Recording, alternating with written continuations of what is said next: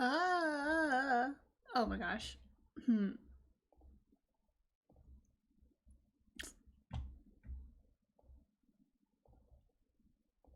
I figured it out. There was something going on there. I figured it out. It's all good.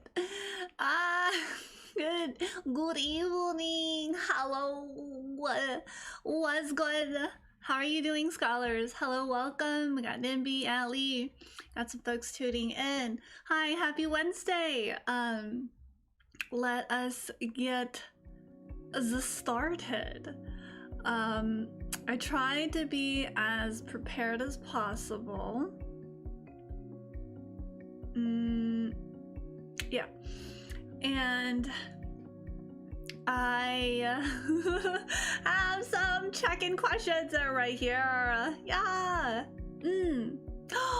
Oh, yes, we like excitement. We like good news. We like to check in and talk about all the good things that make us human and very real and make us who we are and all the good things to share and talk about. Yeah.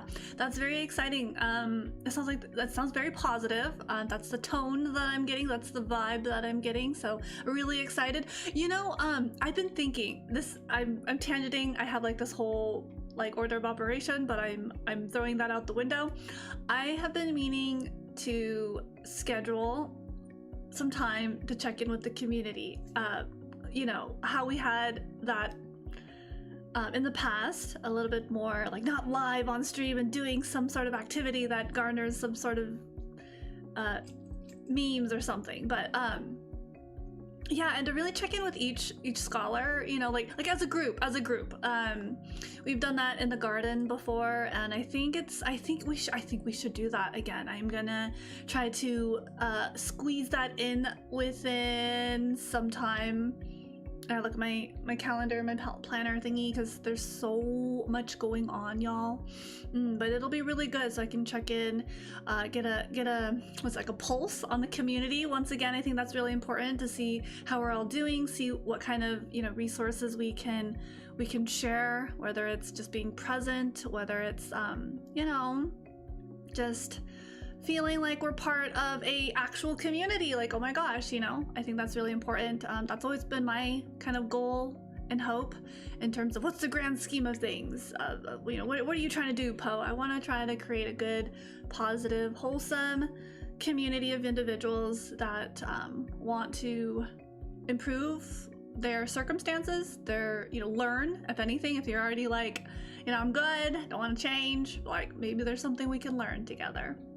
But yeah, yes, I do. That's exactly, that's why I wanted to bring that up, because there's a few folks that are kind of, I kind of want to just check in, like, I don't know what I'm doing. So that'll be nice to have kind of like a kind of another gathering. We used to do a lot of like planning together as a community, with like community gaming. That was always really fun and really nice, and I do miss that kind of space. I think that's kind of where I'm at mentally. Yeah, that would be really nice, wouldn't it? Yeah, so let's see, continuing. I wanted to really start off the streams like we usually do. Also, hey Nimby, it's really good to see you. Thank you so much for always tuning in and saying hi in the beginning. It makes me feel like, there's someone here waiting for me. Hello. Feel free to chat, do whatever you need to do to take care of yourself, to feel comfortable, feel at ease. Maybe you'll want to participate in tonight's workout routine. It's always an invitation. It's invitational. It's never like, you must do this, right? It's always just like, hey, you're welcome. And if that's a no, that's also okay, right? Like, it's not a big deal. But if you'd like to work out, we're going to once again be following this routine here. So it's the same old, but routine, that's the thing with routine. We try to liven it up with some conversation topics, so we'll try to do that. I did want to start off with finally I got organized, and I finally actually wrote it down so you guys can at least have some kind of like thing. And I know I need to slow down. I'm like a freaking squirrel sometimes, or I've also been called a honey badger. But yeah, so checking questions today, feel free to share. you know, it's just, again, just kind of random. I don't know. I think they call it an icebreaker. Something that popped in my mind just now was this really funny video that I saw that I hope I get a chance to share with you. Maybe I should look for it and then share it with you guys next time. But yeah, it's like an icebreaker. Let's see. Yeah. Okay. Write it down later. Perfect. That's the best way. Oh, late? Okay, yeah. Oh, if you're gonna eat, that's a really good thing about workouts, because I know a lot of folks are having dinner around this time, herp derp. It's really hard for me to gauge. I have a kind of like an early meal, and I also usually eat after, so I eat like very late. For me, it's usually like, it usually gets to be like 9 p.m., 9:30. Like I already have the food prepared, so I don't need to, you know, it's already pre-made, prepped. I've prepped the food. So usually what I do is after a workout, I get to just nom nom nom nom nom all the delicious food. I do have some pasta tonight. It's simple. It's just got some pasta, have some tomatoes, some carrots, some garlic. Really simple pasta. And I have a protein shake. This time I didn't make a protein shake. I thought I would treat myself, and I got like a little what is it, like, it's like a protein shake in a bottle, and it is chocolate flavored. So again, I had a little bit of it. I'm like, hi, this is pretty good. So I finished a little bit of it. I'm gonna, you know, just finish it after my workout. So building muscle. I'm actually really proud, guys. Like, I did this big calculation, which I want to like go over with everyone during today's stream, in addition to working out. But yeah, I've received some gains, meaning I do have muscle. I have some muscle. It's like come back. Like I have the muscle that I once had. So it's really, really inspiring. And we were talking about like being able to calculate and quantify, you know, and staying motivated during this whole workout journey. So that's been very inspiring. So yeah, protein is going to be your friend. I know some of y'all want to like do workouts for the happy hormones, right? The positive neurotransmitters and the experience we get from working out. And once you get through the hurdle of actually getting started, you know, there's a lot of benefits. And of course, I always feel really like I'm kind of like on cloud 9 sometimes after a workout. And then yeah, so the protein, I really want to be able to maintain some muscle mass, because I think that's good, you know, to feel strong in your own body and feel healthy, and be able to feel confident in yourself. And you know, it might not resolve everything, right, but at least you can feel somewhat good about yourself. Give yourself a pat on the back, right?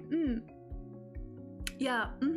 Yeah, there's a lot of different factors going on, and it's really hard. So you know, we do the best we can with our schedule, and I always feel like when you eat, try to give yourself at least 30 minutes. I usually recommend an hour.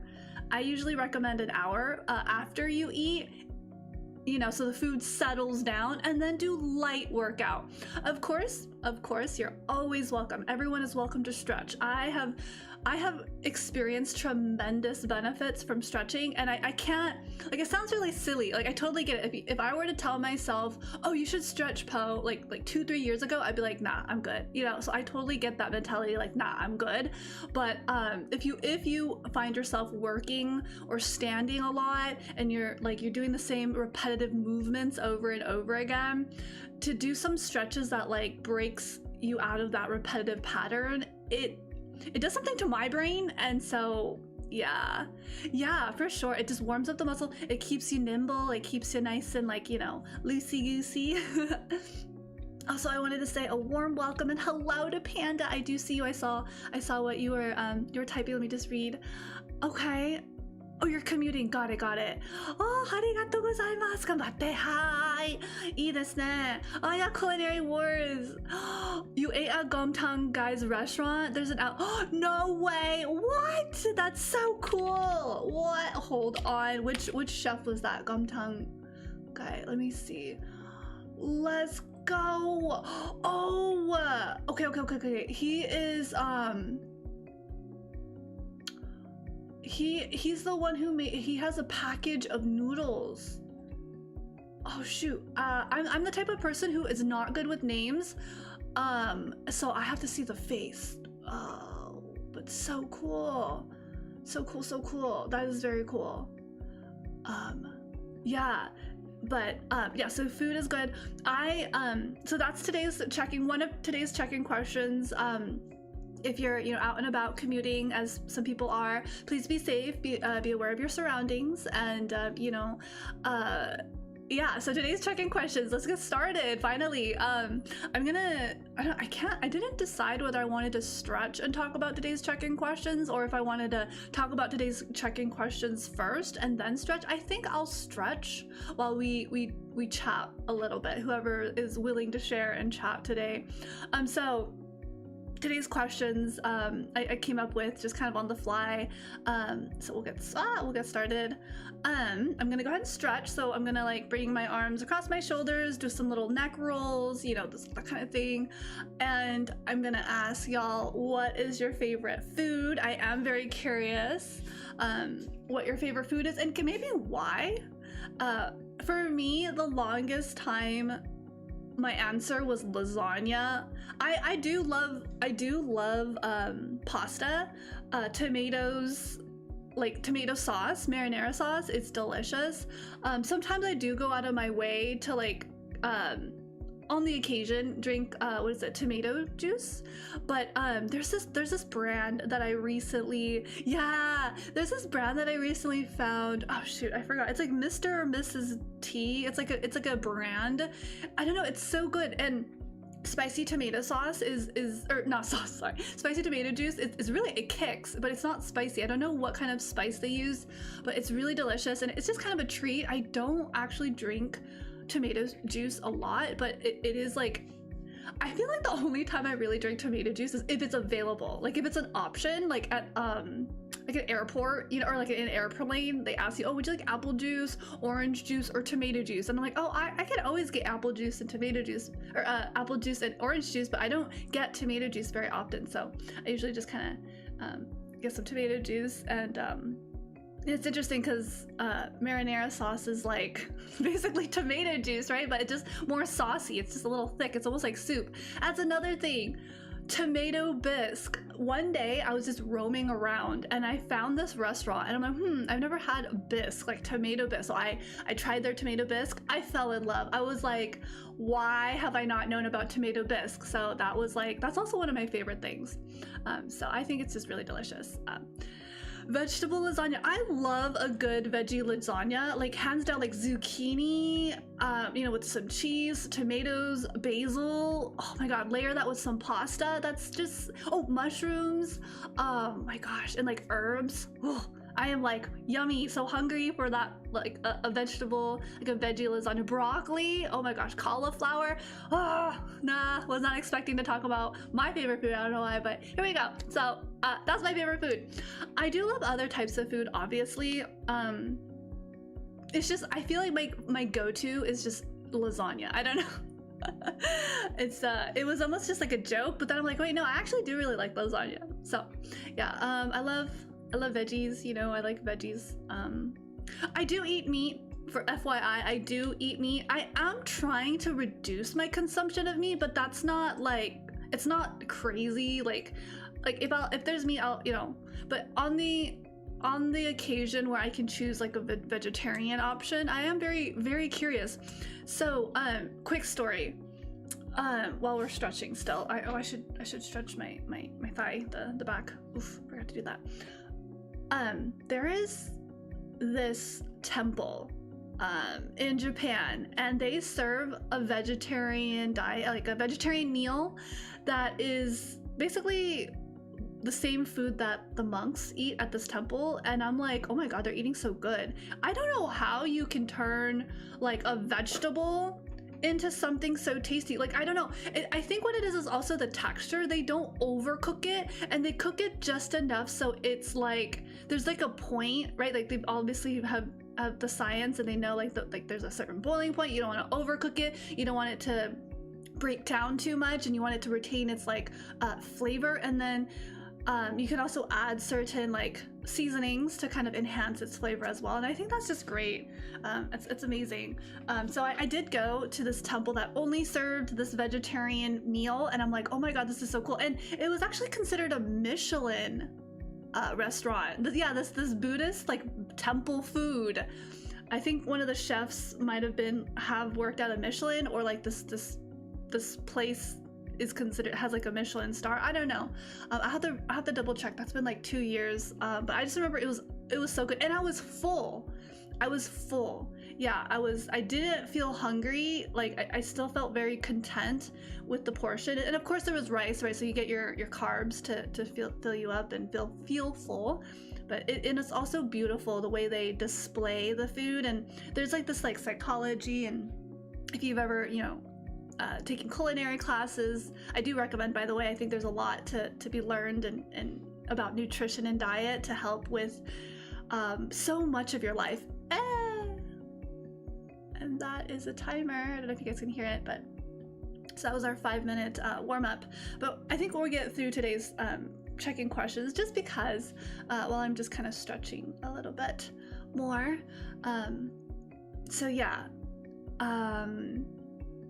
vegetables, it's very much a culture thing as well. I feel like if you eat a lot of vegetables in your diet, or you learn to cook it in such a way that it's tasty, or worst case scenario, you find like something to substitute, right? So you can still get the nutrition. For a very long time, I didn't like spinach unless it was like cooked a certain way, or had certain sauces to like kind of cover up.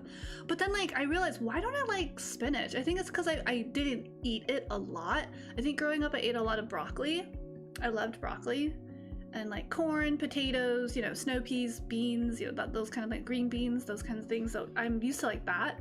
And so when you're introduced to other types of food, you broaden your understanding of like culinary and culture, and how ingredients are used. So I thought that's pretty cool.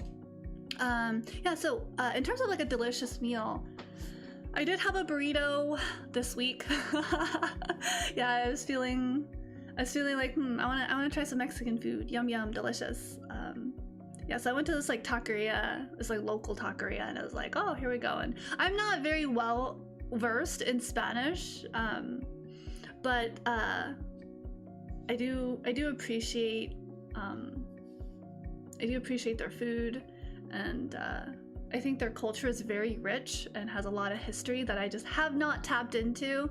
So I think maybe one of these days I'll have to immerse myself in all the various cultures related to Latin America and what have you. Yeah, it's definitely cultural enrichment, and you can also learn, like, I feel like the gateway to cultural enrichment can be through food, right? Like if you allow that to be a point of entry. So, and then lastly, for you guys, if you want to answer any of these questions, feel free. Have you watched Culinary Class Wars? It is a South Korean show, television series, and it mimics the dramatic style of Physical 100, and so much of like health and wellness is food. And how do I say this without sounding like, I want to bring mindfulness and awareness as opposed to being like overly like critical and like dooming, but food is really, really important, and it fuels you, it fuels your vessels the same way like electricity and gasoline or whatever fuels a vehicle. You have not seen it yet, no worries, it's really cool. I personally like cooking shows, so those are, or like competitions, like I like to look at the criteria and stuff like that. Yeah, so yeah, that's kind of like the check-ins today to get us started. Yeah, I'm stretched. I hope you guys are stretched, or if you're eating, commuting, tuning in, still really happy that you're here. Just really glad to stay connected with folks from around the world. And I think I don't say this enough, words of affirmation incoming, but yeah, like I think being able to connect with friends and scholars and a sense of community digitally is a good way to use like technology. And I always encourage to find connection and community in the real world as well. So just kind of like a little personal update anecdote. Over the weekend, last weekend, I went, grocery shopping, and I was surprised to find like a mini fair, and it was about like, I guess it was like high schoolers. It was like youth. I didn't know it was specifically, just youth, but it was a youth organized, youth operated, oh, hi. Hey Lettuce, welcome in, welcome. And they were bringing awareness on various topics, and it was really inspiring. And then in anticipation for May, for AAPI month, I also had this really great opportunity to watch a screening, and I'm not gonna dox it just yet, but it's about Asian Americans in America, their experiences, and like different different experiences, like what's happening in the community at large, and like all the different the movements, and bringing awareness to the to that experience, and like and it's really interesting because it kind of like chips away at like mainstream, right? Because it's more, I don't know if the word's like more indie, right? Like it's not mainstream, meaning it's more tailored to like a certain person's experience, right? I did want to say, like, sometimes I do have a hard time connecting with mainstream culture, but that might be like my own problem. I don't know. So I do like these more like relatable experiences, and learning about niche is a good word. I don't know if it's niche, honestly. Like the Asian American experience could be considered niche, but I think it's just not like talked about, and it's not mainstream enough, specifically in certain, like, again, depending on which part of the world you're in. And so to have something that's like a different take from, like, I don't know, like Hollywood or mainstream, it is a bit of, for me, it's a bit of like a breath of fresh air. It's a refreshing, it's thought-provoking, it makes me think like, oh yeah, it does feel like the narrative of some of these experiences are somewhat pushed to the sides. Like, for example, not every, rags to riches. I mean, the rags to riches narrative that we often see in mainstream it has a kind of a formula. And whereas something that's not rags to riches, but it's like a family moved, or like a person moved, started a family, and then like built their life, from this new opportunity, and ultimately got a better experience from risking, like moving from like a place of comfort to a place of like unfamiliarity, and having to kind of, in a sense, start anew, having a lot of challenges, and then they're not necessarily like rags to riches, but they're like, they've done better. So we sometimes see that in mainstream media as well, because it's a common story, it's a common experience. Yeah. So so those were the check-in questions. Also, welcome in to Lettuce Gremlin. If you feel like you want to share any of the answers to today's questions, feel free to. I wanted to open that up and give folks time. And I don't know if YouTube is still like destroying messages. Like, I don't know. I think it should be working just fine. I have this suspicion that I wonder, because I know you guys told me that it's happening in other streams, and it's just like, it's just YouTube in general, but I had this like hunch that I wonder if it's like also possibly a program that I'm using. I don't know. It's fine. Cool. Hopefully, it does seem like YouTube's fixed that. Oh, yeah. Quesadillas. Pizza. Oh, yummy. You haven't watched Culinary Warriors yet. For a while, it's calmed down. Okay, good. Yeah, because it has been like about a week or two since all that, the blackout or whatever happened with YouTube. So I'm hoping it's back to normal. Cool. Very nice. And yeah, we were just talking about like how food is really important, and it's on my mind.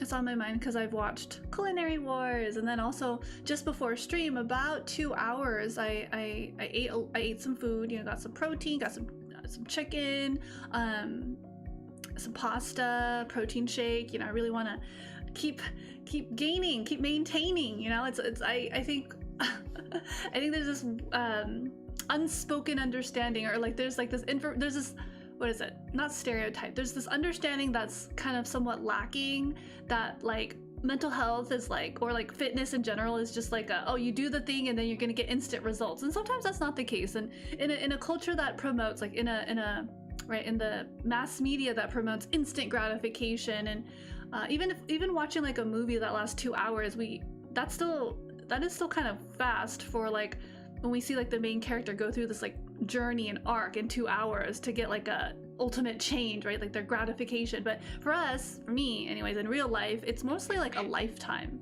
right? So they've compacted like 2 hours of a life journey. And yeah, so instant gratification, it's not like a pill. It's usually routine. It's usually a lot of discipline. It's usually a lot of like care and maintenance. Yeah. There might be some times where you can kind of like get away with it, you know, because you're coasting. But yeah, a lot of it's maintenance.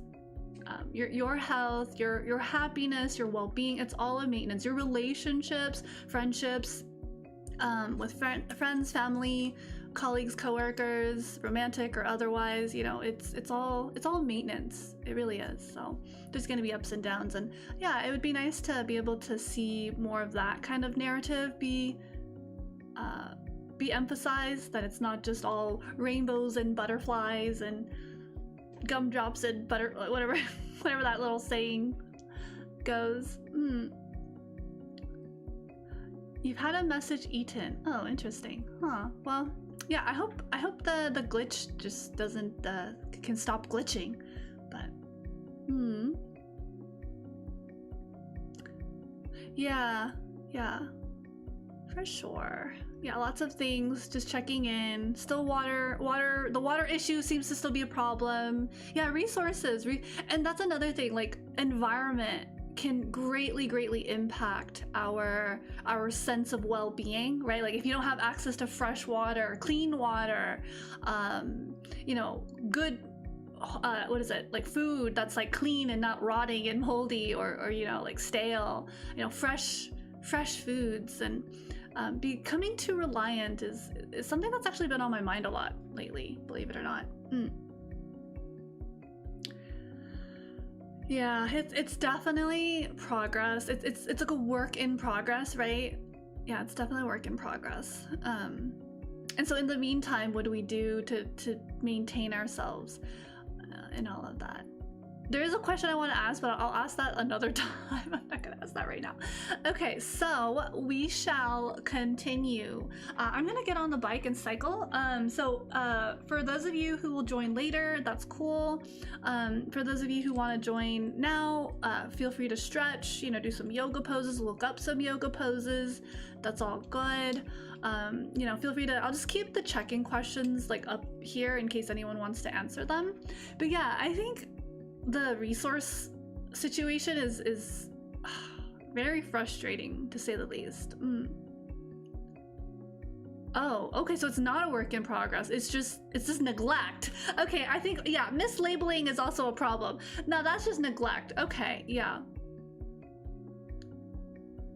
Yeah, that's unfortunate. And yeah, that also affects our well-being. Yeah, so we'll have to check in on that. But for now, I'm all over the place. Where do I want to go? Okay, 15 minutes of cycling. So I hope you're able to enjoy your meal.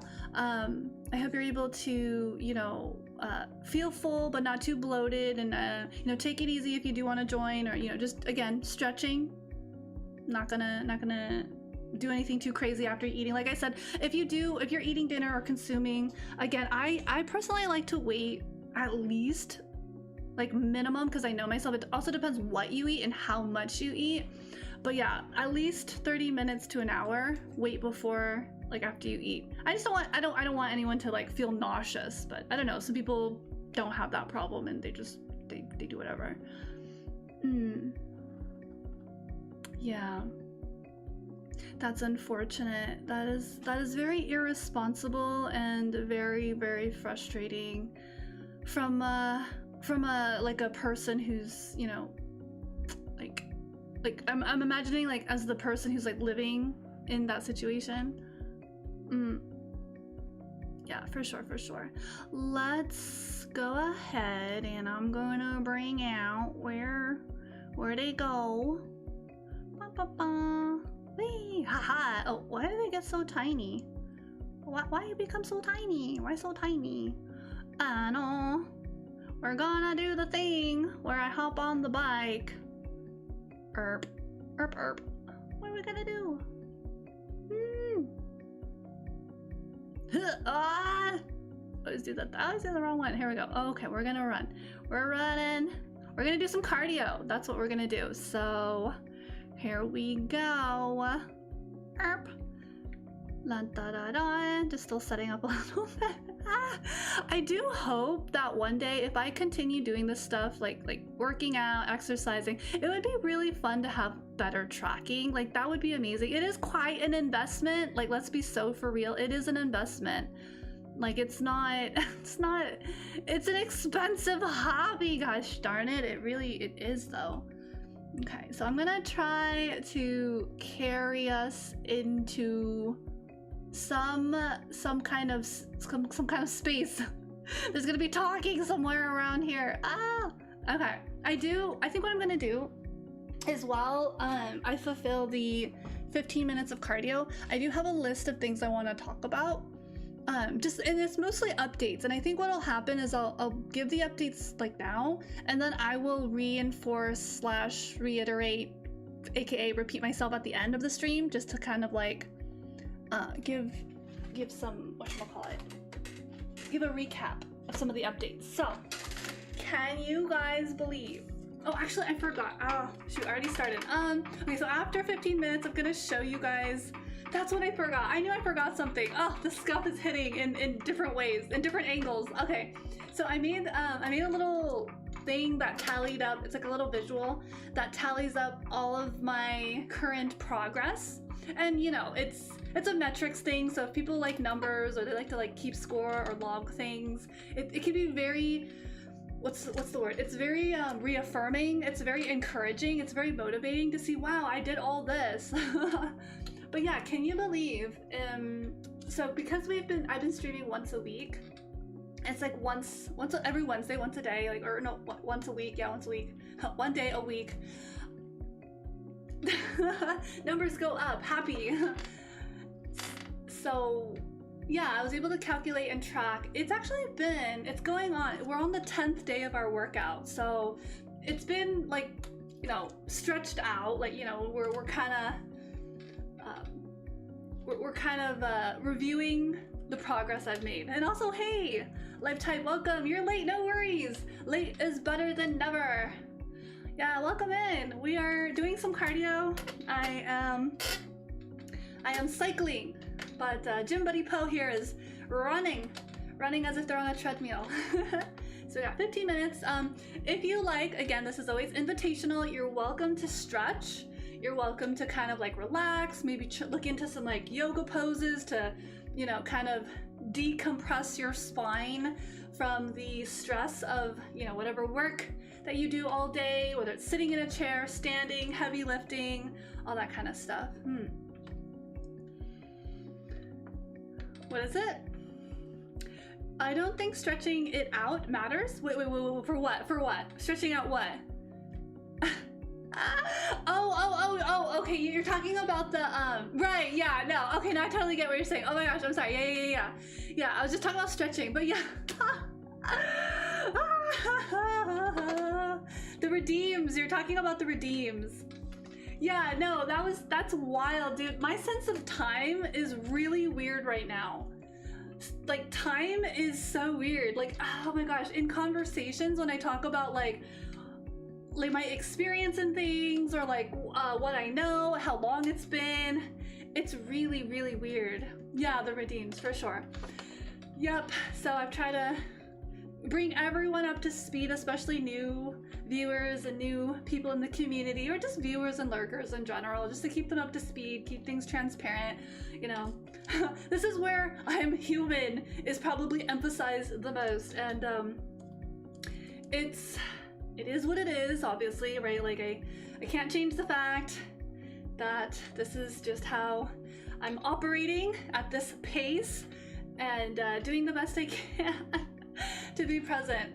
So yeah, we will be completing this entire, like, what I'm calling it is like a beginner workout series. It really, I designed the workout to be beginner friendly, and for someone such as myself currently who has worked out in the past, understands like very basic workout and like etiquette and safety and care and like what is it, injury prevention. So yeah, so this is designed for that. So we'll be completing this, because we're almost done, within the next, honestly, 4 workout streams. So, you know, that's gonna be in 4 weeks, because it's 1 stream of workout per day. Or per week, sorry. Oh my gosh, yeah. It's, sorry, I'm not a cat girl / dog person. Well, like a dog VTuber or fish or gerbil or hamster or bird. Well, I might be part pigeon, but I don't know yet. I'm waiting for my DNA tests. I don't know. Yeah, so that was kind of the first thing I wanted to mention, is that there will be kind of this, you know, wrapping up of sorts. And I'll share the calculations after this 15-minute cardio. I should probably bump up the tension. Give me a second. All right, so I bumped up the tension on this little stationary bike, so I get a bit more of a workout. Bumped it up 1 level. What? Okay. Yeah, no, the mistakes, that's what I'm highlighting. Physical features, huh? Oh, right. Yeah, because I don't have cat ears or a tail or, you know, anything like that. You know, okay, so what's really funny, this is probably like, I don't know, not, how to say, this is kind of like, I don't really talk about this, but I thought about being a robot, like writing that into my lore, but then Rixie's a robot, so I didn't want to like interfere. I didn't want there to be any like, whatchamacallit, overlap. I didn't want there to be overlap. But it's weird because like you can have like more than one person who's a human, but it's ideally, I don't know, it's a weird rule, but it's like the Pobot. No. You know what that reminds me of? Pobot. It reminds me of Futurama. Do you guys remember Bender? That's so funny. He was such an interesting character when Futurama came out. Degrading at this point. Ah! I'm feeling the same way about frog VTubers right now. Oh, what are you feeling? What is your feeling around frog VTubers? I feel like there's a lot of trends, right? And there's always like the classic, right? Gimmick infringement. Oh, you barely, you know, I can't remember much from that show. I just remember some of the memes, like when the professor comes in and he's always like, great news, everyone. And then, yeah, I don't really remember any specific episode, and if I do, it's like cringy. You know what I mean? I don't know how to describe it, but to me, it's just a little cringy. You're a big fan of raccoon VTubers. Oh yeah, they're really cute. Yeah, for sure. Believe it or not, I saw this really cute pigeon VTuber. It was only the model though, and it was so cute. Oh, is it really Futurama? Oh no, I haven't watched anything related to Futurama. The funny thing is that when you said Pobot, I just Bender, like the robot from Futurama popped into my head, and that's why I brought Futurama. It's like, it's just so random. But that's interesting. It's restreaming, meaning like there's no new episodes of Futurama, are they? I can't look it up right now because I'm stuck pedaling. About you're infringing on oh, I see.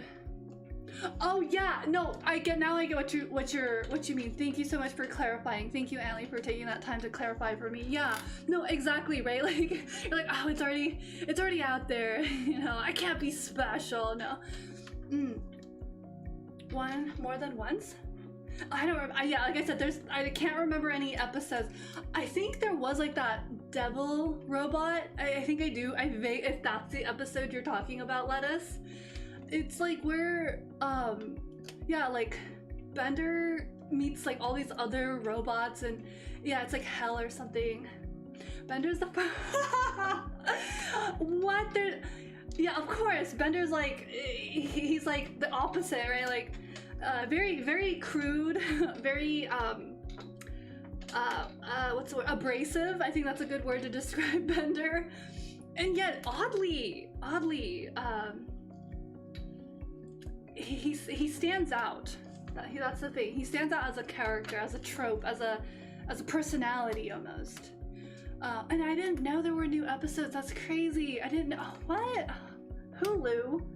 Interesting. Okay. I don't have Hulu, but okay. I'm bumming off. I'm bumming off streaming like those from, you know, family and friends. You know, I'm that person. You know more about the frog. Oh, interesting. I don't have the full context. You're right. Yeah, Bender is like is a definition of crude. Yeah, that's true. Oh, I forgot. Yeah, I forgot that he is an alcoholic, isn't he? Yeah, that was like that's how he was introduced. Like he's just he's like guzzling the oil because he's a robot. Yeah, that is so interesting. I'm really surprised. Did you guys watch Futurama? I remember like when it was like airing and stuff. Like, did you guys watch that a lot? Because I remember I didn't want to watch it, but for some reason I do like the art style. I like the art style. It's kind of like Simpsons, but not. So there's like this nostalgic feeling to it, right? Like watching The Simpsons, there's like this nostalgia. And then there's also like the idea of like Fry, the main character, like being trapped or like being frozen, and then like being frozen and coming out of that little frozen pod in the future, and then like trying to make sense of the world and kind of like, you know, figuring out his life now that he's in the future again. Okay, I feel like you're not missing out on much with Futurama. It's not like mind-blowingly like for example, if I were to what's something that's like more mind-blowing? There's this one cartoon show. It was called okay, you're gonna have to help me out, but it was like it's like BoJack Horseman. It's this guy, it's like an anthropomorphic horse. And so the funny thing is about BoJack Horseman, I don't really like the art style, but it was still like interesting enough that I could just like tolerate it visually. Okay, yeah, let me catch up with you guys. Futurama was made by the guy who made okay, yeah, I figured that there was something related to that, so that makes sense. Thank you for confirming that, Panda. I never know unless I don't remember that. I don't remember these informations, but that would make sense. That would make a lot of sense that the art style is related to Simpsons, because, you know, same team or similar artist or whatever. Okay, it's usually in line with your sense of humor, for sure. The Netflix series, you haven't seen the show yet. Okay, there's another one. It's not BoJack Horseman, but it's really trippy, and it's about this guy, and he's like a mage of some sort, and he like goes into different dimensions. I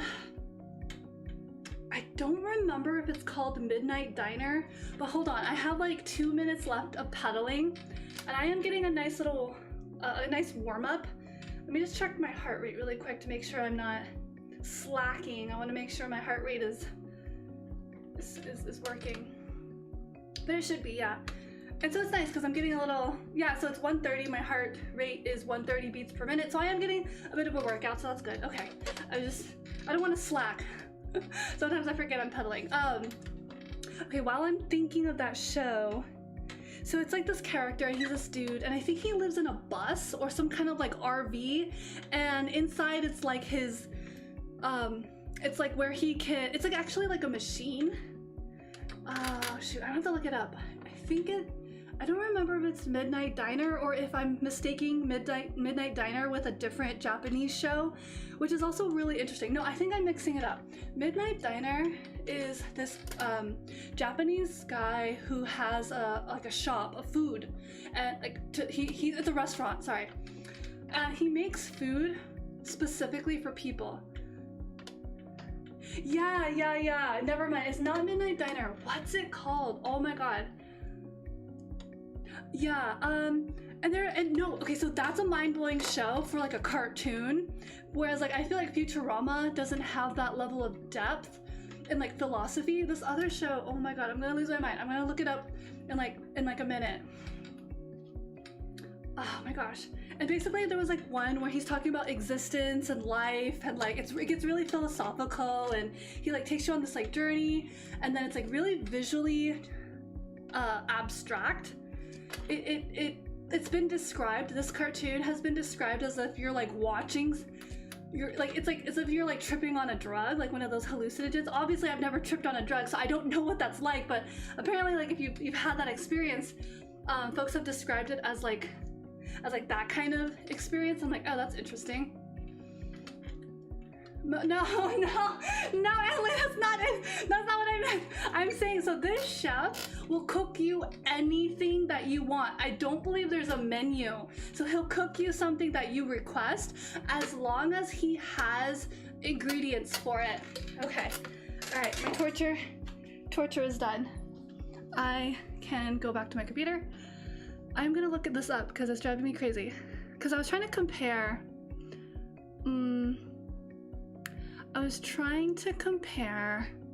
something like, I don't know how to describe it, so maybe you guys can help me describe what I'm trying to go for. Like something that, like a cartoon that's like more, okay, so Futurama to me is like very almost like slice of life and dystopian a little-ish. It's not like super dystopian, but kind of. The closest thing I can think of is Bee and Puppy Cat. Oh, Bee and Puppy Cat is so cute.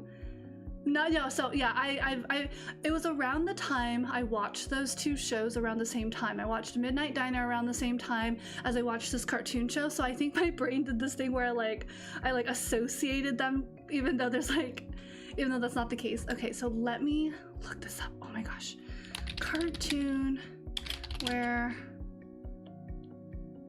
guy is a wizard living in his car. I'm so sorry, that's like the best. I'm never gonna find it, am I? I'm not gonna find it with these descriptions. What's it called? Wow, it's actually gonna bother me. It's actually gonna bother me. Travels Dimensions? Oh my goodness. Oh, I found it. It's called The Midnight Gospel. Oh my gosh. Okay, that's why they both have the word midnight in it. Okay, so I wasn't crazy. I'm just really bad at remembering things. So the cartoon that I was talking about is called The Midnight Gospel. It's an American like adult, because it's like, you know, I don't know, like why is it considered an adult? I guess Simpsons is also considered adult. Family Guy, Futurama, these are more like adult, you know, esque, and it's not about like learning. It's all about like really obscure things. So I guess it's not like children or child friendly. Okay, yeah. Oh, okay, cool. Yeah. So like I wasn't completely wrong. So it's like this guy, he's like a wizard because he has like a little hat, and I think so. The synopsis it revolves around. Oh, he's a space caster. So I didn't know that. I don't remember all these details. But the main character's named Clancy Gilroy, and he lives on the chromatic ribbon.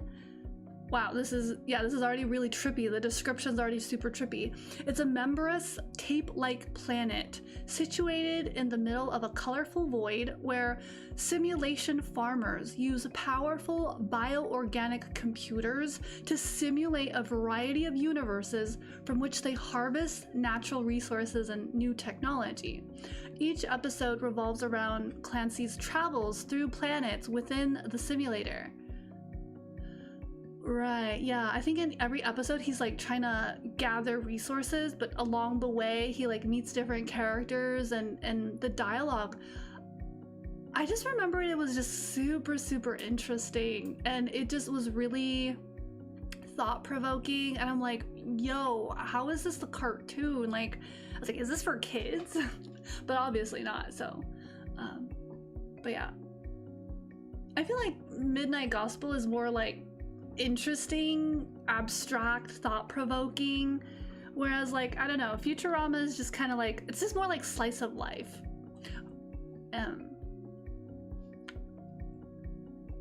Because I think someone was mentioning like, oh, I haven't watched Futurama, and I honestly feel like you're not missing out, because like I feel like I haven't watched all of The Simpsons or all of Family Guy, or what was it, other American Dad or something like that. I haven't watched all of these.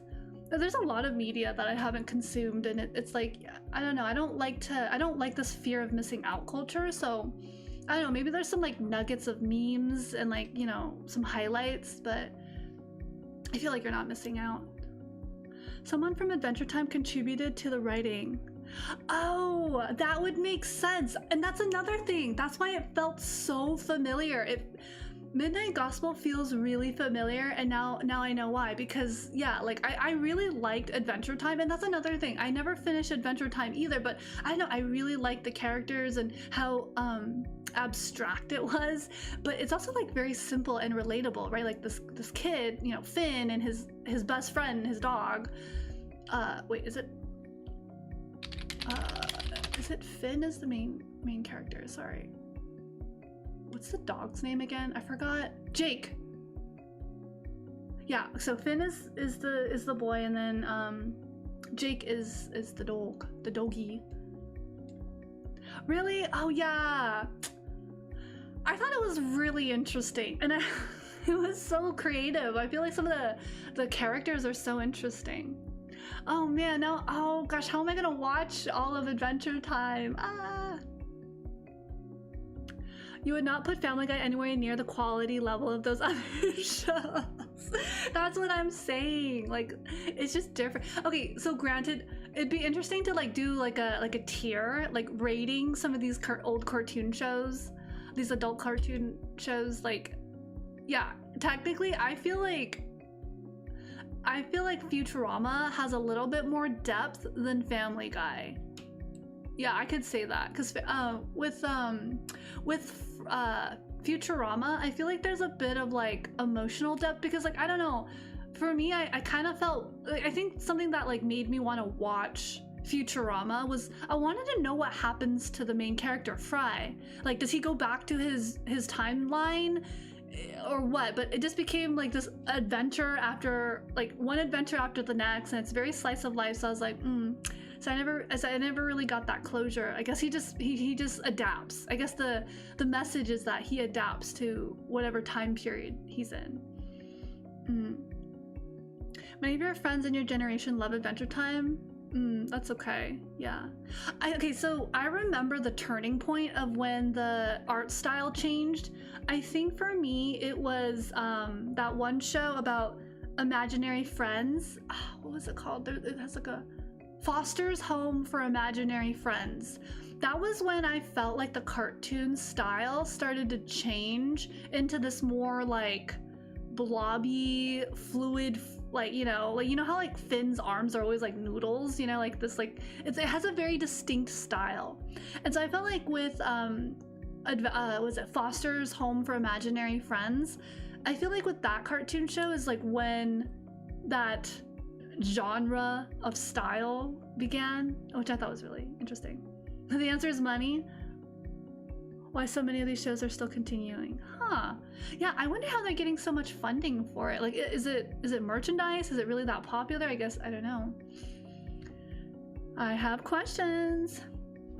But okay, oh my gosh, I am stalling. So I need to do some whatchamacallits. So descriptive, I know. Push-ups. I would need to do some push-ups. Okay, we're gonna do our first set. All right, hold that thought. Maybe look into anything Midnight Gospel. I wonder who's watching season 30. That's, you know, I have the same question though. I really do. Like, it's like, what is it, One Piece? And no offense, like I love Naruto, I really do. But I have like gaps of like Naruto. Same with Bleach. I feel like as much as I love Bleach, I still couldn't get through certain arcs or whatnot. The style of cartoons, most people refer to it as Cal Arts. Bean Mouth style. That is so interesting. It has a name. Hold on. I am very curious. Hold on. Let me look. I'm on the Wikipedia page. Bean. Oh no. That is good to know. Bean Mouth art style. Yeah, I totally get it. I totally see it now. Oh my gosh. There for you. Oh, interesting. Okay, wait a second. I have something to talk about, really a comment about Naruto. There, I don't know if it's like research. I don't know if it's just an observation or if it's just like, it's still a hypothesis slash theory, you know, like they're still figuring it out. I think it was like a psychiatrist or psychologist or just someone, a commentator said that it, like people like who grew up on Naruto, like the anime fans and the people who grew up on anime shows like Naruto are like different from people or like a generation of people who grew up on like a different type of anime style. Cause like, and it went into all this psychology. It was saying like with Naruto, oh right, anime like Naruto versus like other cartoons. So they were doing a comparison and it was so interesting. I wonder if I can find it for you guys and just share it. But basically what the video was saying, or what the information they were suggesting, is that individuals who watch anime such as Naruto have like better resilience, like emotional regulation and resilience, because they learn different values from that, if you know, from that particular series.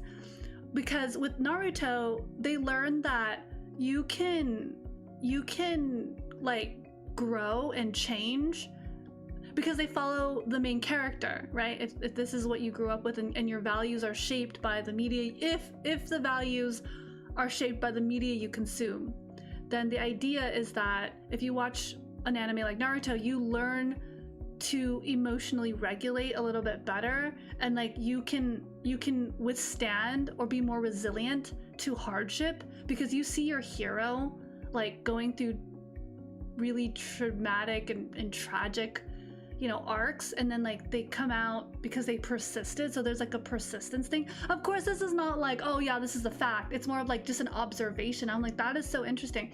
Whereas if you grow up with like characters that like have like an easy win, or it's all about like them being like qualified to be the hero or something, it messes with your sense of your sense of value and entitlement. And I thought that was a really interesting take. Again, I'm just a messenger. I'm not saying I believe one way or another, right? I'm just like absorbing this information and thinking about it and thinking like, oh, that is a perspective that I never considered.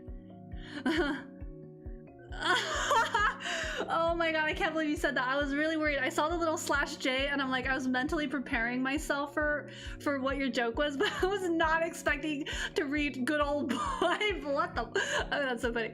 All right, I never got into it back then.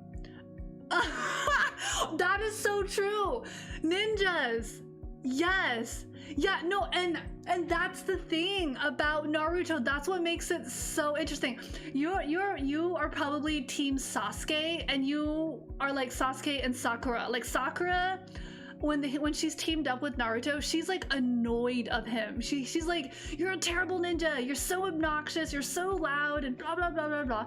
Yeah, the traditional shinobi ninja kunoichi is something like what Itachi or like Kakashi sensei, right? And you know, really interesting to see that. But the characters, oh my god, I love every character in the Naruto. Like even the villains, like they write them so well. Oh my gosh, it's crazy. They're so complex. It's like they. So that was another thing that the video that I watched is the villains. That's another thing. It teaches. So going back to the theory, like what they were presenting, right? Their argument is saying individuals who watch Naruto learn more empathy because they learn that the villain is not just a bad guy, right? Like he's just evil. It's more like, oh, as a kid, if you learn the backstory of the villain, you kind of understand how they got there and why, and so that creates more empathy and a more nuanced understanding of characters. But yeah, I have not either. I'll be honest, I haven't properly watched Naruto. I think I watched like the first season, and then I got like a lot of spoilers and bits and pieces, but I think after the first season, I think I got through Shippuden. Is it? I'm saying it with so much, with such a American accent. Yeah. Yes, but like. So yes, there are many villains, and then there's certain characters who come off as villains, but like for example Itachi, right? Like in season 1 he is like a villain. There's also Orochimaru. There are certain villains that are just pure like it's just a power grab as well. But there's certain very nuanced characters that are very complex, and I think that teaches kids to like think not in black and white. I think that was the argument. I'm gonna have to find that video, but my takeaway from what I understood from what that person was analyzing or saying was that when you watch and you understand and process, you know, the characters that are more complex, it's not black and white, and you start to see people less black and white and more nuanced, and that's not always present in other media. Gaara? Garrai? Or yeah, I think Gaara. Yeah, that's another character who's very a bit nuanced, right? And he ends up being an ally. Yeah, Gaara of the Desert. You watch random episodes and read the first few volumes of I haven't read the manga yet. There's a lot of manga of a lot of the major animes that I haven't watched yet. Guy with the big sword.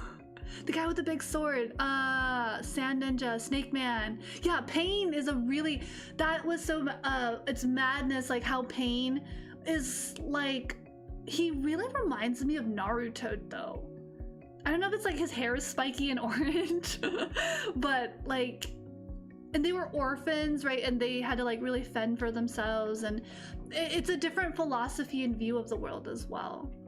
The guy with the big sword, are you talking about the guy from like the early season 1 where Zabuza and the ice ninja, who's also really young?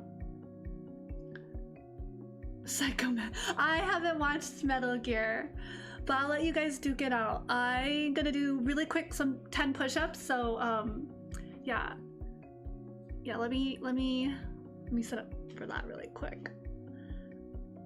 But no, wrong one. Oh, here we go. Push-ups. We're gonna do some push-ups somehow, somewhere. Oh yeah, what's Metal Gear? Oh man, there's so many media, and then there's like more. There's new episodes, series coming out. Like I'm always constantly hearing or like seeing on my feed like, oh hey, there's this new anime coming out, blah blah blah blah, and there's some of them I want to watch but I don't have access to, and I'm just like, falling behind. How am I gonna keep up? I can't call myself a weeb. I don't keep up with this stuff. I think you playing Metal Gear would be fun. Interesting. It's a game series.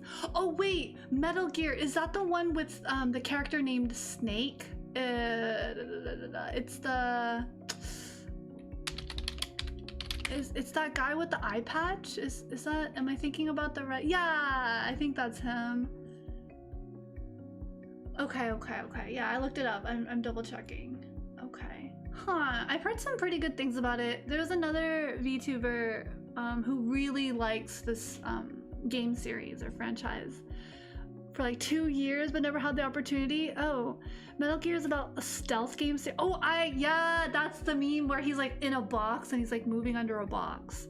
Dude, oh my gosh. You think I would be good at a stealth game? Oh my god. Well, that's funny because I'm worried like I will disappoint. I'm so worried I will disappoint though. Oh my gosh, that's kind of funny. There's this style of art reminds me of this one game called Deus. What's it? That game. DEUS, sorry, EX. I hope I'm not trying to make some weird joke. I'm not trying to make a joke. Okay. A specific maid VTuber is well known. Yes, exactly. That's exactly the one, Panda. Yes, a ghosty maid of sorts, right? I think people are more curious on how you escape. MGS3. Metal Gear Solid 3. Okay. Interesting. Huh. Oh my gosh. I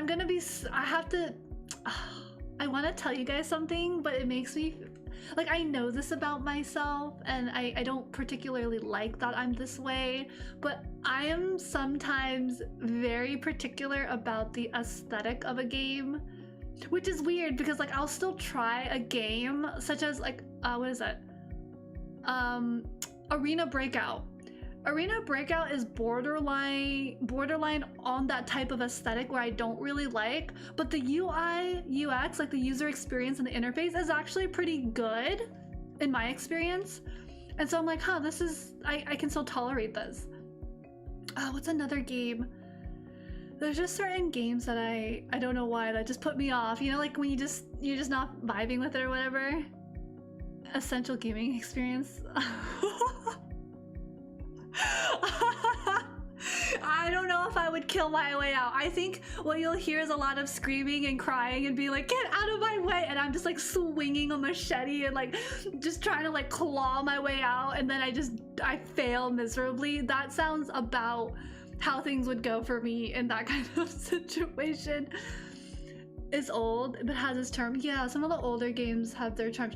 Yeah, it's interesting because then I'm trying to think, some of the more like rough visually looking style games, like I mean you saw me play Diablo 1 and Diablo 2, and it's really interesting because that aesthetic, for some weird reason, it's like not my favorite, but because I grew up on that kind of game, I'm like okay with it. Also like StarCraft still, I feel like visually looks pretty good still.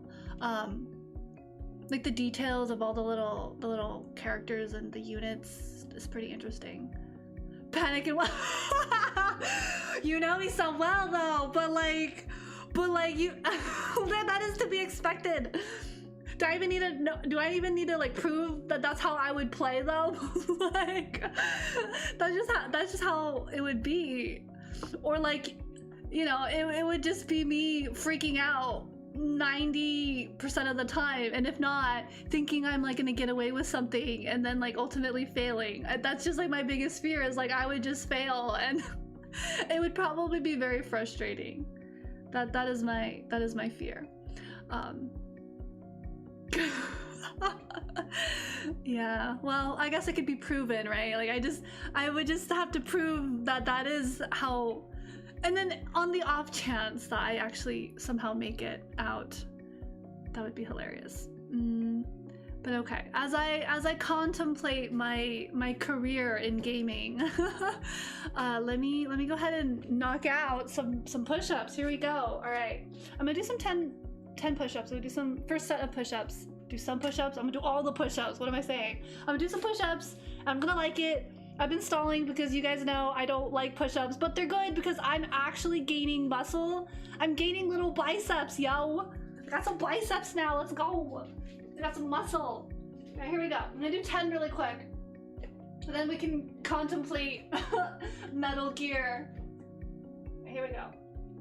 That's 1, 2, 3, 4,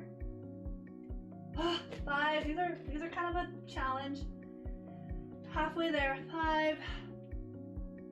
All right, 6, 7, 8, 9. Yeah, 10. Oh my god. Okay. Yeah, the gains. Shake it out, Poe. We got this. Good job, team. Good job. Let me see. I'm gonna just go ahead and switch. I'm back. Also, hey, Trina, good to see you. Just wait. You can do the clap push-ups. Oh my gosh, are the clap push-ups where you do a push-up? So you push up and then you do a quick clap and then you land on your palms. Oh my god. Why would you raise the bar? Not me trying to keep the bar low and like not trying to improve, but no, I yo, Koto Kanane. Hello, welcome. It's good to see you again. Yo. Oh, never. The struggle. Okay, so we all know that upper body strength is like not my thing, but it's okay because it's good. Like I'm developing the muscle, you know, keeping protein, getting a lot of good a good workout. They aren't that difficult. Okay, if you say so, Lettuce, I believe you. If you can do it, maybe I can too. Maybe I'm just overthinking it. But hey, it's good to see y'all. We were talking about some anime, some games, and I was stalling, right? Poette ever stalling doing my first set of push-ups. But I do want to really quick before I forgot. I wanted to be able to bring up something. If you can do 20 push-ups, you can probably do at least 5 clappers. Really? It's funny because I'm looking at this. I can just do 10. I'm doing sets of 10, like or reps of 10. Like I don't know if I can even do 20 at a time. Like push-ups, those are not. But I know I'm getting stronger. It's just I'm not like I can't do a really good push-up. Like my push-ups are still really like. I'm really a perfectionist. Like I know how to do a perfect push-up.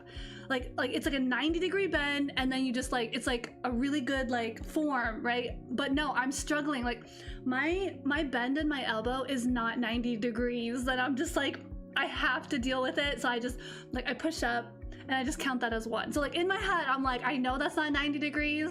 The perfectionist in me is like, So I just have to like, you know, so that's why I'm not confident. Will I try it? I could try a clapper. Am I gonna like, can I do it gracefully? I don't know. Doing it once at least is achievable. Yeah, no, there's some coordination. You have to go really fast and you have to be sure to land. For me, if I were to land, I would probably land on my shoulder as opposed to like my face. Obviously, that's just like an instinctual. Has anyone ever taken a martial arts class? Because with martial arts classes, depending on the style you take, but mostly they teach you how to fall eventually. Like if you're taking judo or like jujitsu, they do teach you how to properly fall, like how to brace yourself for a fall. Yeah, so in that case, I'm kind of applying, again, it's called transferable skills. Although I've never maybe done like a push-up, a clapper. If I were to fall, I would at least know like, okay, like if I'm going to fall, I will have to fall like on my side, right? So like I fall on my back, like on my shoulder, and then roll on my back. That is like the that is the mentality if I am going to try something, because that's me. That's how I think. I'm always about injury prevention. So really quick, there's something that I need to share with you guys. I could do it later, but I might as well do it now. Workout metrics. Let me just send it to you guys. It should be. It's just gonna pop up on the screen really quick, so let me just boom. Yeah. So this is what I wanted to show you guys. And I forgot to set it up, so I'm setting it up now. Let me put it in the right place. Right here. Okay. Okay, that's not helpful. Okay, maybe this is a little bit better. So I did at some point, I didn't know when, but I did at some point want to talk about like the updates and the progress I've made in terms of working out.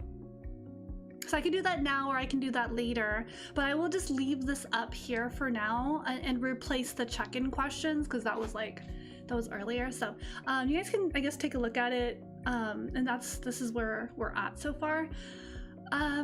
Before that though, we were talking about push-ups, and I'm gonna possibly do the next 10. There was something else I wanted to say, but it completely escaped me. Oh, that's what I wanted to do. I wanted to change the music. I'm so derpy. Okay.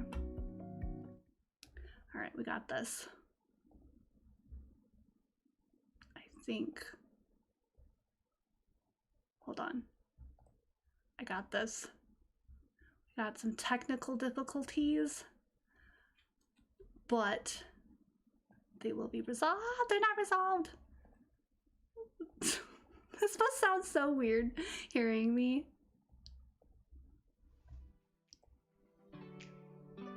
Okay. That's what I wanted to do. All right. I'm good. All right, that's what I wanted. Okay. So I don't have one of those like, oh no, I do have it. It's not set up. Hi, I'm Poette, and I have a small technophobia. It's making its way back into my life again.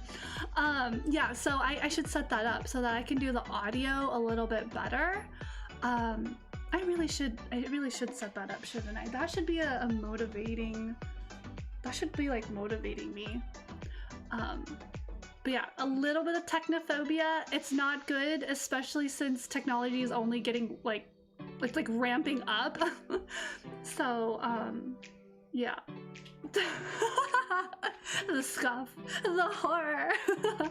Yeah, but so this is some of the progress that we've made. So technically I'm all done technically with cycling, push-ups, and sit-ups. So if anything, I'm just doing this because, you know, like the rest of this workout routine, because it's still a really good workout. Like I'm still getting a nice, like, you know, warm up from everything, and it just, you know, it does help. What are clankers? What? I'm sorry. Words are what? Oh, robots. What? I did not know that. What? I'm doing it for the love of the game. Yeah, no, I just read that, Atlee. Yeah, Lennis, I didn't know there was a... What? When did this happen? Oh, it's from the Star Wars franchise. Okay, that makes sense. No, that makes sense. What? That is... I can't believe there's a word for what? That's so weird. But okay, whatever, I guess. I mean, interesting. Okay. I guess I don't particularly... Interesting. I never thought about it like that. Well, now that I think about it, there are a lot of words.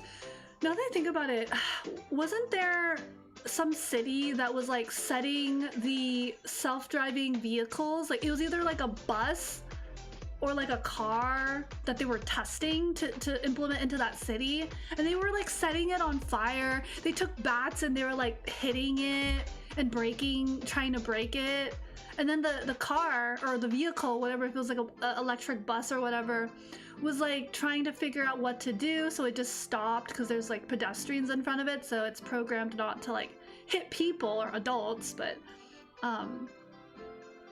yeah, so I guess there is a bit, there is like a growing hostility towards appliances. That sounds kind of weird to say, but okay, yeah. The show, it's okay. I do remember that. Okay, so y'all are gonna like hate me if you're a big Star Wars fan. If there's Star Wars people, sorry, not sorry. I have not watched Star Wars. I think I know a little, like just a tiny bit about it, but like, nah. I do think some of the characters are interesting, and of course, like Yoda and like the different characters, Luke, right? Darth Vader, things like these, like, you know, big characters. I have to be for real. Like, sorry, I'm not sorry. This is who I am. This is who I am. I have not. Oh no! Can't get away from me. Ah, so desu ne. Hi. So desu. So. Hi. So. Oh. Here. Wait. Can I? Some Star Wars fans be crazy though. I don't care. People cannot watch or like Star Wars, and I don't blame you. Okay, I have someone in my corner. Okay, if I can be completely honest. Before I run away to do the next push-up set, I will leave you with this. It was a Halloween when I was really young. I had to have been like 10 years old. And there was this character. He's from Star Wars. He's red, and he has these black markings on his face, and he looks like the devil.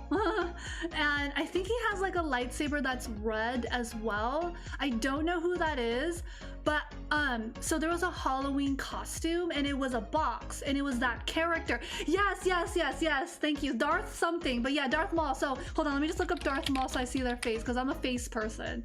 Was it? Yes, it was this guy. Yes, it was Darth Maul. Yeah, it was double lightsaber on both ends. It's red, and he has little horns, and it's like, yeah.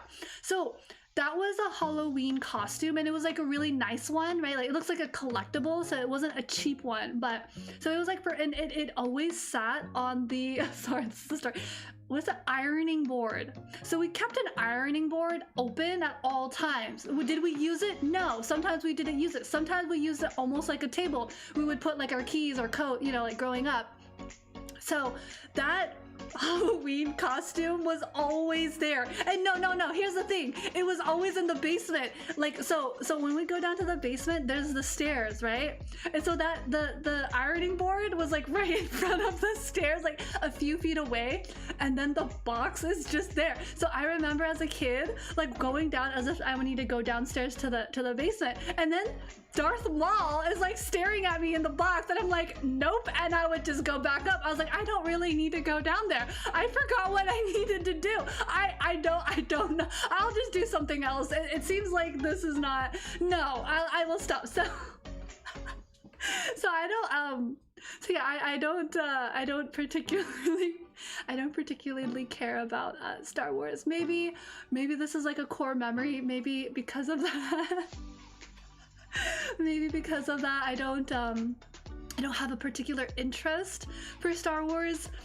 And like I knew what Star Wars was because of, you know, that costume, and I hear it, right? Like when people talk about Harry Potter, it's a wizard, you know, broomsticks and like the little golden you know, sports, sorry, it's escaping me right now.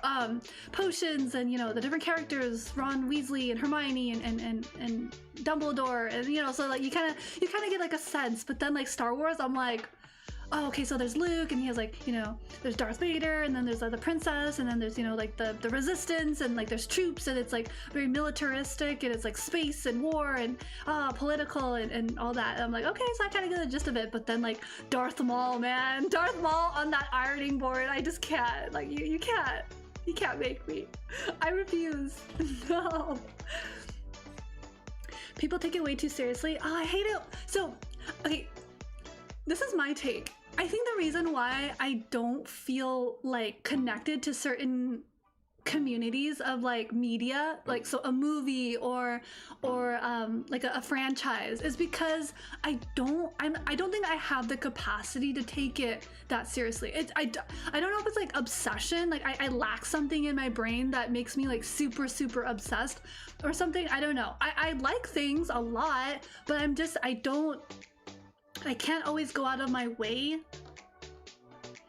I don't know what it is. I don't know if it's because I grew up poor. I don't know what it is. There's probably some psychology. It might be some personality traits. I'm not sure. But like, for example, there were kids who loved Barbie. It was just back then, right? Barbie dolls, and like they also had Polly Pockets, those little tiny miniature dolls with the plastic clothing. Yeah, the girls I grew up with loved those things, and I just couldn't. At one point my parent was like, hey, let's get you one, because all the other kids have it, you should have one too. And I'm like, no, I don't really care for it. And no, my parent, my mom was like, no, please, like let me get this for you. I was like, I really don't want it. She's like, no, you're gonna love it. I see you playing these dolls with your friends all the time. I was like, yeah, because those are theirs. I don't really care for it. But she's like, okay. So I got one, and I was like, okay. So I don't know, that's just me. I don't know if it's like a personality thing. I don't know if it's because like I'm frugal and I don't want to spend, but there have been a few things that I do invest in, or I do like. Yeah, so I don't know. There was this one fan group, this fandom. I have talked about it with you guys like very briefly. I don't know if you guys looked into it or if you know a lot about it. Homestuck. That was the first time I ever like physically saw like the quote-unquote madness or obsession of a fandom. And it was when people would paint their entire body, like face, neck, and if they're wearing like something that's more like more revealing, or like I don't know what's the word, I'm lacking an adjective, but like more revealing or skimpy or whatever, right? Because certain characters are wearing like swimsuits or whatever, right? So they would paint their entire body gray to cosplay, and I'm like, that level of commitment is so cool and I admire that, but like I just can't, because unless you're performing on like a stage, I feel like I would lose my mind to like trying to rub off, like go showering. Like I'm thinking at home I need to shower and I need to rub this paint off of my skin. I would be like horrific, like horrified if I couldn't like scrub. This one time I had like makeup on as a kid, like I had little like they drew little like circles on my face to be like blush and make it super cute, and when that couldn't come off, I was really uncomfortable. I was like visually like, why is it not coming off? So I don't know, maybe that's just like a me thing. When I go to concerts and they have to like, or when I have gone to concerts and they stamp you, or like they'll use a Sharpie sometimes just to mark you, say, oh, you've been admitted, right? Like they'll use a Sharpie. I hate that stuff. Like just give me a wristband, please. I absolutely hate. I don't like being Sharpied. I did go through a phase when I was maybe like a preteen or teenager. I did try to write on myself, like with a pen. Like how kids like to doodle on themselves, like, right? And they like to use like markers and stuff. I don't know what, I didn't like the texture or the feeling of like a pen, or like any ballpoint or marker. I didn't like it. I don't know. It might be like a tactile thing. I don't know if I've grown out of it, because I do remember like in a very busy moment and I needed to jot something down, I would write on the palm of my hand. Like I've done that before, just as like I don't have paper, but like really quick. But like, that's more like I really need to like write it down or something. Anyways, I'm gonna catch up on you guys' like comments. If you didn't grow up on Star Wars, you most likely think Star Wars fans are crazy. I haven't seen Star Wars fans personally, so I don't know. You always heard of it, but never got into Homestuck. Okay, yeah, Homestuck was really very committed individuals, and there are a lot of young people as well. Texture sensitivity. Okay, but wait, no. Okay, but pause. Wait, you're not like wrong because I've never been tested, and like autism looks different for different genders. So like big question mark. I do know that I'll be completely transparent with certain traumas that have happened. Right? So like my nervous system, hello, spinal cord, right? Like the largest nervous system is around the spine. I have noticed that there was a period of time where my senses were really weird. Really, really weird, yes. It has changed, it has gotten better, like back to quote unquote what is normal. Fun fact, guys, before I really need to do my next set, otherwise I'm gonna be here for forever, and we could chat and yap and talk forever. But apparently I have something, I don't know if you guys know this, I didn't know it was a thing, but it makes sense because if there's 20/20 vision, there should be like something else. I have 20/10 vision. Yeah, I have 20/10 vision. What does that mean? Absolutely nothing, but at the same time, kind of cool and good to know. Yeah, I have 20/10 vision. But no, here's the thing though. It's like, it's bad 20/10 vision. It's not like good 20/10 vision. When I asked the optometrist what that means, he's like, oh, it's basically your eyeballs. It's like a camera. So it just means you have a better, like, you see details in like high definition. I'm like, oh, I thought that was normal. When I was growing up, a lot of people were like saying like, oh wow, you noticed that, or you can see that. I'm like, yeah, can't you? Question mark. So yeah, that was something, it kind of makes sense now. If I am, that would be interesting. I don't think I'm not doubting it. But like, you know how I joke and I get really defensive about things like I'm not ADHD. I'm just scatterbrained. But for autism, I can accept that. Like that wouldn't be surprising to me. It would be something new. It would be something I would have to like figure out and kind of like come to terms with. But I don't know yet. I haven't been tested, and yeah, it looks different in different people. And again, it's a spectrum. That's so funny. Got camera eyes, can see depths of, yeah. My vision is unreliable. Okay, yeah, no, I had to get new prescriptions, so they did a, they checked my eyes, and towards the end, I kind of looked, and everything was blurry. Like, you have to understand, I have bad eyes, but I can still see, like, pretty, like, detailed. Like, if I put, like, cloth, if I put cloth in front of me, I can, like, see tiny little fuzz. I mean, I guess anyone can, I would assume. I don't know, but it's just like really, really clear. Is that not how you guys experience, like if you have like a sweater and it's like kind of like, it's like made of wool or whatever, and it's like fuzzy, like you can't see those little tiny, like the individual, you guys can't see that individual strand. It's like thinner than, it's like thinner than a hair, but you have to look really close. I can still, I don't know. I thought that was normal. Yeah, definitely. So, I don't know. And then there's just like certain details that are so obvious to me, but like are not as obvious. And I sometimes do feel kind of crazy. I'm like, how do you not see that? And so then when I explain it, they're like, oh, I see it now. I'm like, how do you not see it the first time? It's been there. It's been there the whole time. Yeah. Yeah, I can see like strands of hair really easily as well. Oh, hey Lay, thank you so much for checking in. Yeah, thanks. We're having a jolly good time.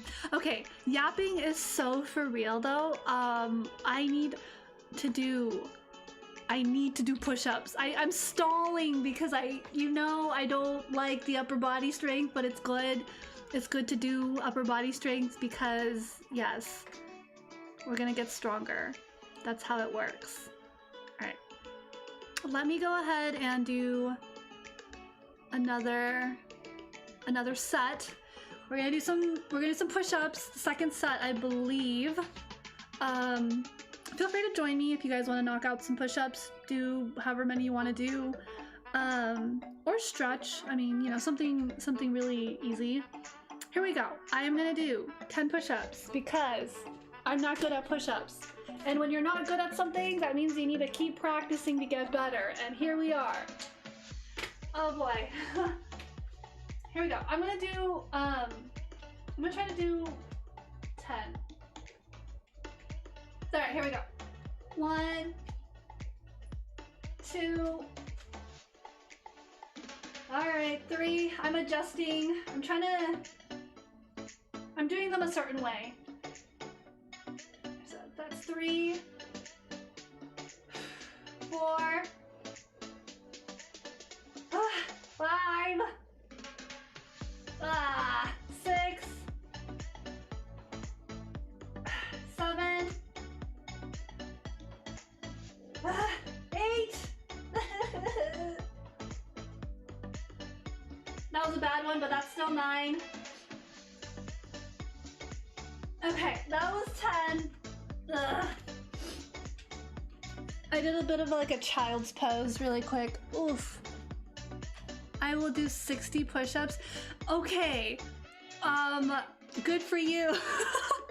That's great that you could do 60. Alright, so the way I did that set was a little bit different because I'm trying to mix it up, you know? I'm trying to work different muscle groups. That's kind of what I'm hoping to mix things around. Wait, holy what? Did you try them too? Holy as in like hard? Like, oh my god, this is difficult? Or like, holy wow, that was so easy. Rub it in Poe's face, why don't you? So what was it? I did assisted military. Cause you know me. Oh, 60. No, actually, hold on. If I remember correctly, I don't know if it was like middle school or high school, like we had to do like 15 or 20 or 25 or something like that, right? Like I'm just doing 10 because I just hate. Yeah, no, I did assisted, meaning, so when your body is doing the push-up, you're usually on your feet or like on your toes, right? And then your legs are straight. For me, assisted is when your knees are bent and you're just focusing on your bend, and it's just a little bit easier. Another form of assisted for push-ups is like if you do the wall, if you push up against the wall. So basically what it is like you're reducing gravity is the idea. So when you do a push-up up off the wall, there's like less gravity that's pushing you down. It is a lot easier. It is a lot easier. But yeah, so now I feel it in my triceps because earlier I was feeling it in my biceps. So I think it is good to kind of like mix it up a little bit so that different muscle groups can get a chance to, you know, develop and get stronger. So good for you, live type. That's really awesome that you can do 60, like just no sweat. That's really awesome. So I'm assuming you're doing like 20, 20, 20. That's pretty good. I should do more push-ups. You know, actually not just push-ups. I should be doing workouts and exercises that supplement that would make doing a push-up easier. So for example, there's this one workout where and I've described it to you guys before. You take 2 dumbbells and then you're kind of like sitting down or like slightly leaning back on a board, and then you like lift it up, right? And then the goal is to make it so that the dumbbells touch or barely touch, but you don't want to slam the dumbbells in front of you. And basically when you're looking up, right, that's where the dumbbells meet, and you're supposed to like make it a controlled movement, and then you come back down and then you bring it down to like a 90-degree angle again. That has been very, very, very helpful for me in the past. The only problem is I don't have the correct weights. What I would need is either like dumbbells that are like 10 each, either 10, yeah, I think I can do 10, and then if I get stronger I'll do like 15, and then maybe I think I have done 20 before and 25. I think 25 was like my limit. When I've worked with friends who go to the gym and we spot each other, we take turns, and while one person's doing their set, the other person's taking kind of like a, I don't know, like a 60-second break or a water break, right? Yeah, that's what we used to do. We would just get our dumbbells, and you know, they get their weight that's appropriate for their size and height and muscle mass, whatever, and I would get mine, and we would just take turns, and it's very, very helpful. Yeah. You try to do at least 60 weighted inclined sit-ups. Oh, 60 full push-ups and 10K steps every single day. Ooh, 10K steps every day seems really difficult, actually. 10,000 steps. That is like, what, 6 miles? If I'm not mistaken. Fun fact. Well, not fun fact. It's more of like it's part of the update that I need to share with you guys. I will be doing a new workout plan after 4 sessions of finishing up this one. And it's going to be a surprise, but the workout is based on an anime. It's based off of an anime. I'm going to give it a try. And this is where I'll probably need your guys' help. Y'all are gonna need to help me. Because I think for one of the workouts, and I was just thinking about this earlier, like while we were all talking, and it was a great conversation. One of them, and this is the hint, I'll let you guys guess what it is, but part of the workout routine, it's a, what is it, 10-kilometer, like it's telling you to run, so you have to like run or jog 10 kilometers, I believe. Is it 10 kilometers? Yeah, it is 10 kilometers, which is about a little over 6 miles. So I'm gonna try, I've never done this before, I'm gonna try to cycle for 6 miles as part of this new workout challenge that I'll be doing in like mid to late April. The problem is that it'll probably take about an hour, so I will be cycling for at least an hour, if not a little bit more. And yeah, we're gonna basically Zatsu. We're gonna have to Zatsu for that. So yeah, that's where having y'all around to chit chat patty whack would be great. Otherwise it's just gonna be a sad cycle for 6 miles trying to do this. So you average about 11.5, okay, during the winter. Oh, during the summer, I guess you're up and out a lot. That's great, that's good. You're doing the one, Kang! 10K steps, walking is about 4 miles. Running is about 7 miles. Oh, I get, okay. Okay, so should I average that? And since I'm cycling, can I just make it 5 miles instead of 6 miles? Is that... Sorry, if you can't tell, I'm trying to lower my amount. What is this? What is this? What I don't... Ellie, what the heck is that? I looked it up and there's just so many... It was an old Chakabsa term, I don't even know how to pronounce that translates literally as shortening the way. Yeah, it's Dune. There's so many words on my screen that I just cannot, I do not. Okay. Is it based off of the book? Or am I just, again, completely wrong? Is this a game? I guess obviously it's a game, but is it also? Anyways, what are you trying to equate for steps to biking? Calories or distance? I am trying to do distance. I'm trying to do distance, not calories. So that's why I thought, oh, well, if you run like, 10 kilometers, then yeah, it'll be about like it's like 6.2 miles, right? You can bump it up to 7, whatever. I round down. In math class, the only thing I remembered was rounding down if it's under 0.5. If number is below 5, I round down. If number is above 5, I round up. Number is 6.21. I therefore will round down. Okay, cool. Let's go with that. I got validation. That's all I need. Decision has been made. I will just be cycling for 5 miles. Phew! All done. Good. Distance covered. Great. Check. And it is from the book? Cool. Ah, a dense book. Interesting. I never read it. I heard it was like a classic. Like it's something that a lot of people who are really into, you know, literature and stuff, it's like a classic or something.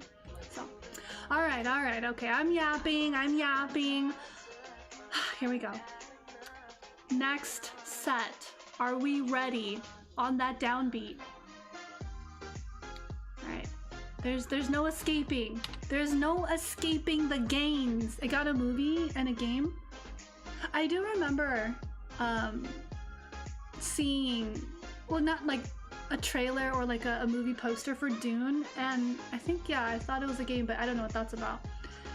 So 3 movies? Did not know. What? Okay, wait, I gotta look this up. Jesus. Yeah. Oh, this one. What? Okay. Interesting. Wow. So it had a budget of about 165 million, but at the box office, they sold 411 million. Damn. Wow. Oh, there's 2 ones. Oh, 2 of them. 2 new ones. Okay. Oh, hey, it's that one guy. Sorry. I just know his face. Joseph Jason. Okay, I'm gonna pronounce his name probably incorrectly, but Namakea. I don't know how to pronounce his name. Momoa. That guy. He has a look about him. I think it's his eyebrows and like the way he keeps his hair and then his like beard. It's so signature, dude. The new Dune movies are great. You've watched it? Oh man, I need to catch up on some of this stuff. It looks really interesting. Yeah, it's that one, that person. Oh wait, oh, I know her. What's her name? Oh my gosh, I know her. Zendaya.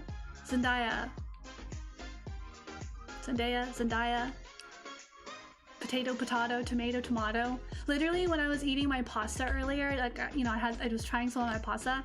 I was like, is it pronounced tomato or tomato? I was like, I should ask that to stream, but then I was like, no. That was like an intrusive thought. I was like, no, just keep it to yourself. But now, like, now here I am. It comes full circle. Here I am asking about pronunciation once again. Tomato, Zendaya. Sorry. Maybe watching the movie will help me understand what's happening. Yeah, there's like the American, and then there's like the English, or the British, and then there's like the Canadian pronunciation, and then there's like Australian pronunciation. You know those Aussies, they like to say things in their own ways. But alright. Okay, I'm stalling. I am stalling once again. I am gonna stop stalling. I'm too good at stalling. I am going to do last set of push-ups. Let's go! Here we go. Alright. Ready? Push-up time. It is time for the gains. Here we go. On the downbeat. Okay, that's 1. 2. 3. 4.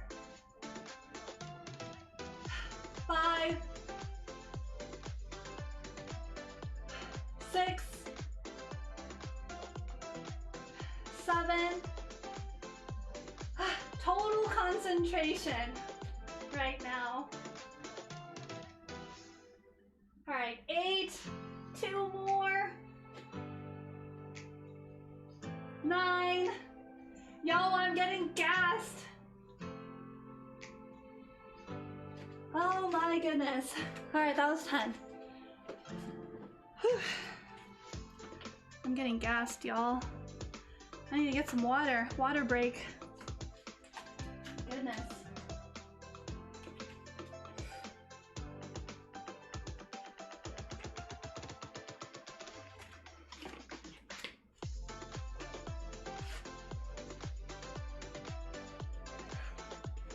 I can't believe that push-ups are still so difficult. Hold on, let me check my heart rate. I feel like 30 seconds ago I was ready to just like topple over. My god. All right, it's still not too bad. It's like 127 for doing some exercise, light exercise. That's pretty good. We're good.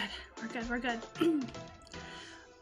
Quick question for anyone who does exercise, or maybe if you can put yourself back into a headspace of when you used to exercise, what was like your least favorite workout or like thing to do for a workout?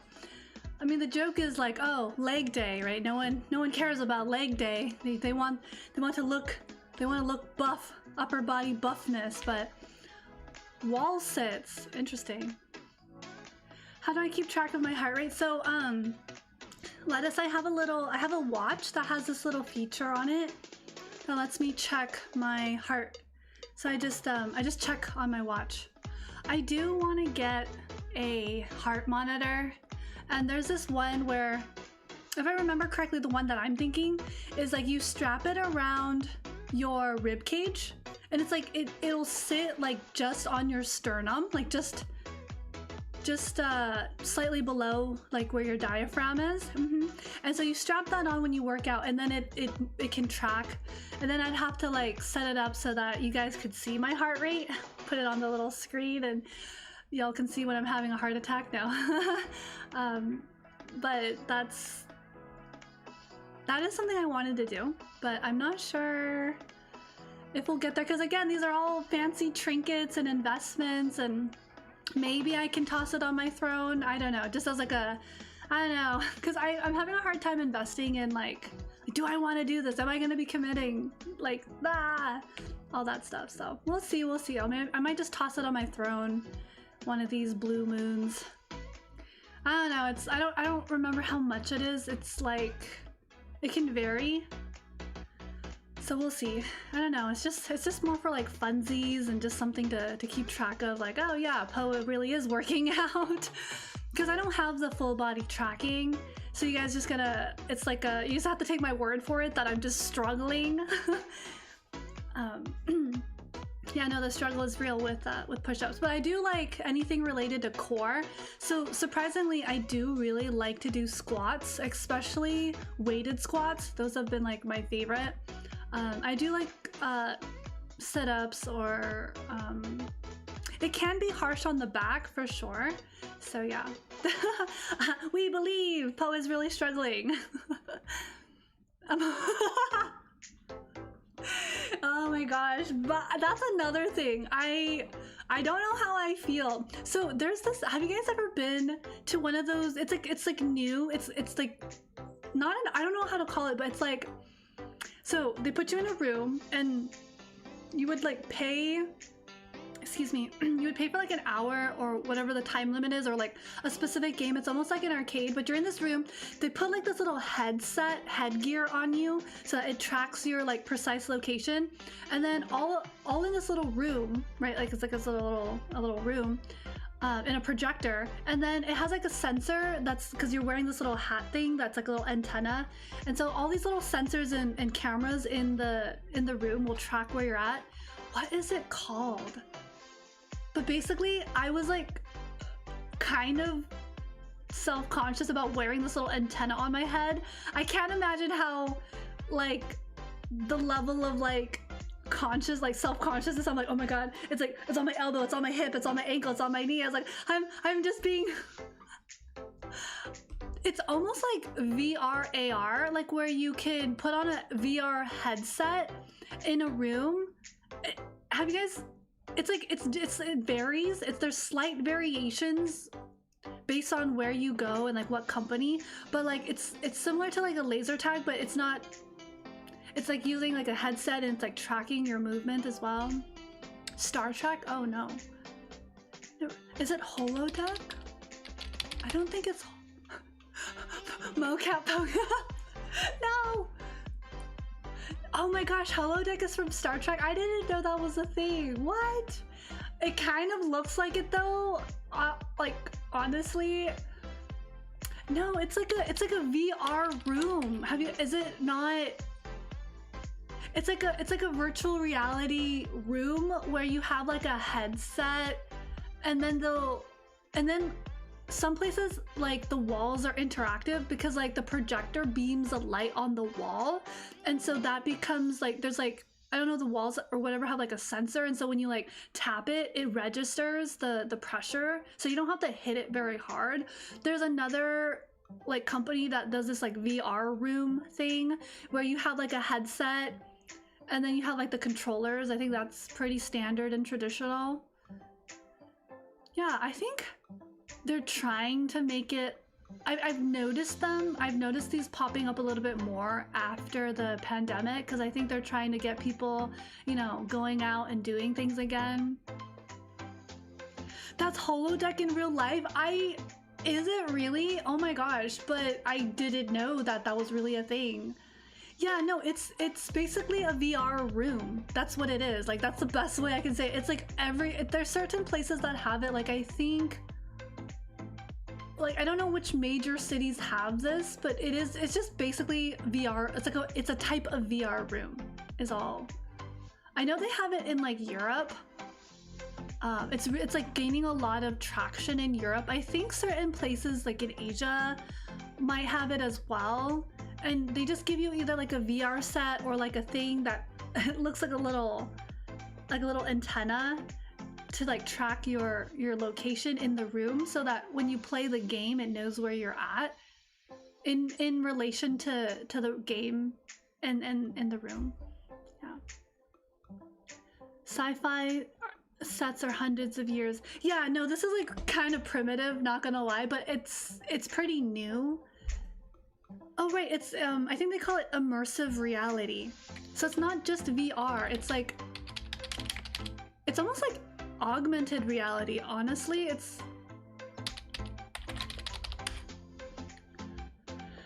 I wouldn't be surprised. Yeah, so it's like immersion. It's immersive reality or immersive VR. There's like a few companies that like have this. Let me see. Yeah, and so like what you do is like you can go as, usually ideally you would want to play and interact as a group, so you would like, you know, you like drag your friends out to like these little, I don't know, sandbox VR immersive augmented reality, you know, arcade. It's almost like an arcade. Oh yeah, this company, Sandbox VR, they have a lot of places in Europe, places in Canada, America. Yeah, they're trying to build a few more. Oh, they have some in China and like Asia, like Hong Kong and Macau. That's interesting. I'm surprised they don't have any like in Singapore, or like they might. Maybe it's a different company, but Singapore or, oh no, they do have one in Singapore. Yeah, they do. Singapore is pretty, I feel like, catching up, like is able to keep up with a lot of the tech and entertainment stuff. I'm surprised they don't have Tokyo or like Japan. I'm seeing Shanghai, but where is, yeah, they don't, wait, let me just do a search. Japan? Huh, they don't have Japan. Weird. Maybe Japan has like their own company that produces or offers this. But anyways, yeah. Yeah. Ultra immersion. Ultra immersion. Immersion in the digital space. Yeah, I feel like Japan would have their own like companies that are producing this. That would make more sense. So, anywho. Well, okay, so now I have to do my sit-ups. Sit-ups, I'm like really confident in. I feel like I could do 40 in one go, but that's kind of boring, right? Like just over here counting 40 sit-ups. You're gonna get shanghaied? Okay. Sorry. I feel like that should be funny, but for whatever reason, I'm just like, okay. Okay, I have this really... So again, I don't know if I need to explain it, but like part of my humor is sometimes like not laughing. I don't know how to describe it, but it's like, you know The Office? You know how like the main character is like not funny, but he's like, but the fact that like no one's laughing is also really funny. There's this other clip, it was... it's like, I can't remember what it is, but it was talking about, it was a prank. There was like a prank where this guy goes to this super conservative, I think I have it still. I think I saved it. I think I bookmarked it. That's how much I wanted to save it. It's so funny. So this guy, he goes, it's a prank. It's all staged and everything.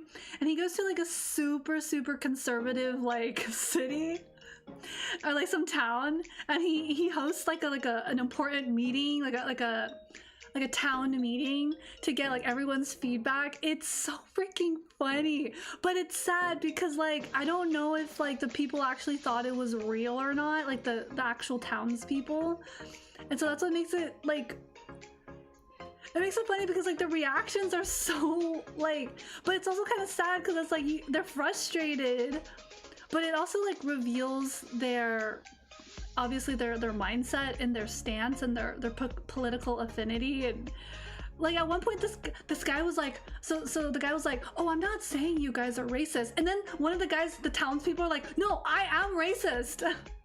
he just like flat out says this. I'm like, oh my gosh. It's like sad funny or like cringe funny or something. It's so, I don't know why. I don't actually think I should laugh. Like if you were to break it down, like big thinking. No, I found it. It was a 2018.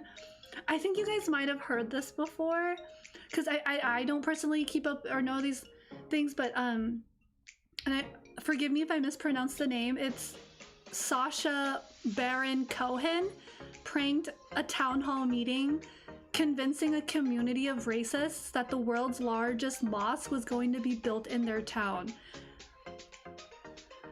It was like, apparently it was just a clip, and it was like supposed to be like a documentary / mockumentary. It's supposed to be like satirical, like satire, and but it's written so well. And no, not another thing is like, not only did like the writing and like everything, the guy, he acts so like deadpan. I think that's what it is. I think deadpan humor sometimes is like really, it's really funny to me. Obviously it's like a sense of humor, right? So, but the problem with deadpan is that through text it's really hard for me to like pick up on humor, and I've told you guys that struggle before, and I'm just like, eh.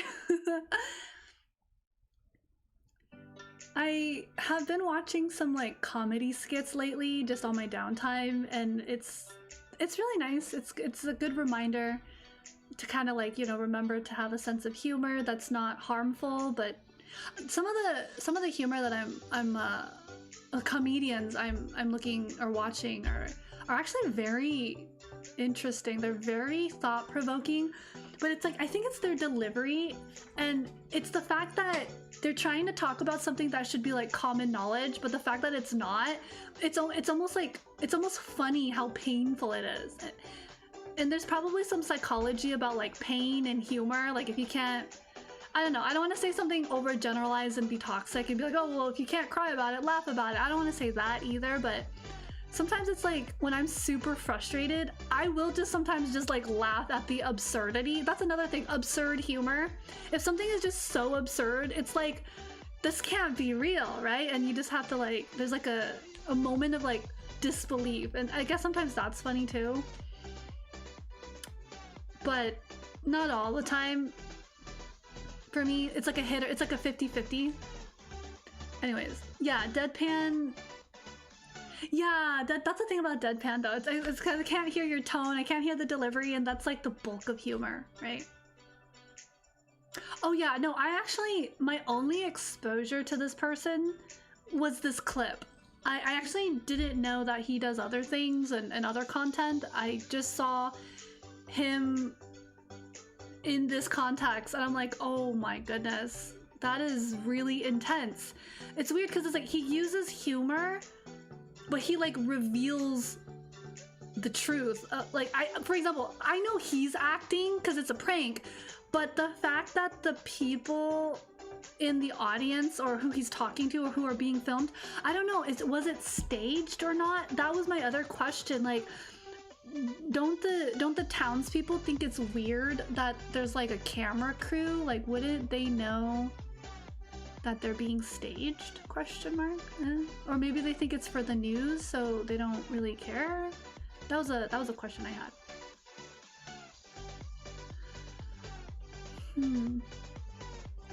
So yeah, but anyways, okay, so that was my 2 cents. Maybe I'll bring it up, maybe I'll watch it, but anyways, okay, sit-ups. We're gonna do the sit-ups. It's time to do sit-ups. Okay, so we're gonna continue building some core strength and be able to do that. Let's bam. Wait. Haha, here we go. Some push-ups, sit-ups. Finish the push-ups. Now it's time for sit-ups. Here we go. Some of it, he tells them it's for a documentary to get them to do it voluntarily. Yeah. So it's like, I think they know, but it's also like, I just would feel like really self-conscious, like, oh, my reaction and my opinions are gonna be recorded and documented, and like, I don't think the townspeople are acting. I think they're like, that is their belief system. I think that is their identity and who they are, like, you know, as xenophobic and not very tolerant or whatever. So I don't know, that's an interesting perspective and an interesting way of like revealing that, I guess. Anyways, more on that, I suppose, another time. Okay, I will do some sit-ups. All right, here we go. Again, if you want to join and do some sit-ups with me, you know, make sure you have some kind of thing that cushions your back so it's not hard on your back. Or as we've discussed in the past, you can do like reverse. What's it called? Taryn brought it up and some other folks. It's like a reverse crunch as well, where it's, instead of like lifting up your torso, you lift up your legs.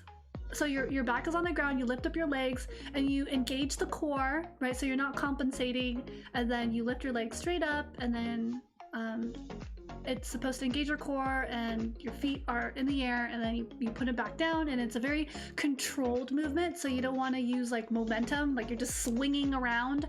You want to kind of be very intentional and really feel your muscles engaging. So you're gonna feel kind of like a little discomfort of your muscles activating. That's all normal. So if you want to do some kind of like reverse crunch, go ahead and look up what is a reverse crunch. I tried to describe it verbally, but some people are visual learners. So if you're a visual learner, go ahead and check out how to do a reverse crunch. If you have back issues, lower back issues, or you don't have like a really cushioned mat. I have a really thick yoga mat, so that kind of helps. But yeah, okay, so that's kind of my little pre-prep, my pre-sit-up prep talk. All right, once again, I am stalling, but here we go. Sit-ups. Okay, we got this. I believe I'm doing 20. Yeah, I'm doing 20. Let's go. Okay. I'm going up. 1, 2, 3, 4, 5, 6. Hold on. 7. Let me get halfway. 8, 9. All right, 10. 10 is a good easy number. I won't forget. So so I'm halfway there. By the way, Allie, are you participating or not? Has your dinner set in yet, or are we stretching? What are we doing? Anyone else? Let us. Anyone else out there tuning in, doing any workouts with me? That one dude that's gonna do 60, push-ups? Have they been completed? Have we knocked them out? Are we achieving the gains? That is my question as I continue to do the last half of my set. 11, 12, 13, 14, 15. Okay, cool. All right, yeah. 16, 17, hey yo. 18, 19, 20. All right, cool. Not bad. Hey yo, I heard rock climbing. Okay, quick question about rock climbing though. Is it the same as bouldering? Is that... I think bouldering... Oh, you're still recovering from being sick. It's all good. Hey, that's really important, so don't worry. I think staying hydrated, relaxing, you know, eating nutritious food when you're sick so you can recover a little bit faster, protein, fiber, vitamins and minerals, so you're getting something good. Oh yeah, I've only went bouldering once, and it is such a workout, but it's so fun. I was looking around for, because I found out that like a friend of a friend, like a colleague of like a mutual friend, also really likes bouldering. I didn't know that.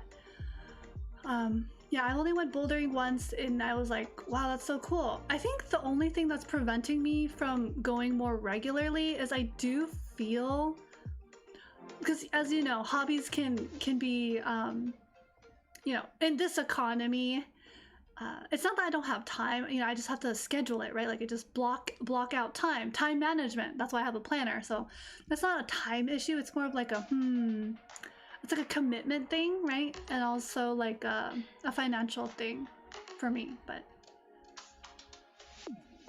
yeah. You go more often. Yeah, that's the thing. I feel like it's super expensive, but I feel like if you can at least try it once, and sometimes it's cheaper if you go with a group. Oh, you got it. Fun. Yeah, for sure. Yeah. No, for sure. If you have like, if you want to look for a hobby, for sure though. No, like for sure. I think it's really great to have a hobby. So like, I knew some people who worked in tech, like, you know, many years ago, and they all had some like really interesting hobbies. Like one person was like really into like skateboarding, but not just like normal skateboarding. It was with like electronic skateboards. And so like they would wear like a helmet, and they had like their own little like a zip up suit. So it's almost like as if they're going on a motorcycle. And then they had like a community of people that would like gather, like meet up and like skate together as like a small group. And I was like, oh, that's great. You know, like cyclists do that.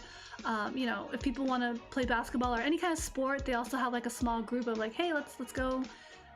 You know, if you play tennis, then you usually have a person you play tennis with sometimes, or you just practice by yourself or whatever, or like with a coach. I don't know how that works. Or badminton, like badminton club. I know a lot of people really like to play badminton. Oh yeah, guest pass are great for sure. Hobbies and ADHD don't mix, really? Huh, I guess it just depends. Yeah, I've always struggled with hobbies as well, for various different reasons, but like if anyone is like looking for like more analog activities to do and try out, like maybe, hey, you know, they have a stable job, or maybe there's something they want to try some new experiences, right? Or they want to look for something to do. Yeah, I think signing up for like a group bouldering or going with someone who knows how to boulder is definitely pretty fun. Yeah, so there's bouldering. Rock, is there indoor? I think there's indoor rock climbing. Hold on, indoor rock climbing. But yeah, it's definitely a workout. It's pretty fun. So I totally get that, like, after rock climbing or, you know, something kind of that's pretty intense, you'd want to kind of just relax a little bit. Oh, okay, interesting. Or they start and stop. Yeah. And the anxiety of feeling like you're not able to. You're in the former. Okay. Rock climbing gym. Nice. That's really cool. Yeah, that's another thing. I've heard about like people who rock climb but not indoors. It's like they're going outdoors. That scares me because I'm like, I just have this like anxiety of like, you know, you could fall, but obviously they know what they're doing, right? Like they have the equipment and they're wearing like a helmet and like a harness, and so maybe that should be fine. But for me, like even if, like for example, like I've always wanted to try bungee jumping or like skydiving, but at the same time I'm like, well, you know, I know it's supposed to be safe, and you know, the company, like there's like a you know, you're not alone when you're skydiving. There's usually like a professional skydiver that goes with you, so it should be fine. But at the same time, there's still that like, the back of your mind is like terrified. But then, you know, it's also for like the adrenaline, right? Like the experience. I don't know. I think if I had to choose between bungee jumping or rock climbing outdoors or skydiving, I'd probably, out of those three, would choose skydiving because I'm hoping that the skydiver, because well, so from my experience, when you do skydiving, there's usually 2 people, or there's like a small group usually. And so like if for whatever reason the parachute just doesn't open, at least the other guy can just like zoom in and like hopefully help out. And what are the chances of both parachutes malfunctioning? Yeah, that's got to be a very slim chance. But I don't know. Bungee jumping, I don't even know if it's like, I'm not really afraid of the rope snapping. It's more of like just flailing about on a rope, just like in the middle of just, I don't know, just dangling, and like how, I don't know, but I guess that's part of the adventure and the experience. Rock climbing, I'm not confident in my skills to do outdoor rock climbing. I don't know about you guys. If at first you don't succeed, just don't go skydiving. You're paranoid that you'll be the first 1% that doesn't make it. Oh my gosh. You would never do outdoor. Yeah, indoor is more, it's cool because like they have like the cushion. So it's almost like you're, you know, if you do fall or trip, you'll just kind of land on some kind of little cushion, right? So it's like the risk is so minimal. Maybe I'm just not a big risk taker. Maybe I'm just at a point in my life where it's like I prefer safety and, you know, stability. But I don't know, there are moments where a little bit of spontaneity or a little bit of like planning for some adventure is really good. I feel like part of like mental health and like healing and recovery and living, just living your life, right? Like even if you don't have any particular like ailments or whatever, just living your life is also really important. No. Like a little Poette just like dangling and screaming, ah! No, but that's me. I don't know about you guys. That's insane. I'm a pigeon. Indoor skydiving inside one of those giant turbo. Oh, wait, I've seen those. I love those. That I want to try. Actually, no way. No, the moment I said that, I literally just, because I'm a visual person, so I like see things in my head. So I try to like, in my mind's eye, obviously I'm not hallucinating, but I just saw myself like bouncing around, ricocheting in that like giant tube that, no, I did look into indoor skydiving in those like what it is like this giant fan. It's at the bottom, and then you just walk in and you're like floating. It's so cool. You'd actually, yeah, that seems pretty fun. There was a girl who was like really good. There was like a competition, and I was like watching that for a while. It's really, really cool. Oh my goodness. It's so cool. Hold on. Let me. I really want to look this up, and then I promise I'll do my next set of sit-ups. Let me just reward myself, and then I'll do. Hold on. I'm gonna look up YouTube, and hopefully this won't fail me. It's so amazing. Indoor skydiving. There was, oh my gosh, there was like at least 3 that I love, but there was this one girl.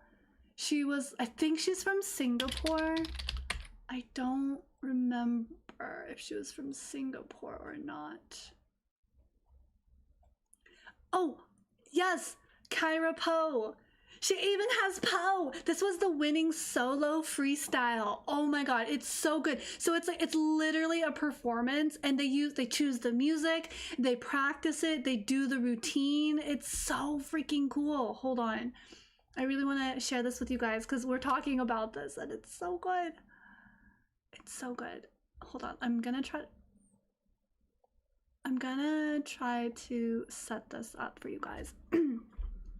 Chiropractor plus Poe. Yeah, I'm pretty sure after I go through this little you know, the turbine chamber, yeah, I'm probably gonna need to see my chiropractor. I'm like, so yeah, I tried to fly. Hold on, is it you from the future? Hold on, let me try something. I'm gonna pop something up really quick. Maybe. Oh, there it is. Okay, I'm gonna adjust it. So give me a second. That's not it. No, that's not it either. Okay, this is oh, that's a chiropro, because like it's chiropro.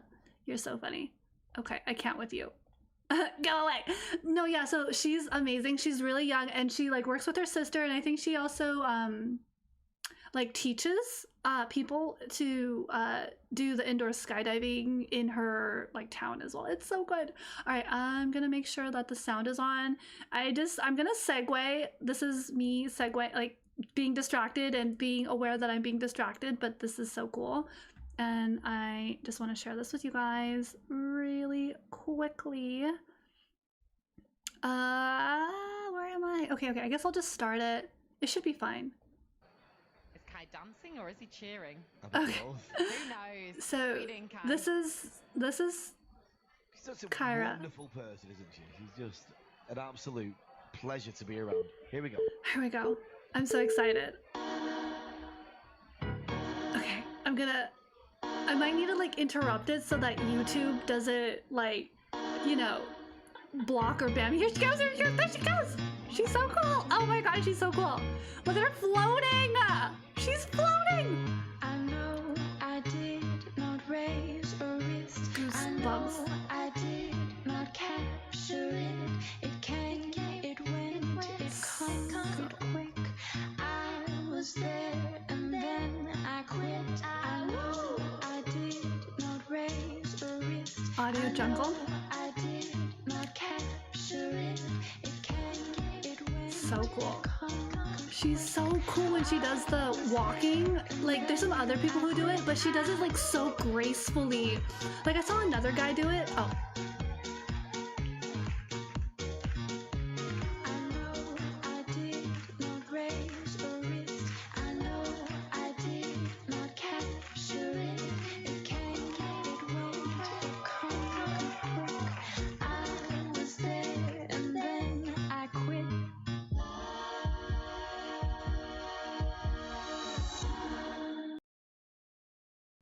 Oh, okay. Yeah, I muted it just this part, but she is okay. So the thing about her, I've observed other people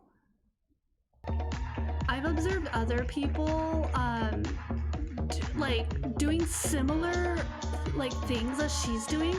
I don't know what it is, but she just looks like, she really does look like she's like just like, there's another person who does this, but like, I don't know, she has this fluidity. She has like this fluidity about her when she does her movements. Cause like when she does the stepping, like it looks like she's like stepping upside down, like that's actually a very popular thing, like, you know. So like other performers or freestyle flight soloists do it as well. But so there was this guy who did it.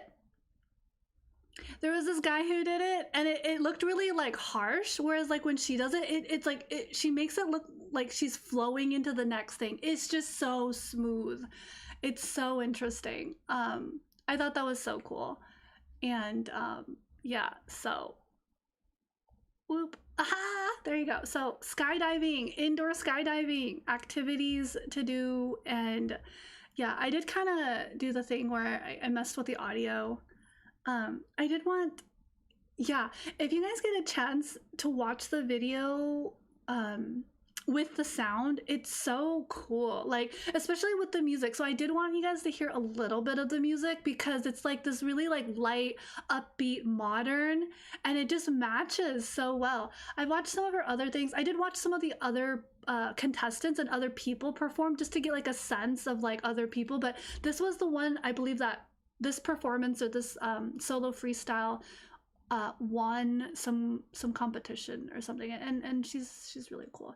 There was another one, the music and the performance, it's with two people. Yeah, I hope you guys got enough. It was from the Straits Time. I can send the link possibly. There's another one that's like really good, and it's with two people, and it's very, what's the word, not it's a little, it's theatrical, and I think the production is really good. The way they like did the lighting and the yeah, and then capturing it at different angles and stuff is really cool. I don't know if I can find it, but there's duo. I think it's mostly solo and duo for freestyling flight. Anyways, that was me being super like hyper focused on that thing because it's just so cool, and I love that it's literally like, and it's interesting because like, isn't this like what ice skaters do but on ice? And then that's always, I never really got into like ice skating, but for some reason I think when you're just floating visually, it's like mesmerizing. Whereas I feel like with ice skating, that takes a lot of technical skill as well. So like I have mad respect for like athletes, and you know, and just to like be inspired by these individuals, you know, who are very professional and are competing at a very high level, and maybe just to take a piece of that as inspiration for yourself in your daily life. Like, of course, obviously you don't need to compete, right? But you know, like to find inspiration and awe is really important. So it's something that helps with like people who are recovering from, you know, different conditions, especially like depression or you know, like hopelessness. So being able to like find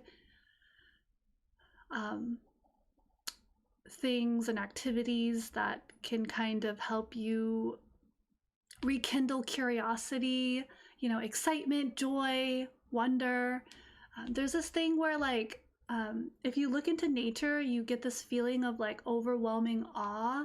Like it's just like it's almost non-verbal. It's hard to describe that feeling, but that's actually very, very important. I forgot if it's important for like meaning and purpose in life, but it's just like there's like another psychiatrist or doctor who's talking about the importance of awe, or like feelings of awe in your day, and that can be as simple as looking at a sunset, watching the sunset for like 5-10 minutes, you know, resetting your circadian rhythm and things like that. So anyways, that's oh my god, I can't believe that was not on my agenda. I was not expecting to talk about bungee jumping, skydiving, and especially indoor skydiving. The moment you said indoor skydiving, I just latched onto that. I was like, oh my god. That is something that I would like to try in the future, maybe someday. I do know that there's a lot of places in Singapore, they have these like freestyle like classes that you can take, but in the United States, I don't feel like this is a very popular activity or sport. Whereas like we still have like what is it? Like rock climbing, bouldering, parkour. You can take parkour lessons. But yeah, indoor skydiving, I have yet to see anything. Let me just check. I just don't feel like that's a very popular thing. Oh, there's like a few companies. Urban Air Adventure. There's iFly. I feel like iFly is like an international group. But anyways, okay, I ramble. Maybe this is like my my hyperfixation, I don't know. Yeah, exactly. And also some of these activities can be kind of like, you know, it's like a resource thing. If it's not money, it's time. If it's not time, it's, but I mean, I guess time, it's like, well, you know, you should set time away for yourself, you know, to be able to experience, you know, something new and whatnot. Okay. Anyways, I will stop rambling and I should probably get back to the, whatchamacallit, the setups. Oh my goodness. I'm gonna see if I can do like 40 setups. I want to see if I can do like 40 setups. Give me a second. Let me see if this will work. All right, I'm gonna see. So far away. Yeah, that's and it's like, it's kind of sad to think about because like I feel like recreation and arts and like arts and sports and recreation should be like should be invested in personally. Like dance, theater, like writing, music.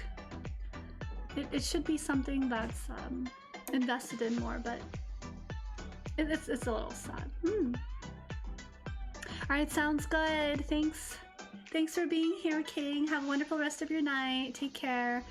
Feel better soon. I hope you recover. Take care.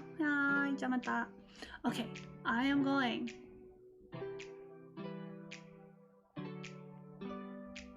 to do the thing. Yeah, King is pretty amazing. Last time they said they were gonna, they were going to. They walked in like just like an hour or two. It was so amazing. So hopefully they'll be feeling better again and they can continue walking around in the evening and getting their steps in, because I think that's pretty important. I've been also trying to get my steps in as well. That's, I guess, part of the reason why I'm looking for more like analog tasks, like, you know, going to the cafe, going to the public library, checking out local events, supporting more local mom and pop shops and, you know, like local organizations, and is also just trying to like explore and get my steps in and you know, because yeah, I've definitely lived a lifestyle where I'm just sitting in front of the computer for like 12 hours. That just can't be good. Like, again, getting the validation from like my chiropractor, you know, like we're supposed to be people, we're designed to be like moving and somewhat active, right? So we weren't designed to like sit for 20 hours a day, or, you know, like however many hours you're working. So yeah, I am trying to find balance with that. So it is, again, I'm always really happy when I can connect with people from around the world here digitally and using technology in a way that brings closer bonds and connections and communication and sharing ideas and cultures and learning and, yeah, being excited about stuff. It's the little wins in life, remember? I need these little wins. I need them desperately. We all need them.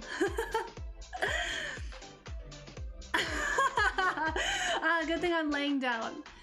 Yes, rest is good. All right, well, I'm about to lay down and then sit up in such a way that is going to engage my core. So here we go. I'm gonna actually try. I'm gonna see if I can do like 40. Let's see how I do. I don't think I've done 40 sit-ups just flat, so I'm gonna see how this works. Probably at some point I'm gonna be feeling my muscles, like my abs, screaming at me, but we're gonna deal with that. We're anticipating that. So here we go. I'm confident my core can handle this. I have the core strength. Here we go. 40. We're gonna give this a try. All right, there's 1, 2, 3, 4,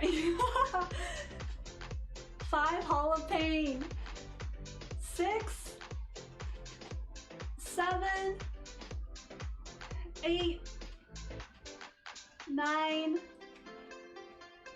10. Okay, not bad. 11,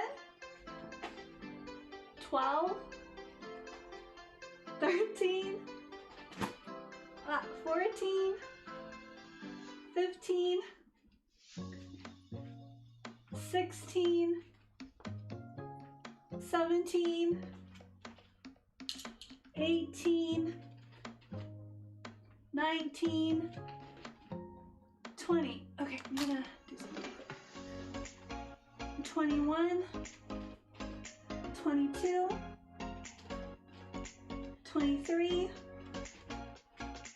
24, 25, oh boy, 26, 27,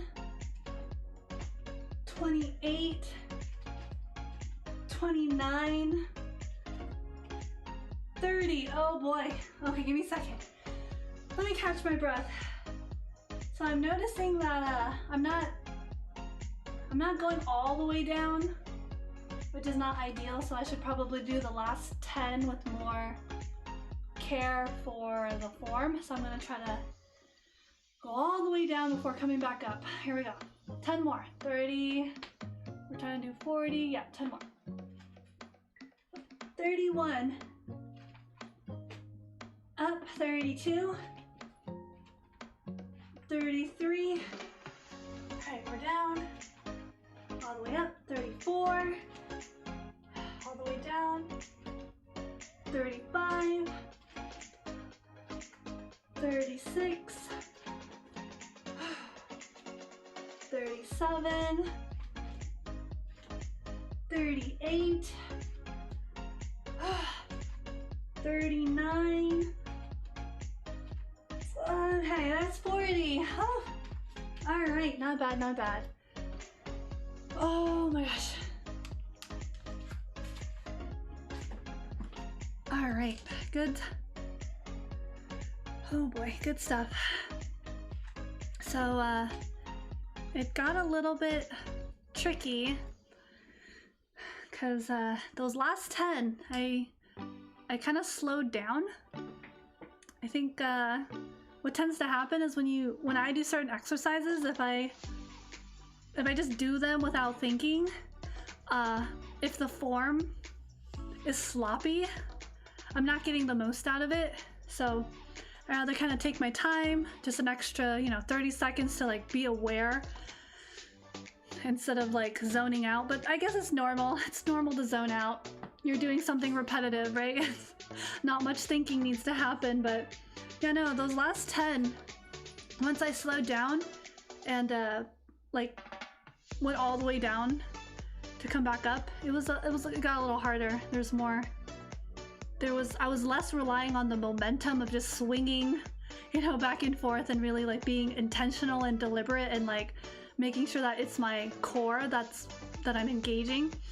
Another thing I thought of was the good thing about core strength is it's very, for me, it's like a foundation. It's really good. But I think what I was just thinking while I was doing the last like 2 or 3, I was like, I feel like I want to eventually, if I do my own like personalized workout, I want to do, and it was mentioned in the past, like in a previous stream, I want to do the ab workout where you have to like go from side to side. So you're like holding a crunch like halfway, like you're mid crunch, and then you're like you're moving like a weight from one side to the other, and you do that for like I think what like 15 to 30 seconds, and then you set the weight down and then you relax and then you do another set of like that. And I think that'd be really good, but it does require a little bit of like care, because if you're not careful you could like injure yourself. So that I'm not sure 100% if I want to do something like that. Yeah, we talked about that. It was really good. I think it was Alvin suggested that. I was like, oh yeah, there's so many different ways to like advance your workout just a little bit. Right. So yeah, it's but we'll see, because something I've never like been aware of is if I have ever, or maybe you guys have done this, there's certain workouts that target certain muscle groups, and I'm not sure if I've ever done a workout that targeted the upper so there's like the six pack, right? So I don't think I've ever done any workouts that focus on the upper quadrant. I'm just gonna call it a quadrant for lack of a better word. The upper and the side / lower quadrants of the abs. Like when I think when I was like a teenager, or like in like, you know, like when you're still really young and you're still really lean, right? Like you don't have a lot of muscle or fat on you because you're still growing. Well, it depends on your body type. Maybe if you're more on the heavier set, that's fine.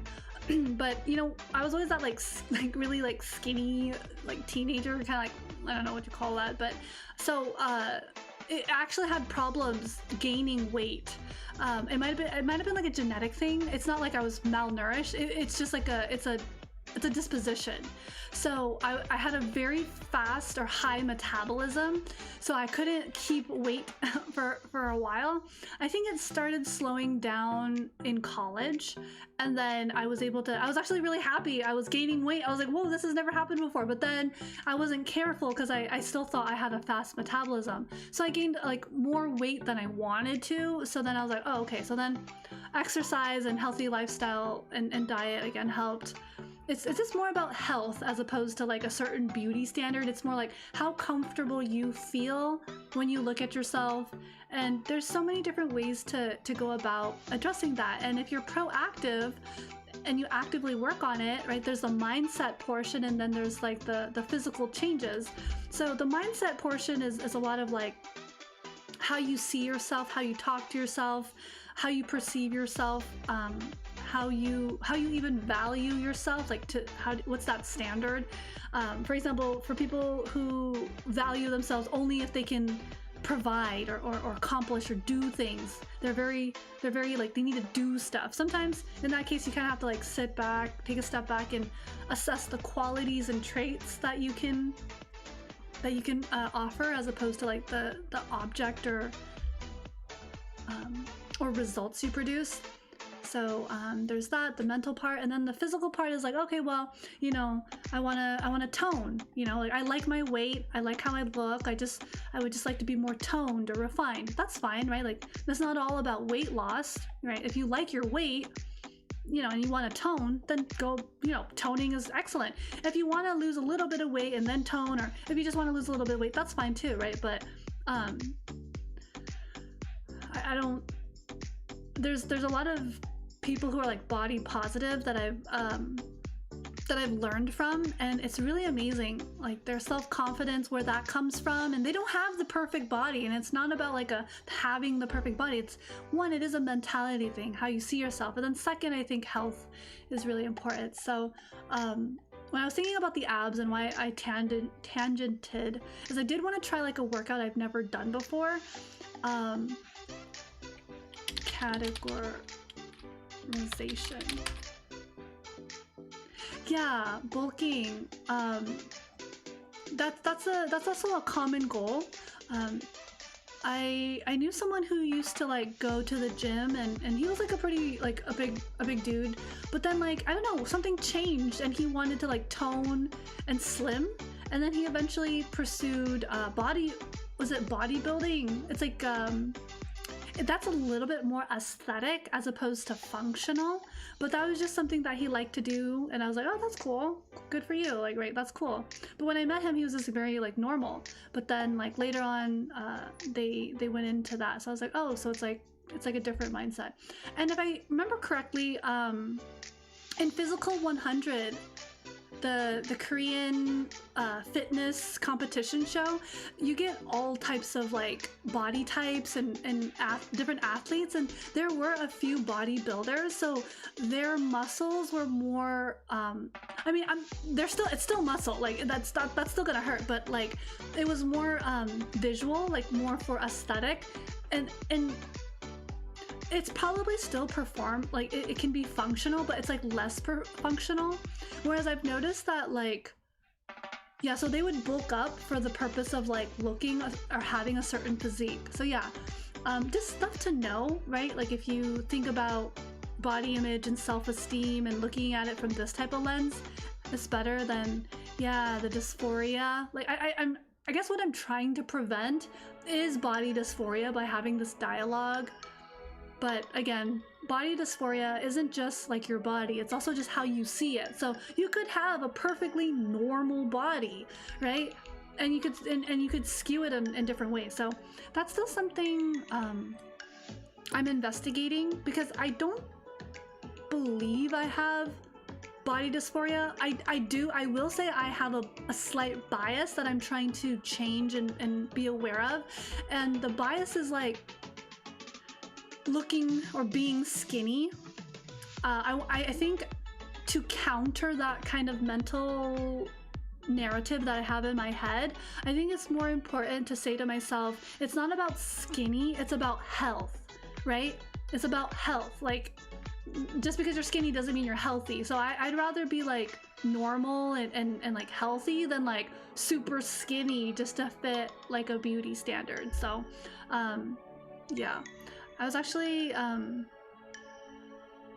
there was this woman who was talking about how she struggled with I think it's anorexia. So she had an eating disorder, and there was another woman who said the same thing, and then she became like a nutrition, like she studied to be a dietitian or like a nutrition, like something in nutrition, and then she like loved cooking, and it was through food, like her relationship with food, that she was able to kind of combat her food and eating disorder, or food, like her anxiety with food, or her relationship with food, I should say.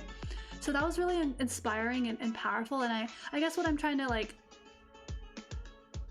share or in terms of like vibe, I'm trying to like give off this like tone of like what it feels like to think in a headspace that's more balanced, as opposed to like saying things like, oh, I hate myself, or I hate my body, or I hate this about myself. Instead, like say things like, oh, well, why do I hate this? Where is this coming from? Did someone tell me that it was ugly? Like, is it a beauty standard that I adopt? And what can I internally, mentally do to kind of push back on that narrative a little bit? I think when I was younger, so I actually want to add two things to this really quick. Maybe it'll help someone, maybe it won't. I don't know, like if this matters, but it has something to do with impermanence. And this is my own belief system, by the way. So not everyone's gonna get it, but I do just want to share. I sometimes get these little reminders from the universe that remind me and tell me that life is impermanent, and knowing that we can have more gratitude and honor, especially our body, our vessel, right? So how do I get these like experiences?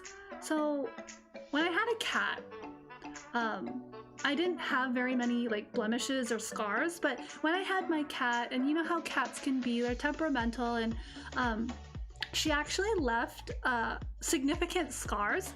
Well, okay, not significant. They're scars, but like to me they're significant because I don't have other scars. So it's like, oh my god, this is a scar, and it's on my hand. And it's also it is Panda. It is. And there's also one on my chest, because when I was wearing like a tank top, I think it was like summer or whatever, and I was wearing a tank top at home, and I think I picked her up, and I think she was like not happy, or like I picked her up the wrong way. Maybe I you know, and so she like retaliated by scratching me, because you know it's a cat. Of course I'm not mad at her, because I'm thinking, oh, I held her the wrong way, right? Like I scared her, you know. So I didn't take it the wrong way, but so that, yeah, I have like a scar, and it's like on my chest. It's also on my hands because she's, you know, scratched and, you know, like used her fang to like, you know, so it's there. And I could look at it like, oh, this is ugly and this is terrible, but you know, it's just really weird. And I don't know, again, if this is like delusional talk, but the way I've come to terms with like the scar is like, it's kind of weird, but it's like a gift almost. It's like a memory that I have of her. And it's like, I have it, and it doesn't go away. It's like a tattoo, you know what I mean? Like it's, and so I don't find it ugly. It is always there, and it looks like a little, it's like a little caterpillar. It looks like a little worm on my hand because it's like a scratch, right? So it's like a little mark. And I just think about it, and ordinarily, I think I used to hate like any kind of blemishes. I always wanted to be like, everything needs to be perfect and flawless, and that's like out the window, because like when I was like what, 4 or 6 years old, I was lighting a firecracker, and the tip of like the thing that you light, the ash, burned my skin, and I have a scar there too. And as a kid growing up, I hated it. But then after some time, when I got to this mindset, right, of impermanence and like acceptance, and like I began to look at that scar, and I was like, wait, this is like impermanence, meaning my body will decay. I will be, you know, this is life, and like I accept this, and it's okay, and I don't need to be so hard on myself, right? I don't need to suffer any more than I probably will experience great suffering, but this is not one of the self-inflicted suffering that I need to inflict on myself. Like, this is self-inflicted. I don't need to be so angry about my scar on from the firework, and I don't need to be angry about the scar that my cat gave me when, you know, because like, one, the body's impermanent, and two, it's like, okay, it's, you know. So for anyone that struggles with like their image, their body, just ask yourself, is it healthy? Like, am I fueling my body, taking care of it? Am I saying nice things to myself? And then like, think to yourself, like, if there's something I don't like about myself, a blemish, I don't know, whether it's a mole, a scar, a birthmark, is there something that told me that this part of me is not okay? And like, here's another thing. If you want to change it, of course you have that right? Like you have the right to feel comfortable if that's within your means, and that takes like finance, right? Like then you have to like budget yourself. So then that just takes planning, and then that's a goal, and that's something to work towards, and that can be very motivating and inspiring you to change, you know. Like, I don't know, mole removal is like a couple $100s, right? And there's care and whatever. There's sunscreen that you can apply to reduce the blemishes that can happen from sun damage, you know, the sunspots and you know, and what have you. But like for scars, like the one that I have, like I can't really do much about it, so I should just accept it. But to just accept it, I have to find it in myself, in my mind, to accept it. And so, yeah, I wonder if this logic that I'm sharing can apply to individuals who might struggle with body image or weight, or, you know, yeah, like body image. And it's something that I think about,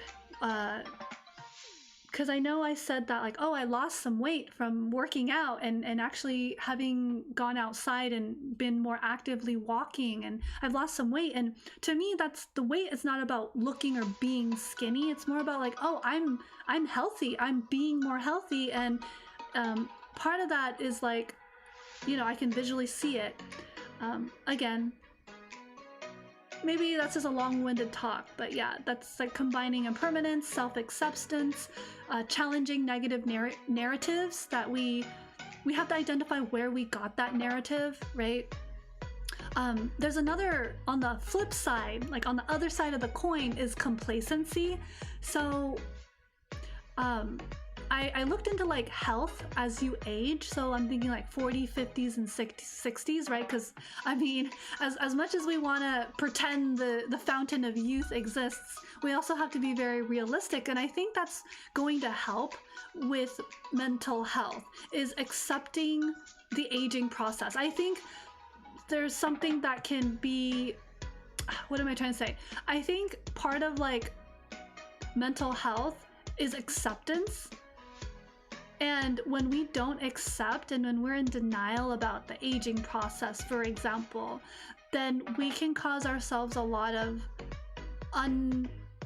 self-inflicted, somewhat unnecessary additional suffering, right?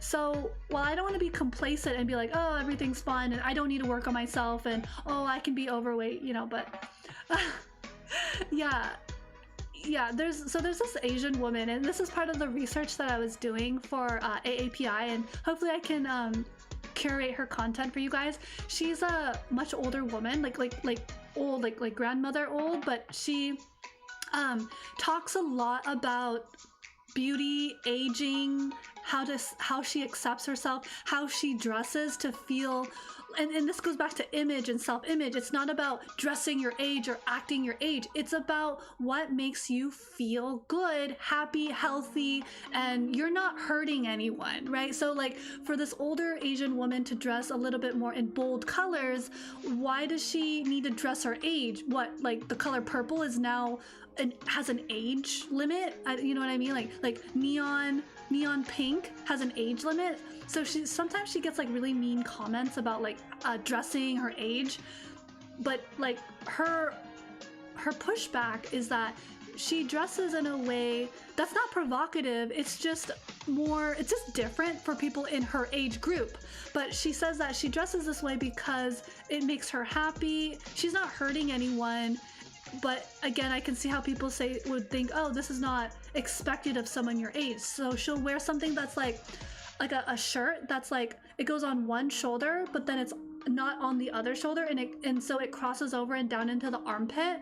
So like that's something that like traditionally or whatever is marketed towards like young people, right? Like a tube top. So what she would do is like she'd wear like a tube top, but it's not just a tube top. It's like she's wearing like a cardigan on top of it.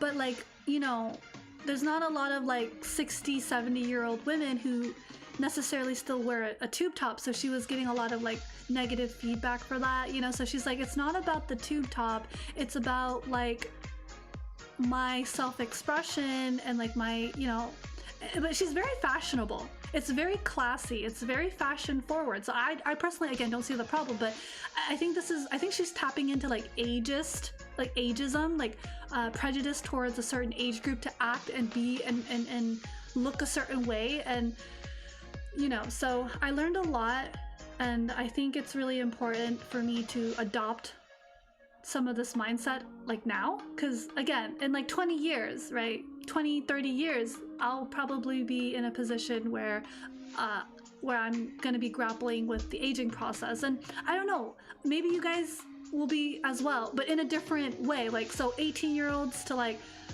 you know, like 20-year-olds, there's like that you know, and you're figuring yourself out and all that, and then there's like the 20s to 30s, and then the 30s to 40s, right? It's every like 10-20 years that like that little that arc, whatever you want to call it. So I'm just kind of setting the tone, where I think part of mental health, I believe, is identifying these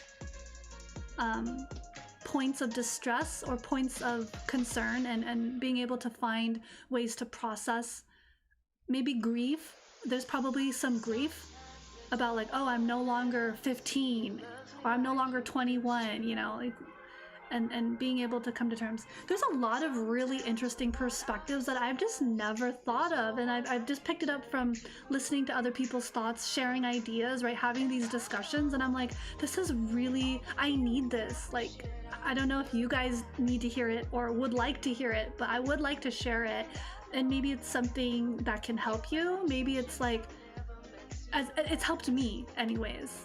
Right? It's helped me anyways. So I don't know, maybe it'll help you. Maybe it'll keep things more real and like realistic and authentic, as opposed to like, having this weird standard, like we're gonna be 21 for the rest of our lives. That's so unrealistic, and that narrative is very toxic and very stressful.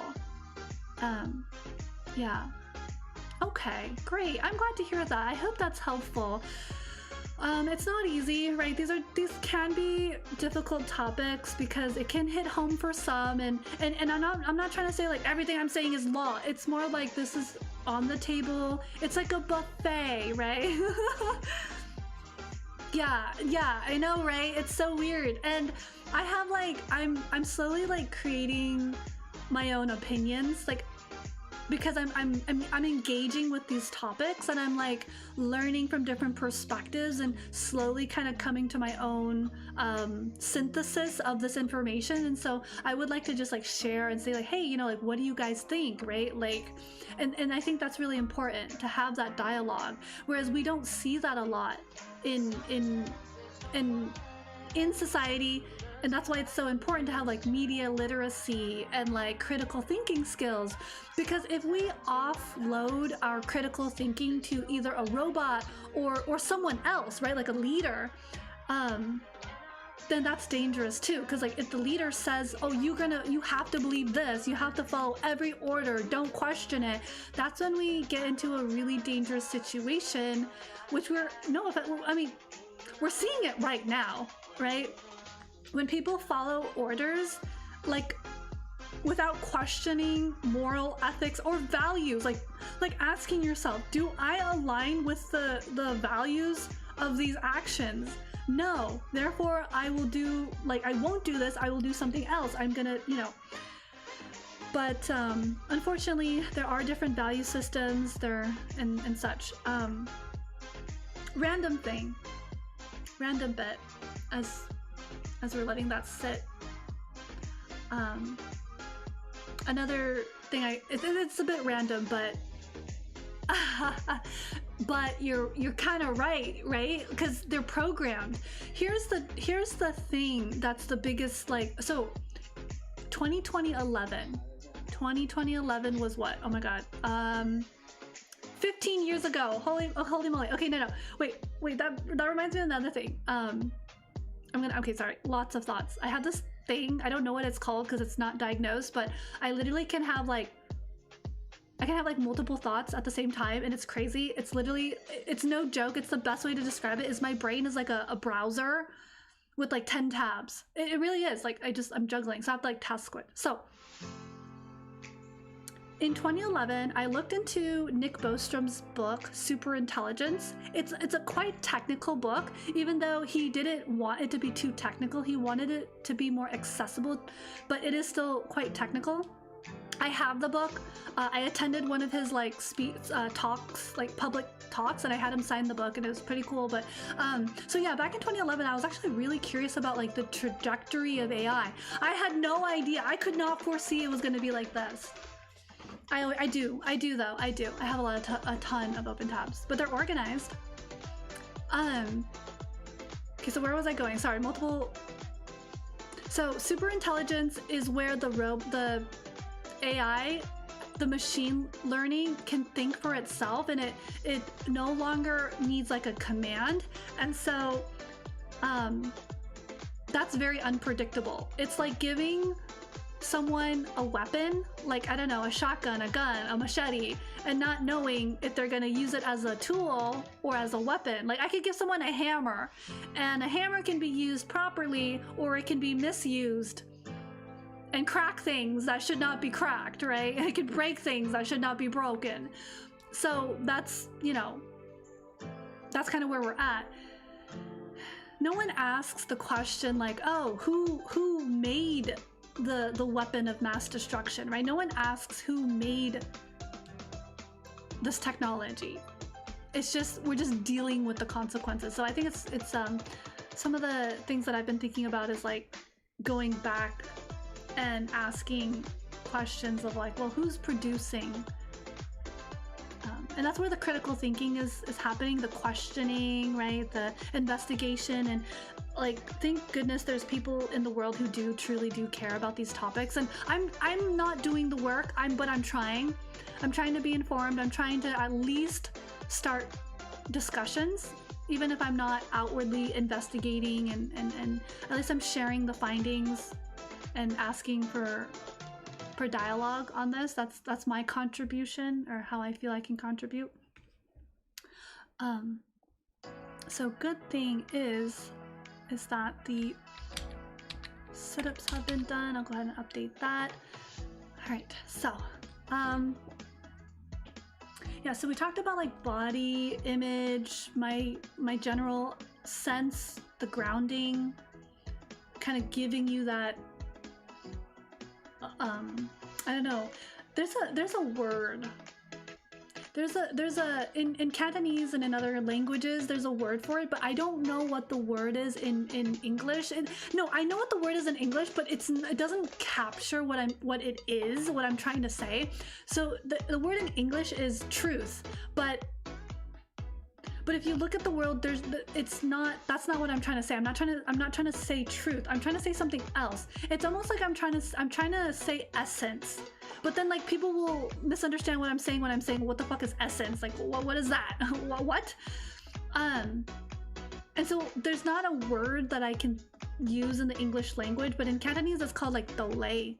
And technically, direct translation, delay in Cantonese means truth, but it's more than truth. It's like a value. It's an alignment. So that's like the best I can do. So basically, what I'm sharing with you, basically what I'm trying to share with you is not an opinion. It's not a law. It's not a truth. If anything, it's like an essence. It's like a value. It's an alignment is what I'm sharing with you. So I'm sharing like I'm sharing essence, value, alignment / truth / belief. I don't know. So that's what I'm sharing. I'm not sharing an opinion. This is not an opinion. This is like, maybe it's like a philosophy, maybe it's an ideology, but I think the closest word is a value. I'm sharing a value. And if you like, or this value resonates with you, principle is a really good word. Yeah, principle is good, but the problem I have with the word principle is perspective is really good. Yeah, perspective is probably a better word. Again, but it's problematic, the language. The problem with principle and perspective is that it can be challenged, whereas so wait, that's not the problem. Like, I'm not saying no one challenge me. I'm not trying to say that. I'm saying you can challenge the opinion, that's fine, but it doesn't capture. So that's why I'm saying there's not a really good English language for it.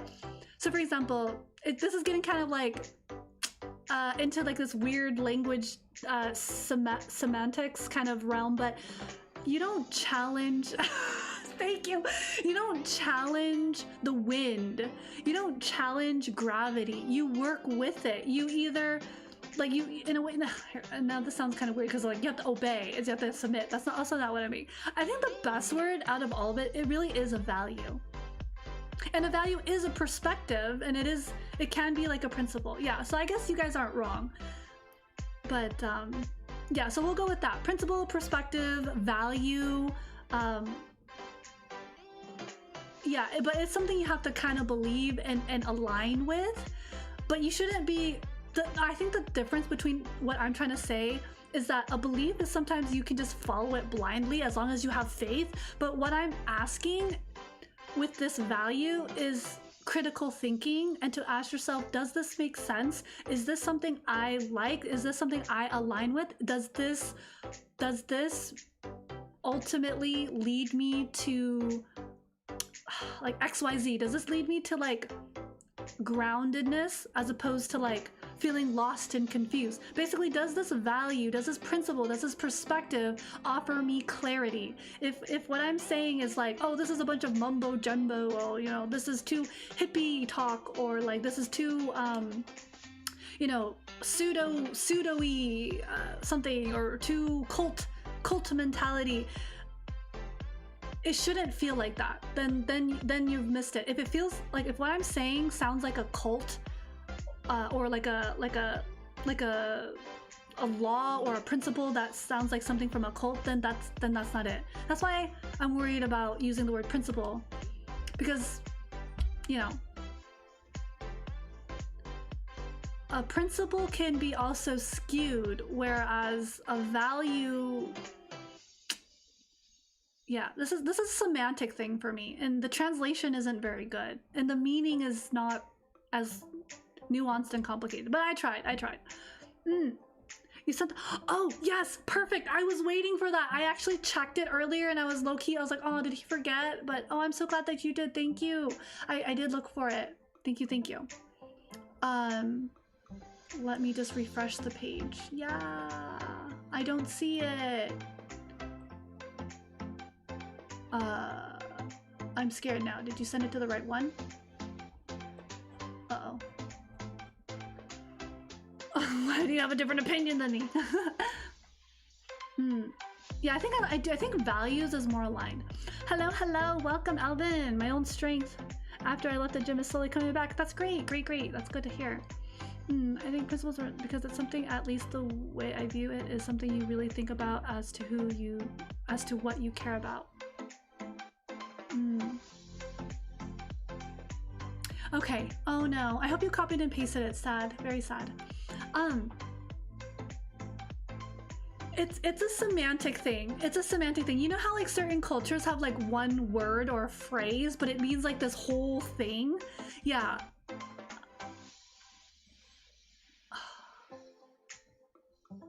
Delay. What does it mean? I think the closest is value. Okay, let me see. I would like, oh yes, I see it. Perfect. Excellent. Beautiful. Fantastic.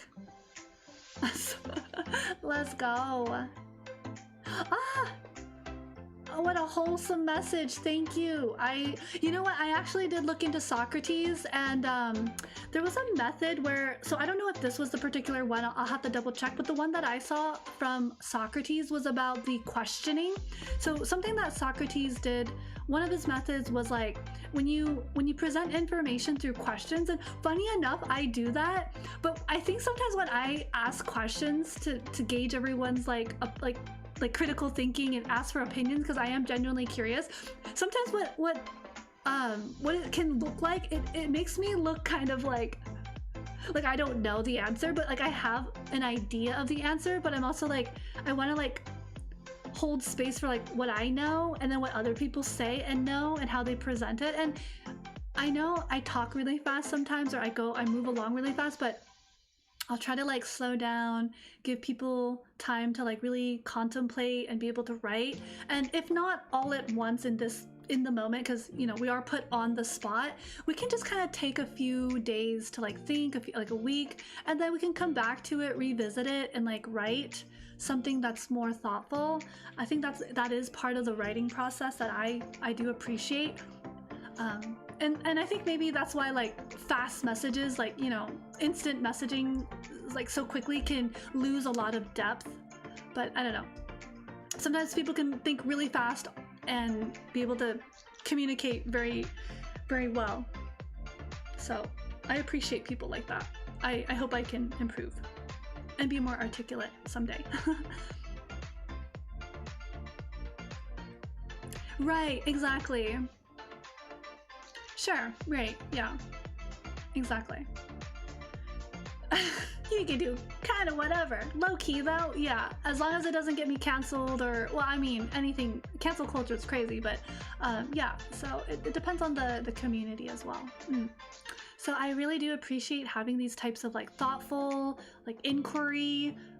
Maybe I can continue sharing this type of like, again, my values and see if it resonates. Because what I'm noticing, and I don't know if you guys noticed this, right? Yeah, within reason, of course.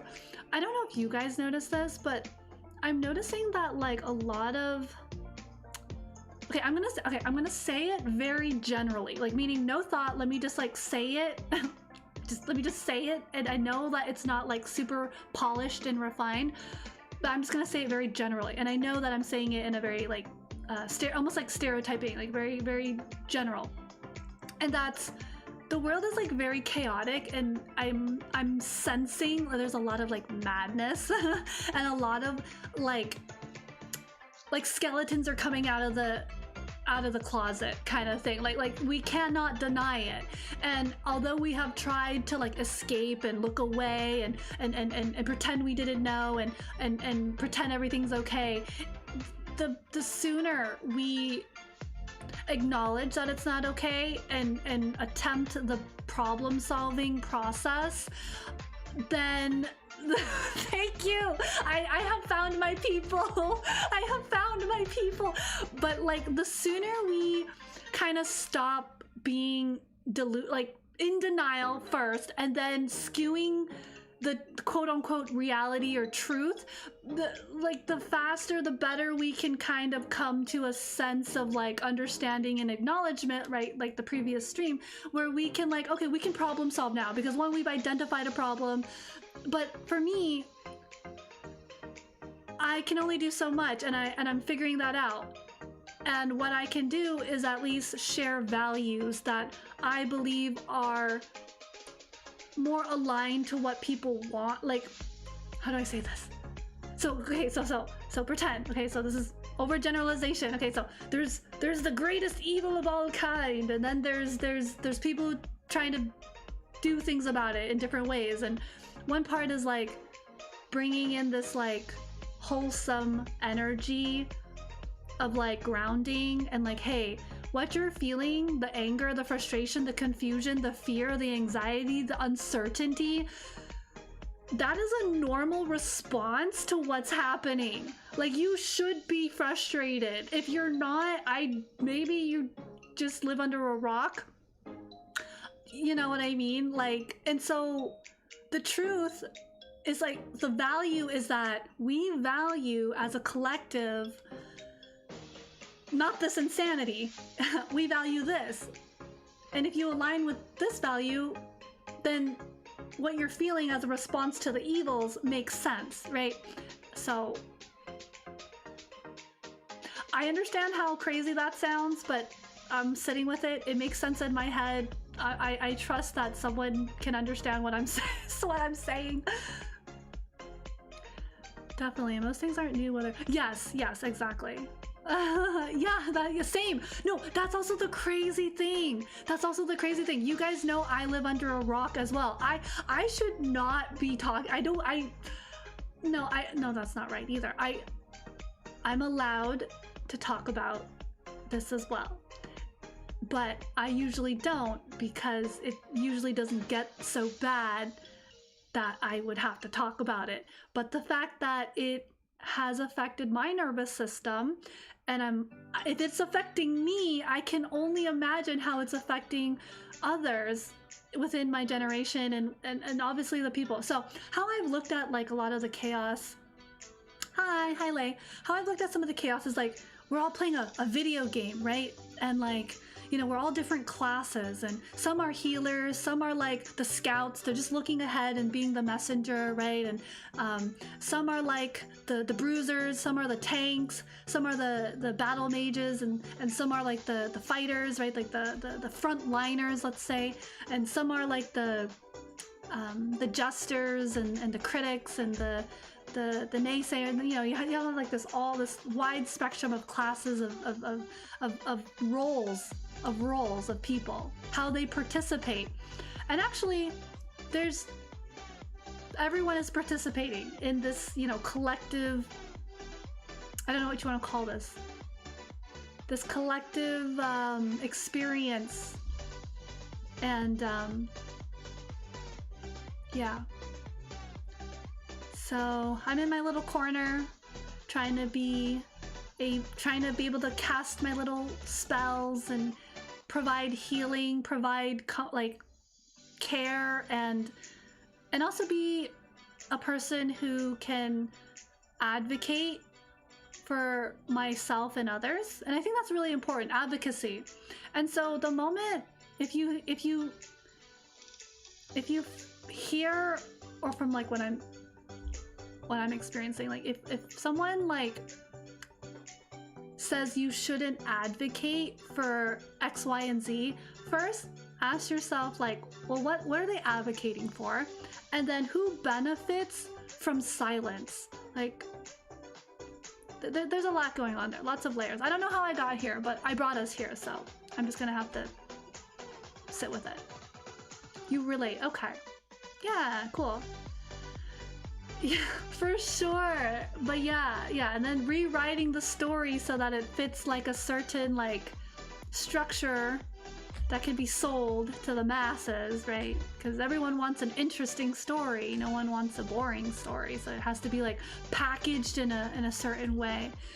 But the person going through it, you know, doesn't have the luxury of packaging their experience in a digestible way. And that's another thing that we're seeing, a lot of things. So yeah, so a lot of the topics we covered today is like body image.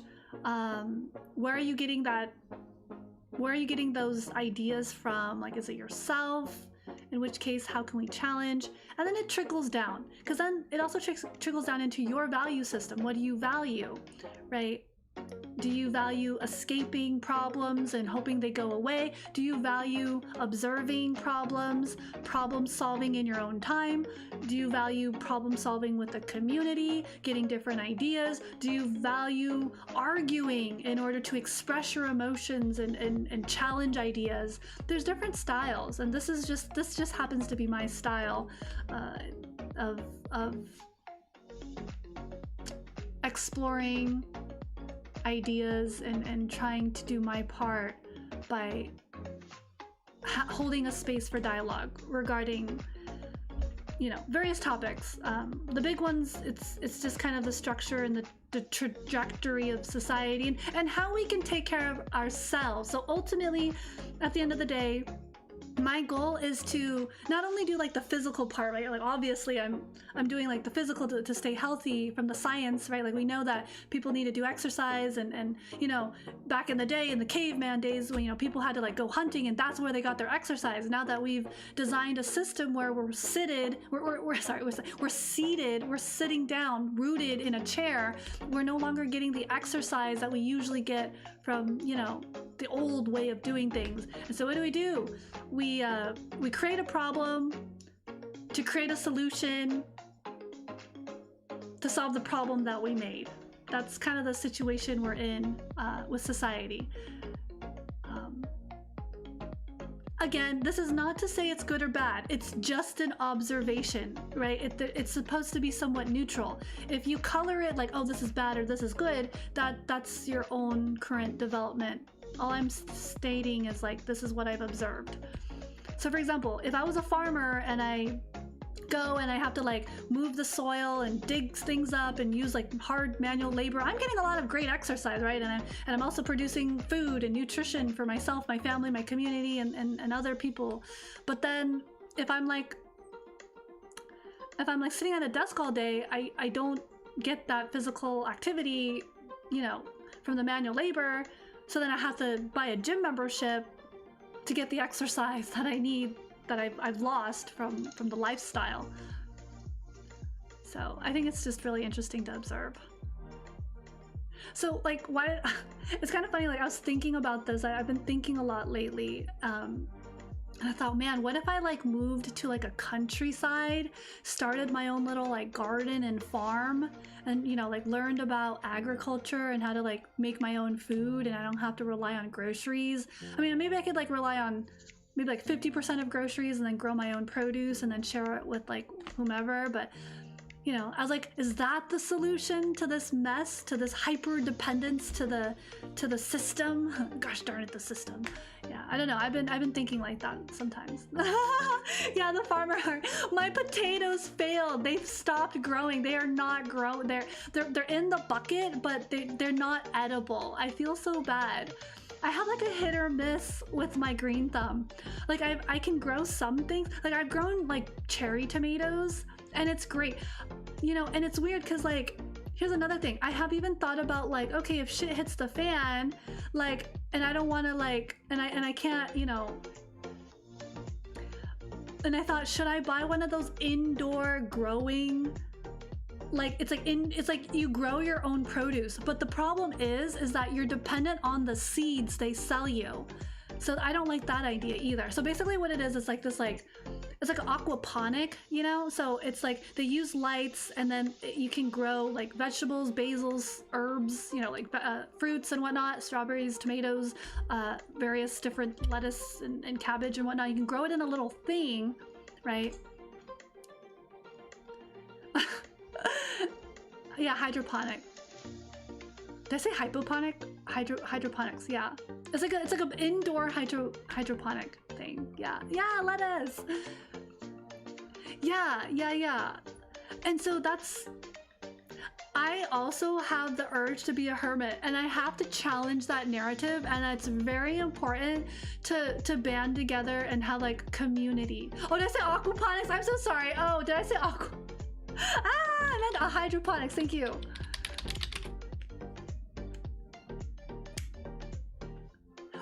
Yeah, aquaponics is different. It's like it's more like a larger system. Yeah, it's a hydroponic. It's smaller. Yeah, my bad.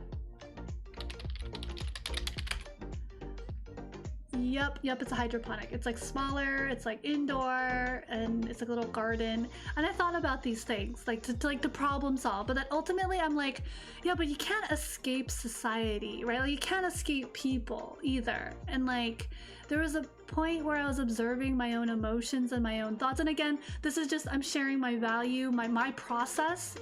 If this makes anyone out there feel less alone, maybe this makes you feel like, oh, hey, someone else is thinking about it, or, oh, I haven't thought about it this way.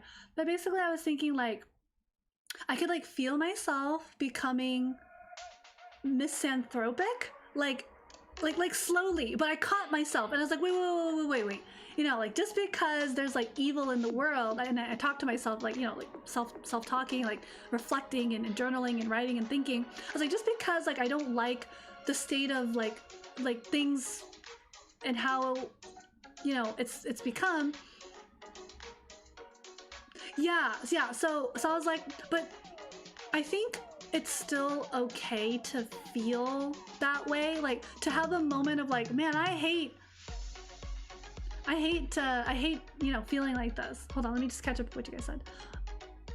Cool. With shoelaces, nice. Okay, like creating it. Okay, you can do that. Misanthropes, hard not to be. Yep, yeah, understandable. Okay, so this is just a process, but then I caught myself and I'm like, all this anger and frustration doesn't need to be like directed towards like all of humanity, you know what I mean? Like I don't. So I was able to kind of like resolve that, right? The brewing hatred, the resentment, the dissatisfaction and all that. So yeah, that was quickly released. Don't worry, not a misanthrope. Okay, I'm not, but that's like the best way to describe the feeling, right? Is like you feel a lot of like hatred, like anger. That's the root of it. Like if you observe your thought processes. In fact, I don't think a lot of people realize that maybe a lot of their frustration and how they direct it towards certain groups of people is rooted in something that I just experienced, and they just didn't catch it, right? They weren't able to. Yeah, Hope Core, let's go. That's so funny. I love that so much, Hope Core. And like, you know, we'll be ridiculed for being overly idealistic, and you know, but it's better than holding on to that negative resentment for sure. So I guess why did I share that story is because I'm like, I've kind of experienced just like a glimpse of what that feels like, right? Like the hopelessness, the despair, the anguish, the horrors, and wanting to isolate and not participate and not want to have anything to do with this. Totally get that. I think the challenge is the pushback, right? The counter to that is to actually, lean into hope, lean into community, do the scary thing that's gonna put you, kind of put you at risk, right? Like I'm just existing puts me at risk. And you guys are like, no, that you're so totally over exaggerating. I'm not. I'm actually not. I've already experienced like a sliver of the hatred. The now it's not misanthrope, it's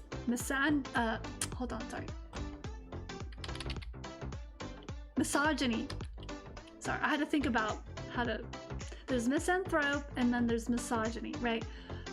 Yeah, so I've already experienced just like enough of the misogyny. And like, yeah, I'm still not, you know, and this goes back to like the whole thing of like, it's a lot of things.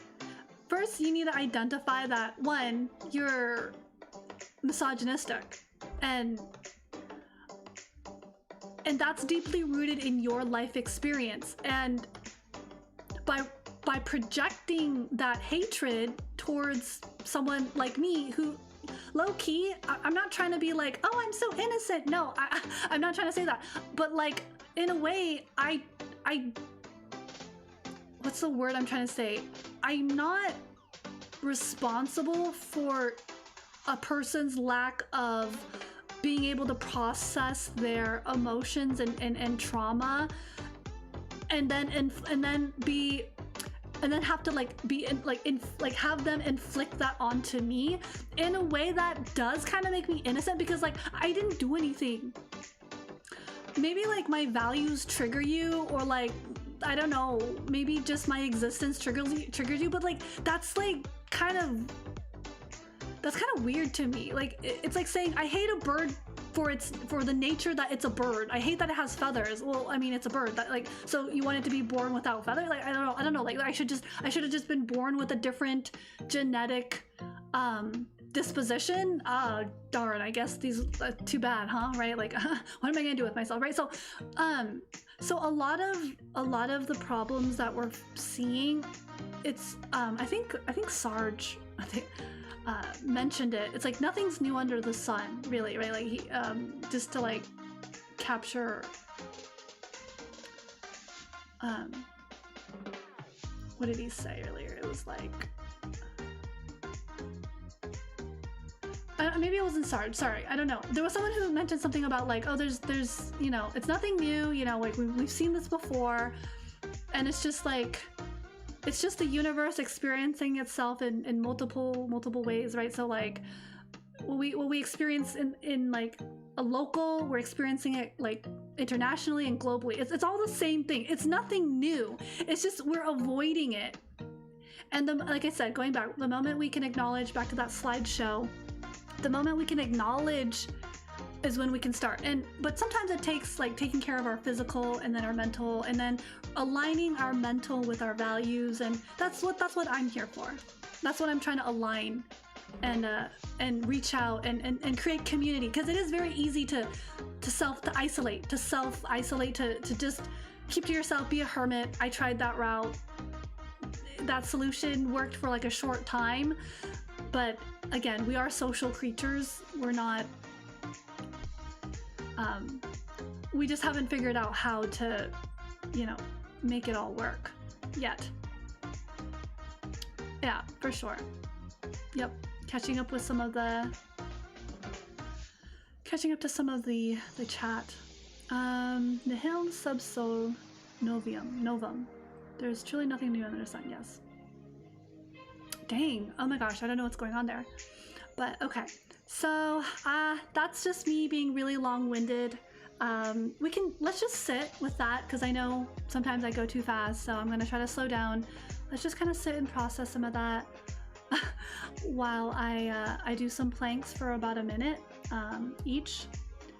We'll want you to not be alive anymore, just for your identity. Yeah, for sure.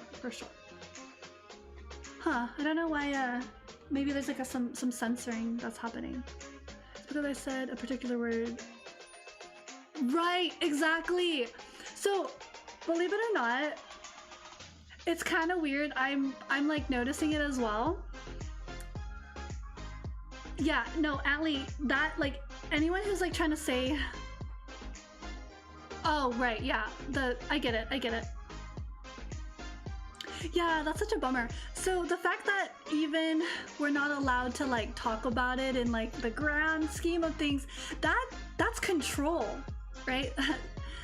That is control. But again, as frustrating as it is, we can still work with Sorry. One person's complaining, I can't use the K word. Someone's just like, bacteria, be gone. So weird. Yeah, I don't know. Yeah, it's weird. It's weird. It's very weird. But okay. Sorry, that was my tangent. I don't know where I'm going. I don't know where I'm going with this. This was not part of my agenda, my to-do list. My agenda was to inform you guys. I do have to give you guys like an update just to keep everything transparent so you guys know what to expect. But let me go ahead and do my plank. Ah! I'm not trying to do sit-ups. I'm trying to do planks.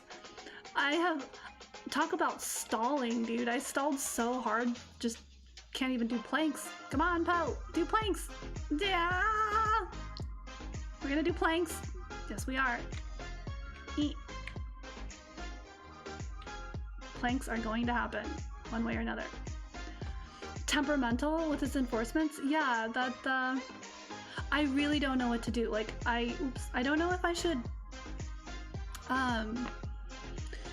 because I have it, I think I have it on basic, like just very basic general sensor, like filtering. But that, I don't know like how strict that is. And then it makes me wonder, because there's like 3 levels of censorship. There's like, oh, the standard, the normal stuff, right? Like don't say these things. And then there's like a more strict, and then there's like very strict, and I just have it as like the standards. I don't know what's going on there. I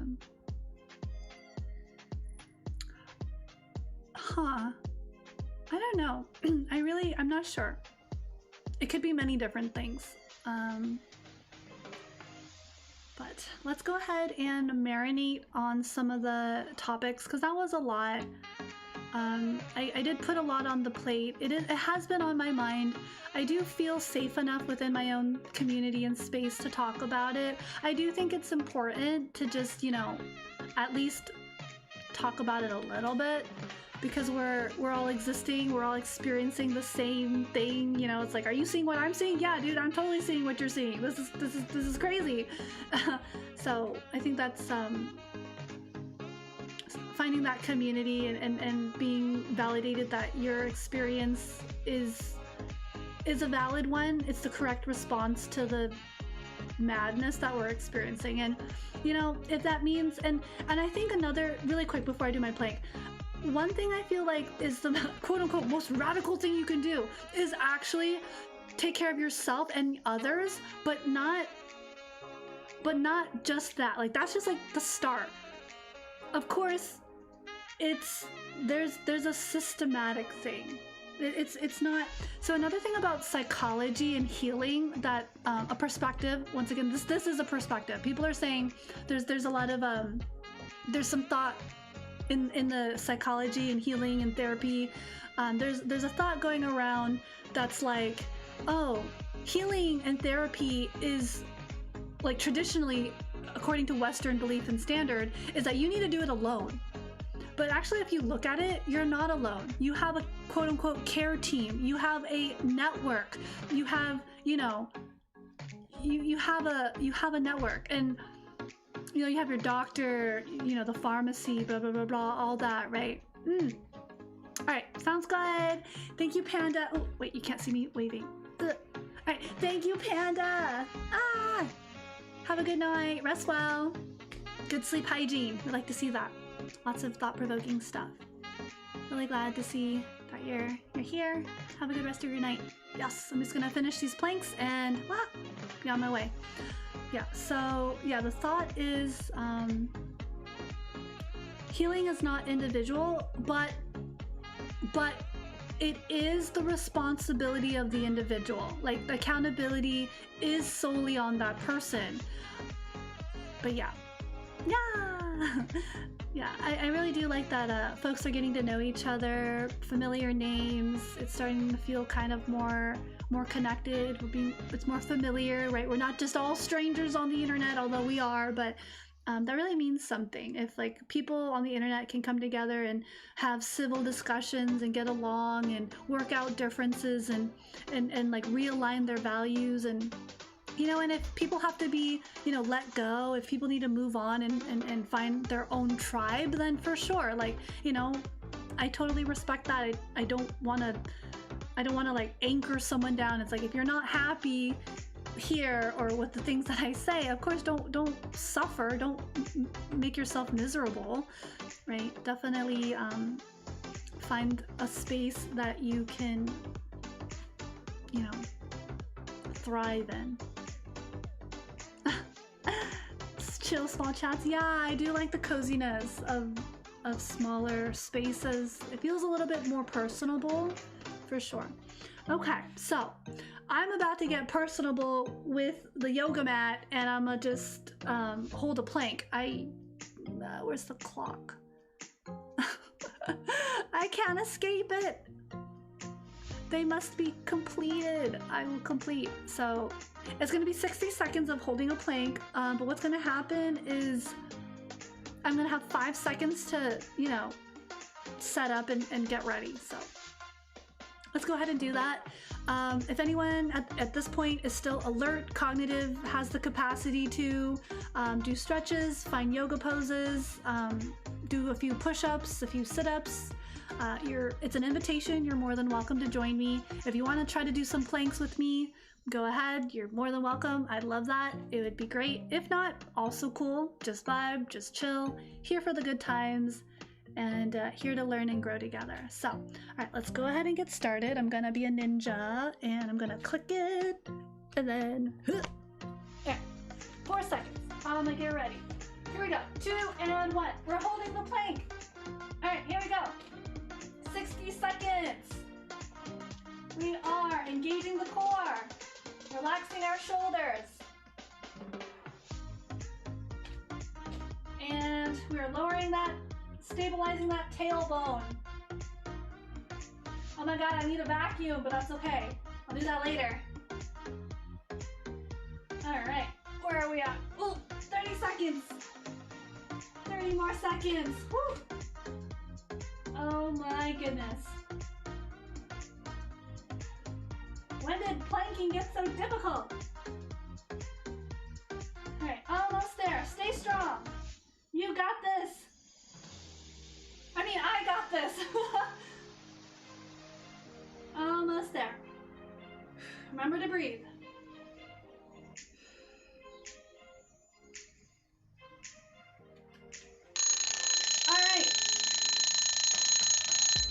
Okay, that was a minute. Oh my goodness. All right, let me just catch my breath really quick. I'm gonna get a sip of water. I'll come back to read the messages.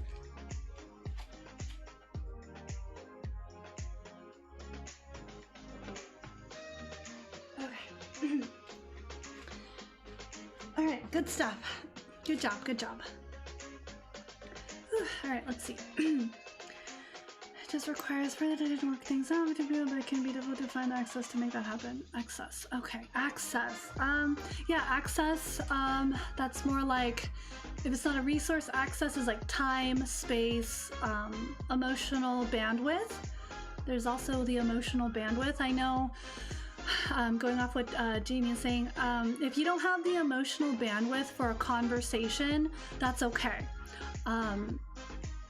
It just means, you know, gotta wait until that emotional bandwidth is, you know, available. But sometimes it's never available, depending. But if the focus is to address rupture and repair, then for sure. So let me just catch my breath really quick. So yeah, that was wow, that was 1 minute, 60 seconds of a plank.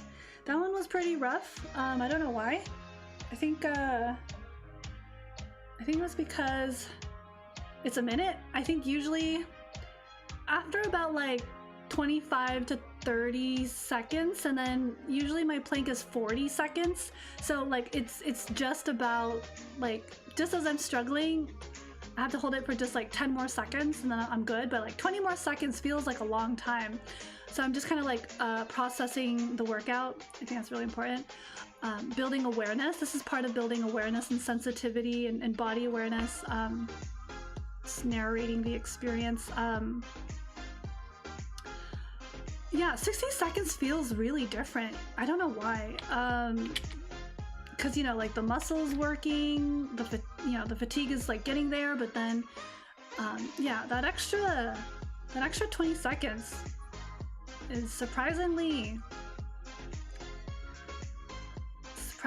works.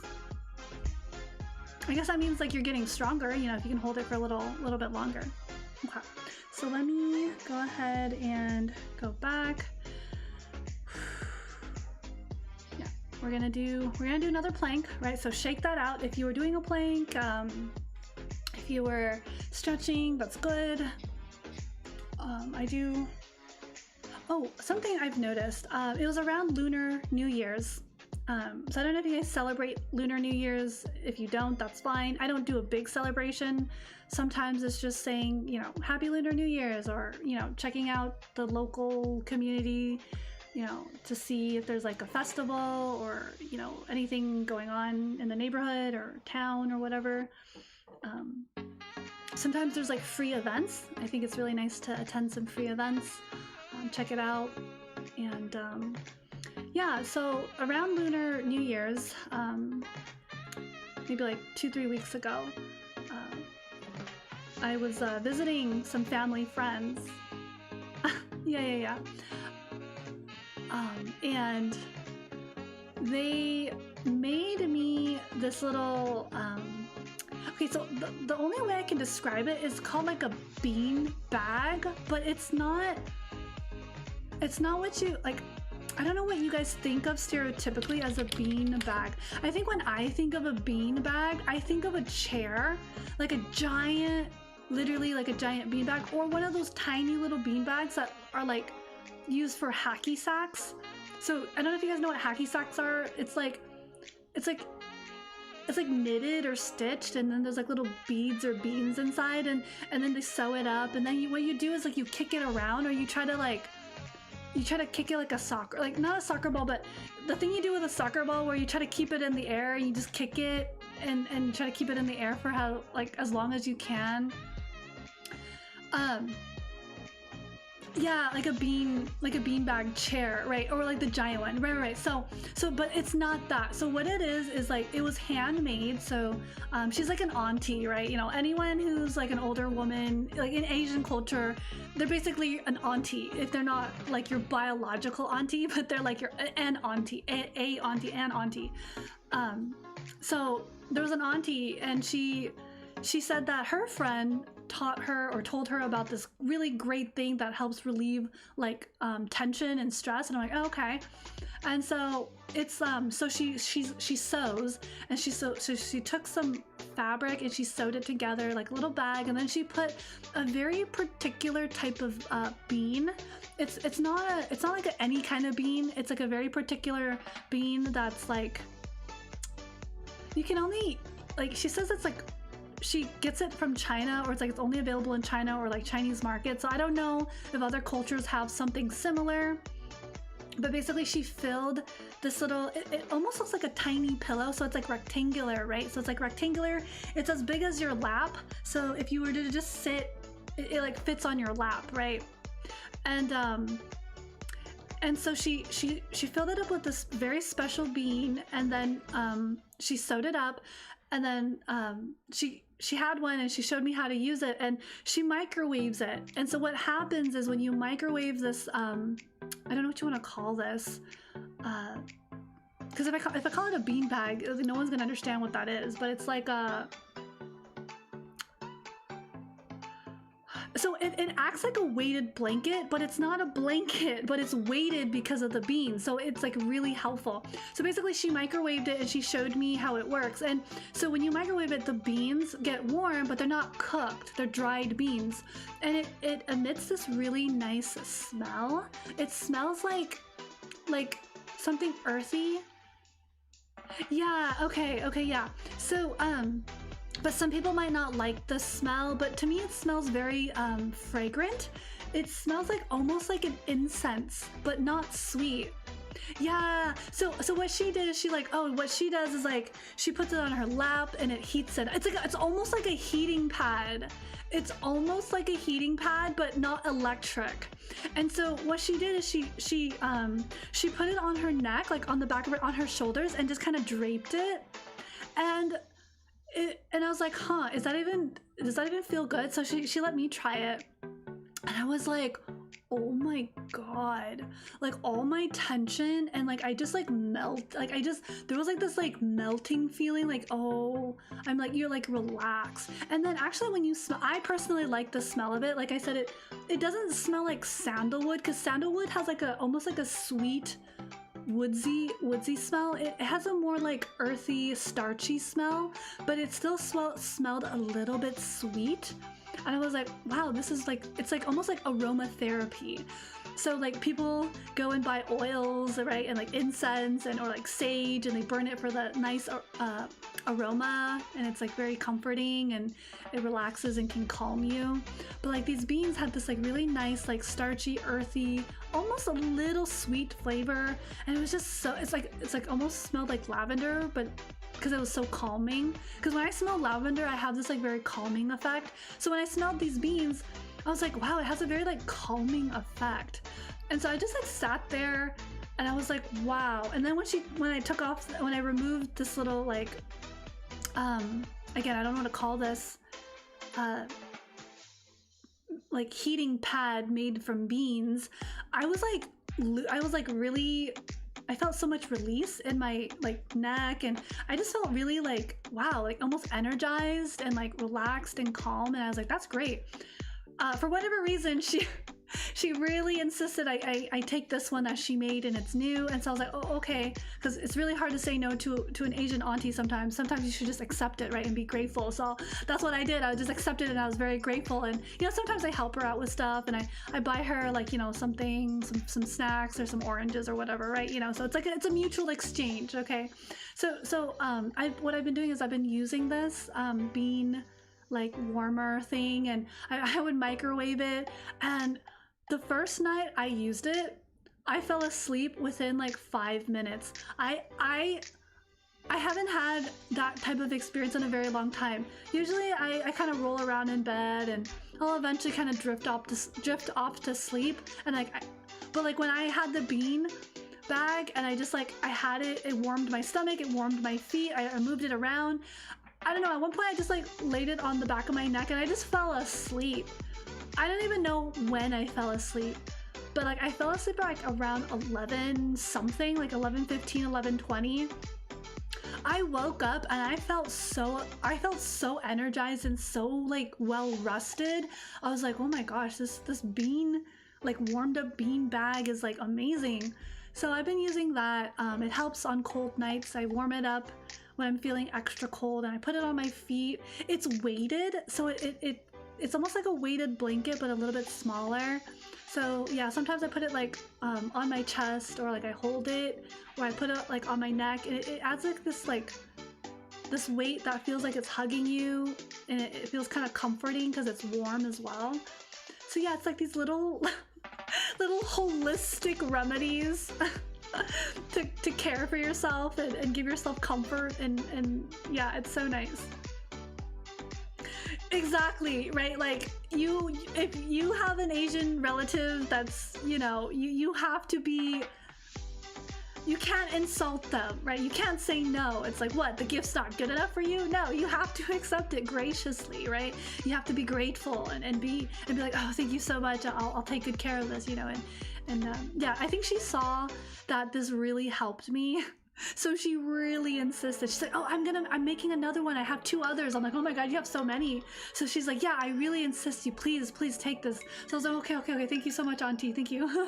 Right. So I was like, okay, thank you. So I've been using it, and I'm using it well, and it's just really nice. It's holistic, right? I do like it because what you can do is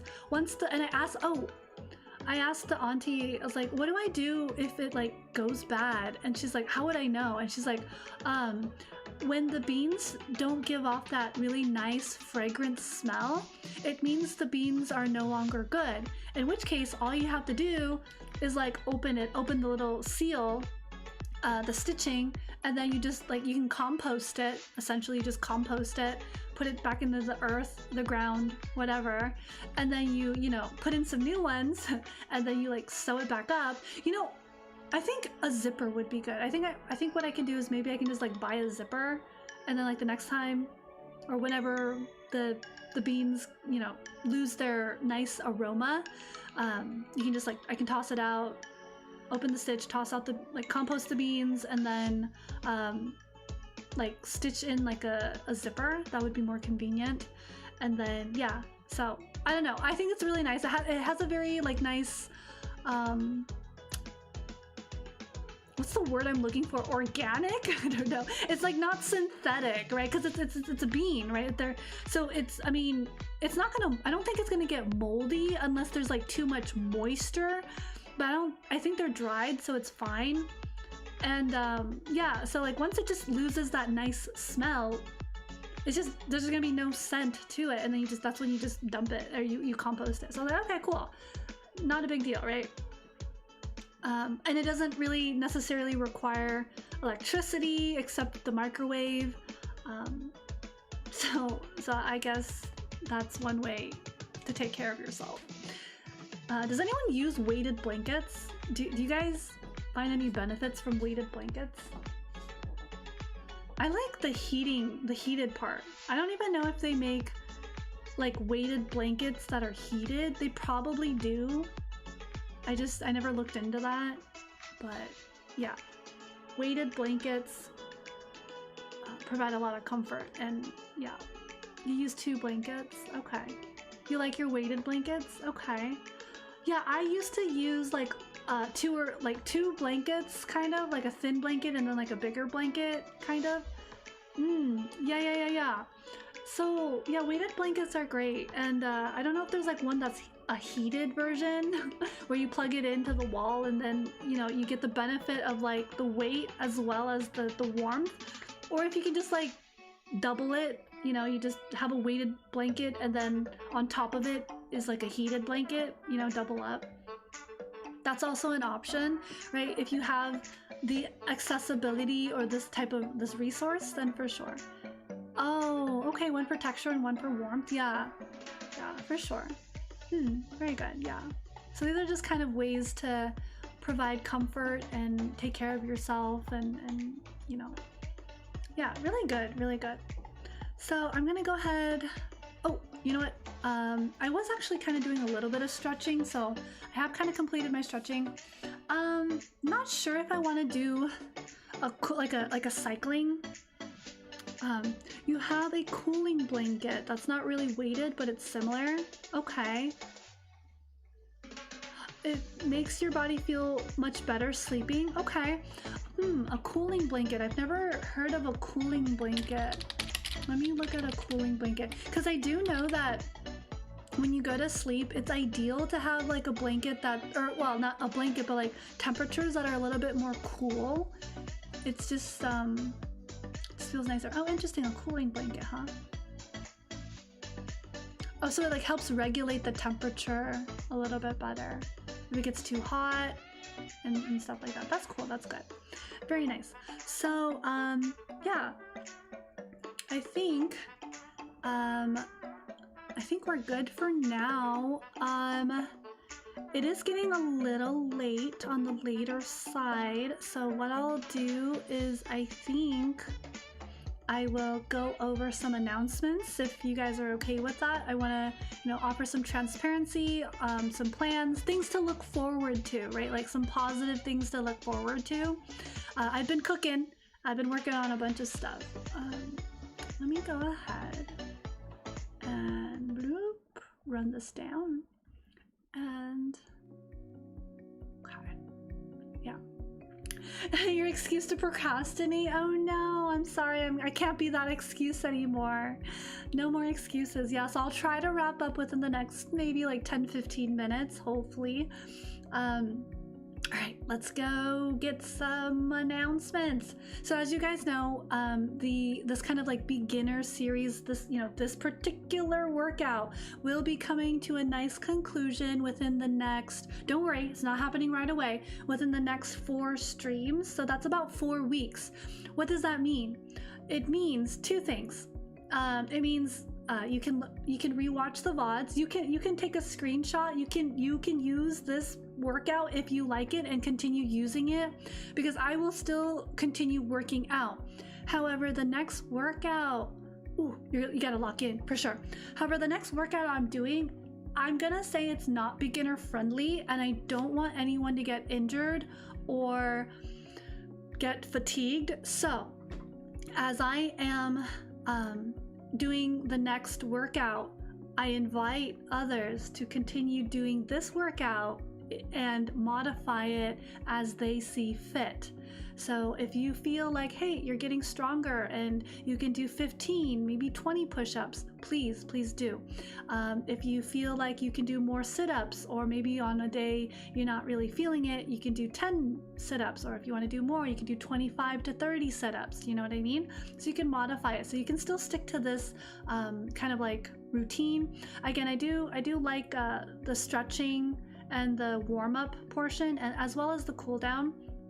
But definitely warm up. If you had to choose between warm up and cool down, I would choose, if you can only do one, just do a warm up to kind of like get your body warmed up, get the blood moving, get your, activate your muscles a little bit, get them kind of moving and kind of like starting an engine before, you're doing anything.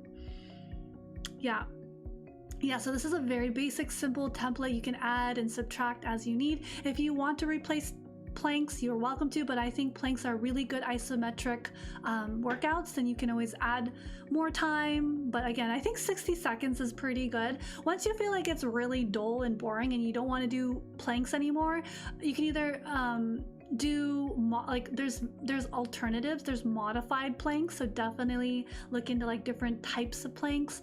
There's again, if you don't want to do sit-ups because your back, then you can do reverse sit-ups or reverse crunches, where you bring you use your core to bring your legs up. That's also a very, very good workout.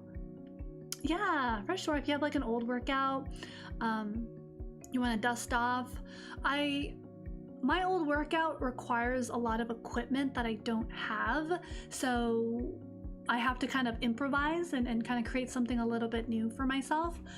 But yeah, so this is really good. So if you had to choose between cycling as a warm-up or cool down, definitely a warm-up is good.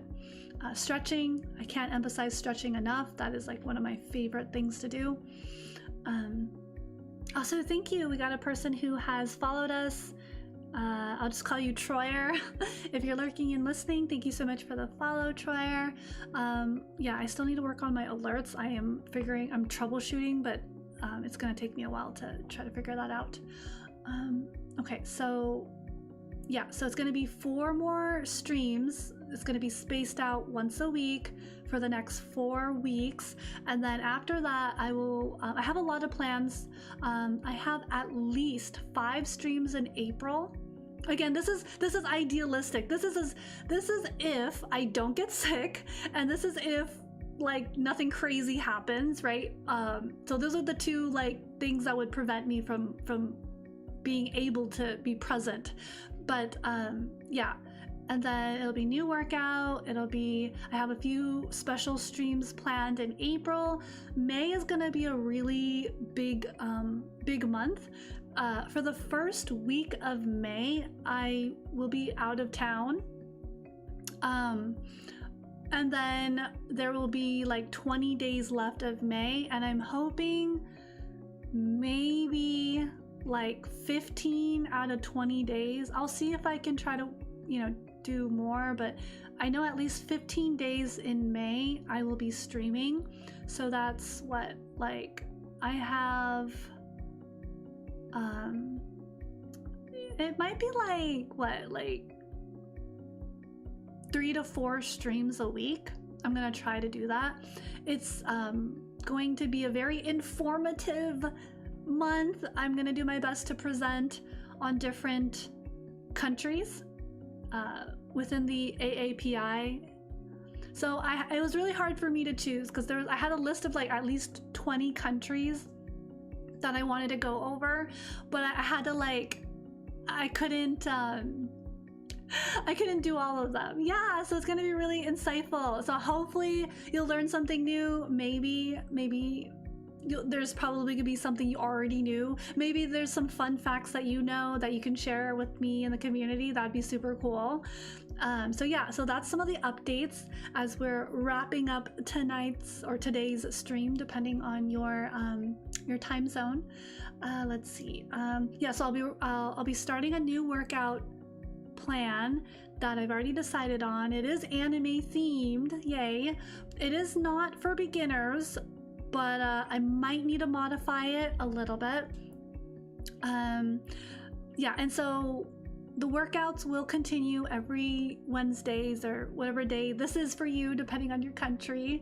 I am planning, again, I have talked about this, but just going over my list of items.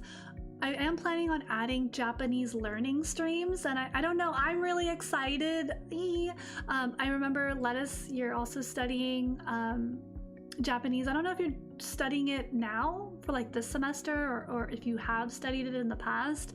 I'm not sure if anyone in the community wants to learn Japanese or if they've already learned Japanese already and this is like a refresher, so I don't know.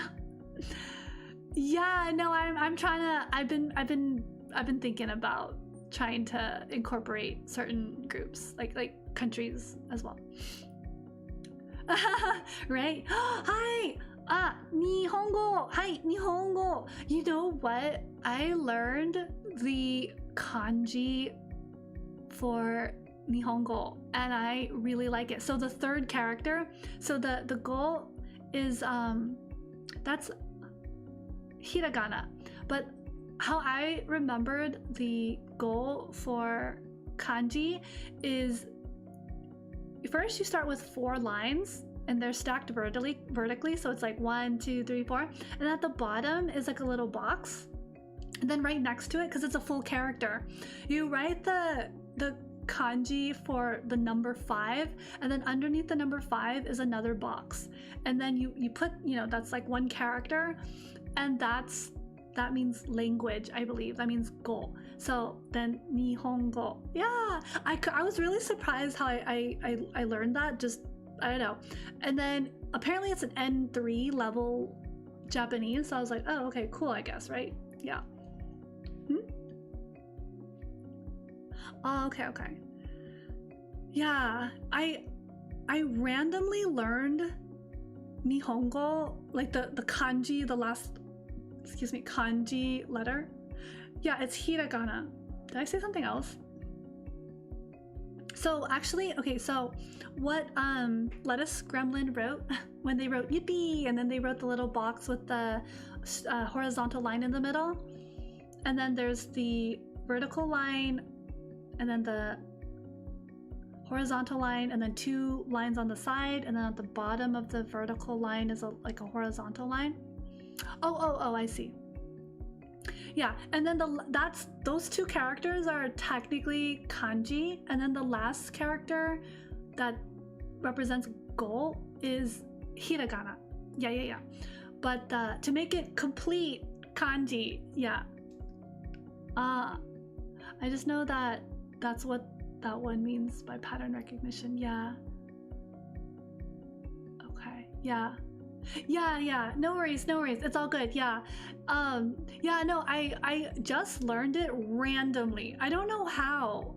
It's just like 4 lines, 4 horizontal lines stacked vertically, and then a little box on the bottom. Next to it, you write the kanji for the number 5, and then a little box underneath it. And then that is like 1 character. I don't know. I'm gonna have to figure out how to like set up my a tablet so that I can like write on the screen. That would be really helpful. But then you guys will have to see my terrible handwriting. My digital handwriting is like really, really sloppy. But yeah.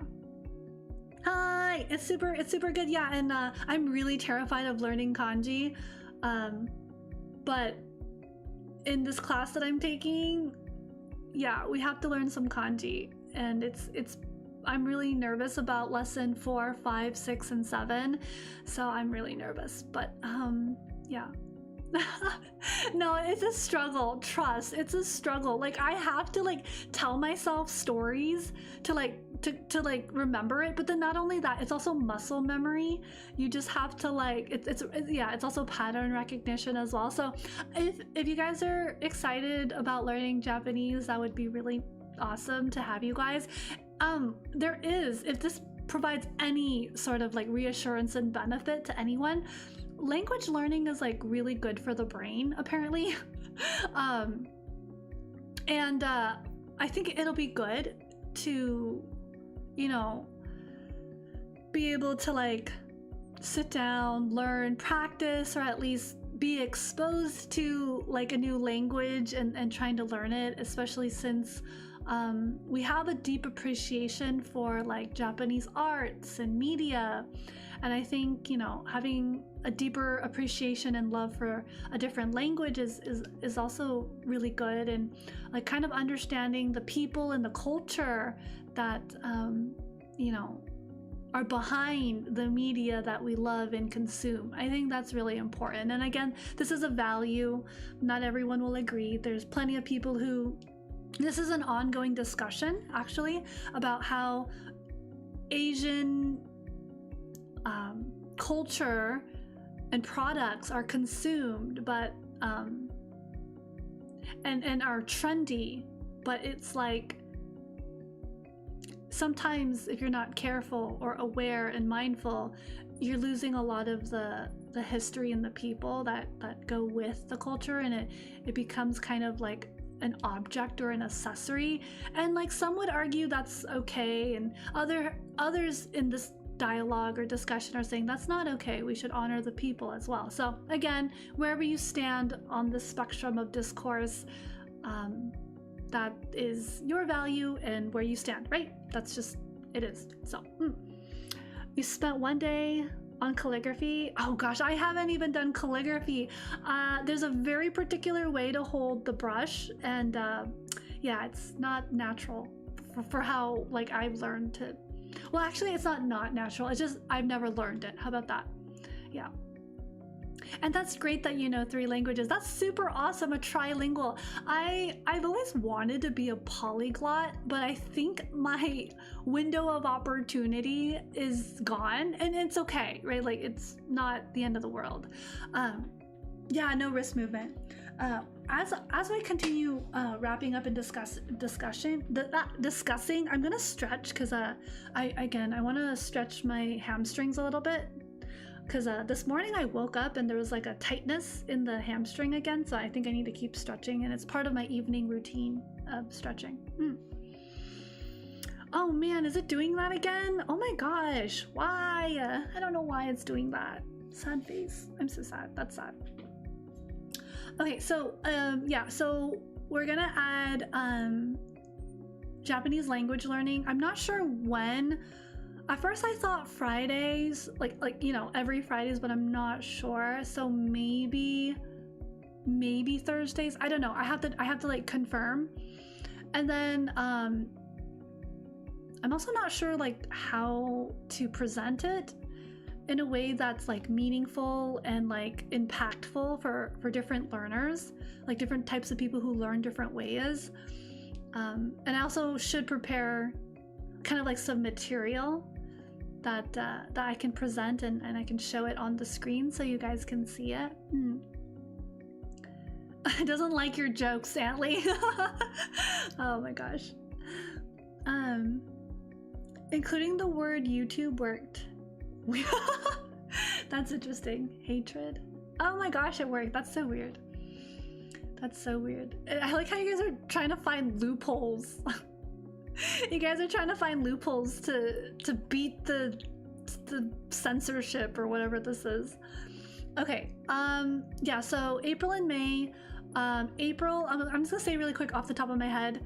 I think it's April 6th is International Asexuality Day, so Aro-Ace. I'm going to introduce Aro-Ace. Some of you guys might know it, some of you guys you don't. I'm going to introduce it anyways. I'm going to try to dig a little deeper and find some history and stuff about that. But we'll see. I don't know how far I'll get because, but that's April 6th. April 19th, I believe, is International Non-Binary Parents Day. So this is like overlapping two really cool topics that I actually am really interested in.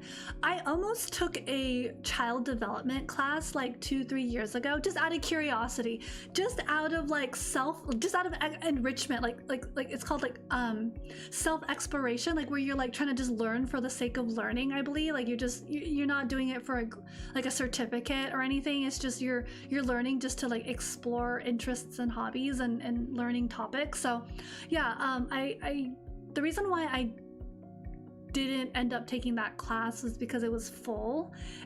So I was like, darn it. So I kind of just dropped it. I was like, whatever. And I think I'm gonna try to incorporate like really cool facts that I've picked up about like parenting and child development and all these things. And I'll just like share it without, you know, again, not saying like, oh, these are the facts and whatever. It's just like, hey, what do you guys think about this? This is interesting. Blah, blah, blah, blah, blah. Oh, trans visibility is on the 31st of April? Okay. Oof, I did not know that. Wait, no, March 31st, right? March 31st. Actually, let me double check. Trans Visibility Day. Oh, okay, this is like bad news. Heads up, bad news. I'm sorry. Yeah, March 31st. Yeah, March, because I was like, April doesn't have 31st, so I was thinking March. Yeah, I remember that. I think it was Kansas. They passed some like state law, I don't know what it is, like bill, whatever, that says like individuals who are trans who already have like what is it, a driver's license. Oh, did you guys hear about that? I was really bummed out. I was like, why? But like, and then I went into this like monologue within myself saying like, oh my gosh, like this country is like, I don't want to use bipolar, but it's like can't make up its mind about things. Oh, they overturned the governor's veto? Okay. Oh, well, okay. I didn't follow up on it. Does that mean they're not? They removed the ultra. Oh. Wait. Yeah. I'm like, wait. At first I thought like they vetoed, like it didn't pass. Oh, it passed. Oh, that's terrible. It's just weird. It's like it's just, they don't need to do anything. They should have just left it. Just leave. Stop. I'm going to do the TOS things to myself and others. What? What do you mean terms of service? What? What do you mean terms of service to yourself and others? You have terms of service now? They overturned the okay, I get really confused about legal things. Yeah, okay, so anyways, it's frustrating. It's frustrating. I feel so bad. And so like on social media there's some people, like, you know, the trans community is talking about it. They're like, hey, I got my letter, and they're telling me that I need to, you know, go back to the whatever, I have to get a new driver's license, basically. It's ridiculous. Oh my gosh, I don't know. Stop, but that's not even funny. You're scaring me. Stop that. Oh, multicultural. Oh, interesting. Okay. Yeah, so it's just interesting because like, yeah, international trans, I want to be transparent. It's not that I don't support. I'm fine. No, you're not. I don't know if I can stream on the 31st of this month. I'm not sure yet. I want to. So what I'll do is I'll just maybe like throw some announcements like in the community, on some socials, you know, highlighting, hey, happy International Trans Visibility Day. You know what I mean? I don't know if I can dedicate a whole stream because I have a lot to do to plan for April and May. So I think that's the plan. Yeah. Okay, but y'all know I can just already see someone's gonna be like, Poe is so performative. They stream for non-binary and Arrow Ace, but they can't even stream for trans visibility. And I don't know. I do support trans rights and being able to support that community. And you know, I have friends, and you know, we're all kind of fluid like that. So oh my god, the pressure's on. That would be weird. That would be weird.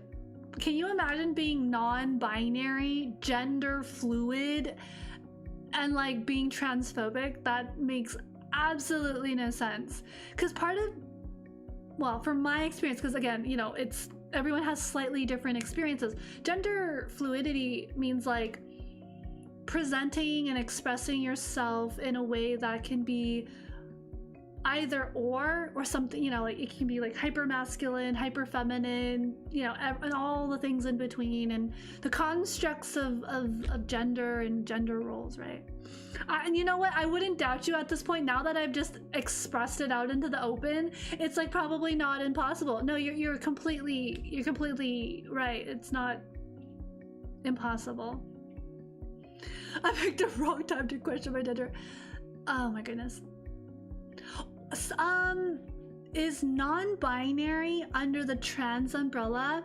I'm not gonna police you. This is my opinion. Okay, so let me just put that out there. It's not the law, it's not the facts. My understanding is that non-binary, NB is kind of its own thing, and trans is its own thing, but there can be overlap. Like you can overlap. Yes, you can overlap, but essentially it's still like two kind of different identities, meaning you can be non-binary and not trans. You can be trans and non-binary. You know, there's a lot of overlap, but they're also just individuals. For example, a trans individual could just strictly, you know, be trans and not want to be ambiguous. They're trans, right? M to F or T to M. So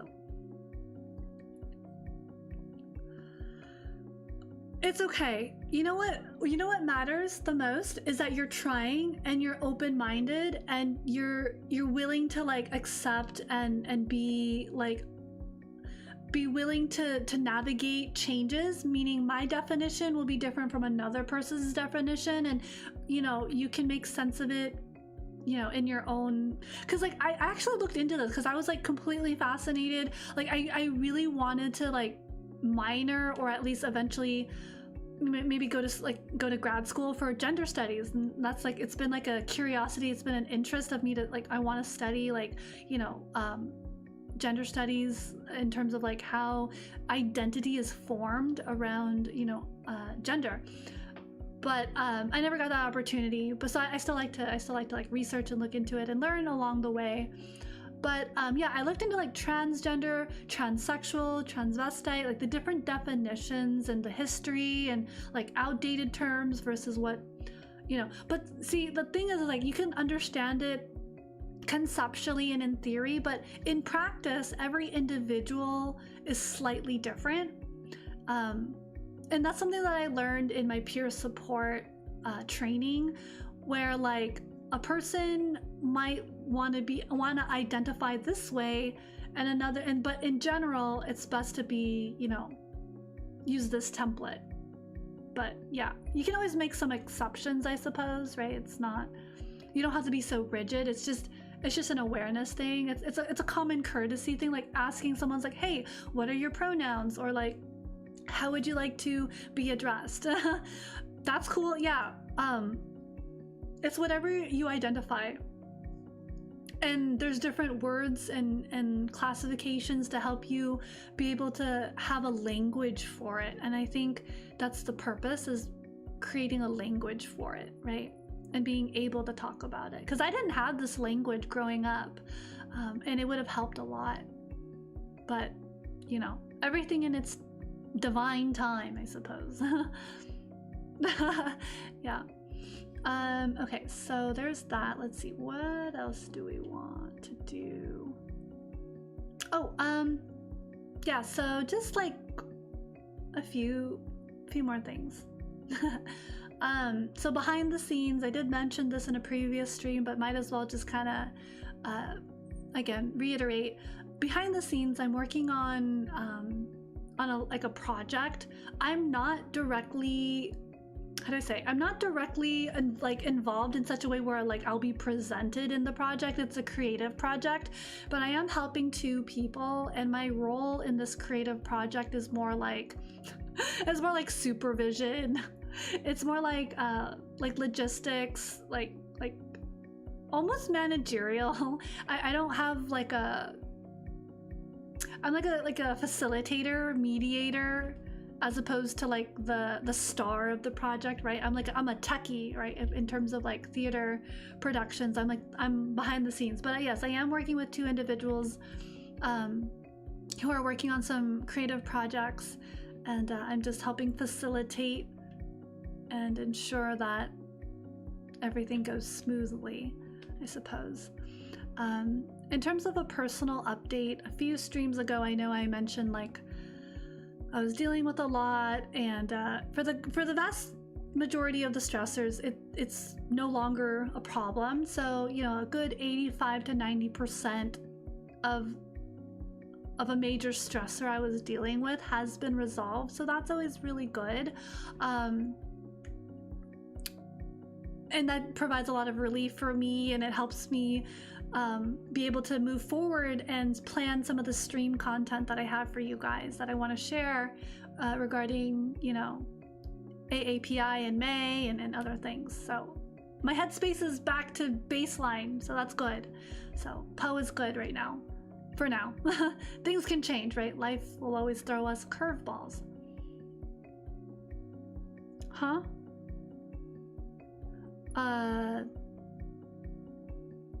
I'm not understanding.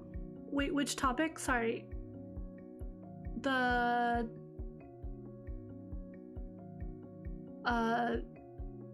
Okay, Japanese learning. We talked about transgender and language there. The peer support thing with language, question mark.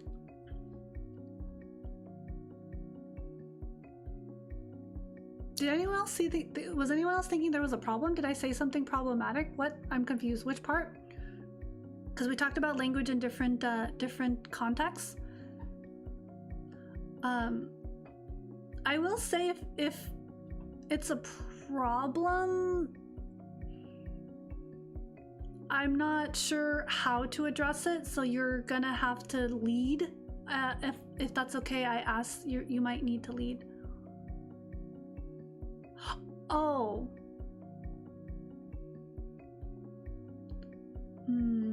Is it okay if you clarify? Jamie? Do you feel comfortable clarifying the concern?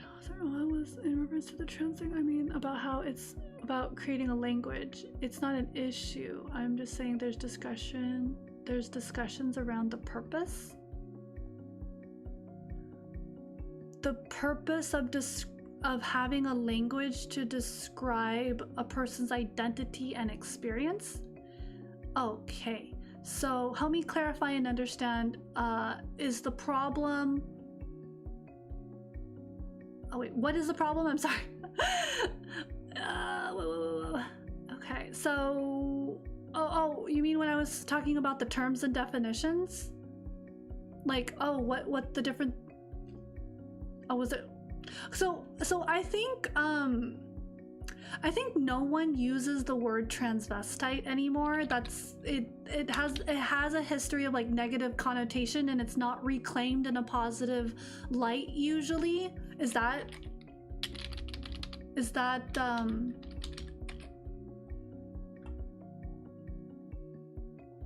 creation of the creation of language?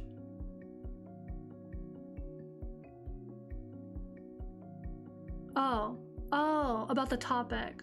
Okay. Yeah. Right, exactly. Yeah. So, okay.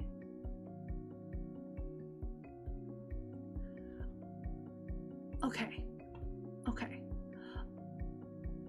I'm so sorry. When you guys, this is a me problem. I acknowledge this is a me problem, but when you say this and that and it, sometimes I don't know, because you know how my brain is, right? Like I bring up like a million different topics, and so it's not clear to me when you say the creation of that. It's not, again, it's just a me problem. I'm so it helps with specificity for me. Again, that's just me. So yes, those things and the creation of like slurs, or okay, thank you. The creation of language around a specific subject. Chatting is difficult. Oh, okay, so I just want to understand.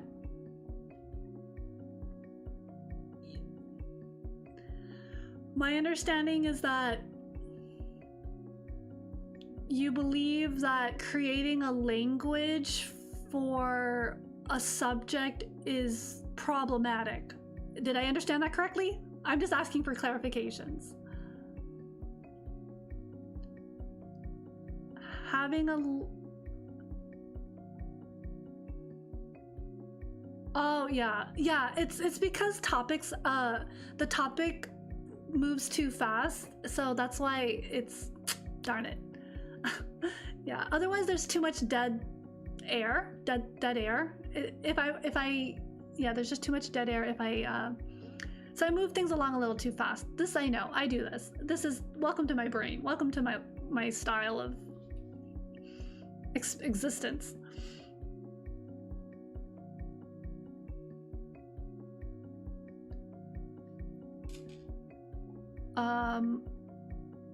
Okay. Okay. I'm sorry. My brain is malfunctioning. It's like 9:30 and I need to get dinner, but so let's just... Okay. Oh, I see. Oh, I see. I see. Communication is a skill. Clear communication is very important. Yes. Okay. Huh. That is really interesting. So, my understanding is that you're talking about like harmful language, and yeah.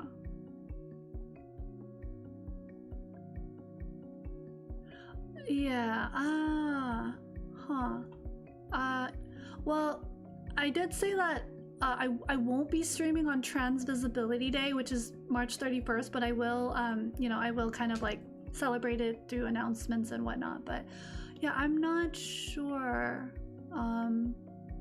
because everything is language. There's a really good content creator who talks about language, and yeah, this is not black and white, and it's not like,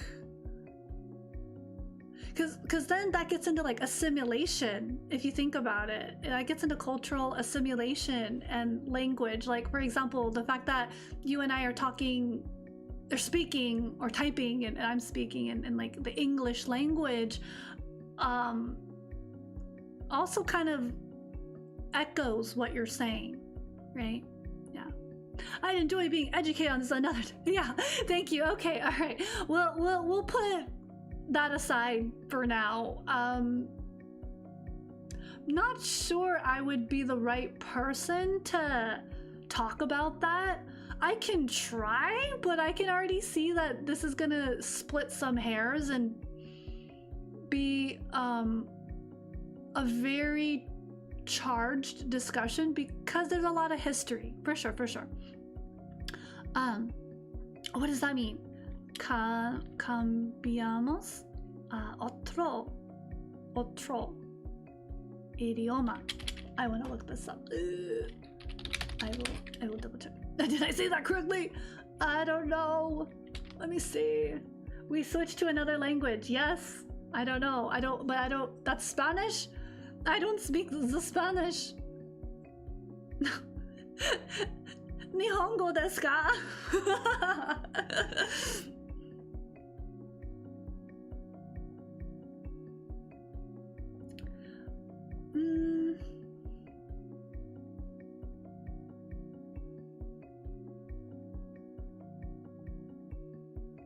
I think it depends. I also want to say that I don't necessarily muy bien. I also want to say that there's certain topics that I don't feel comfortable.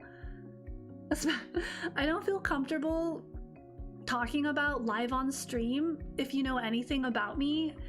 And yeah, it's kind of like when someone, you know, says, oh, I've been around Poe's stream and I know everything about this community and I have a blah blah blah blah, but then they like misgender me and I'm like, well, I mean, you know, so much for that, right? I suppose, yeah. There's a lot of responsibility with being the totalitarianism. But anyways, okay, so I do want to try to wrap up and not have this fester in a weird way. And the community is like, you know, a small space, and I think the reason why the community can have the potential to talk about like more complex topics is usually because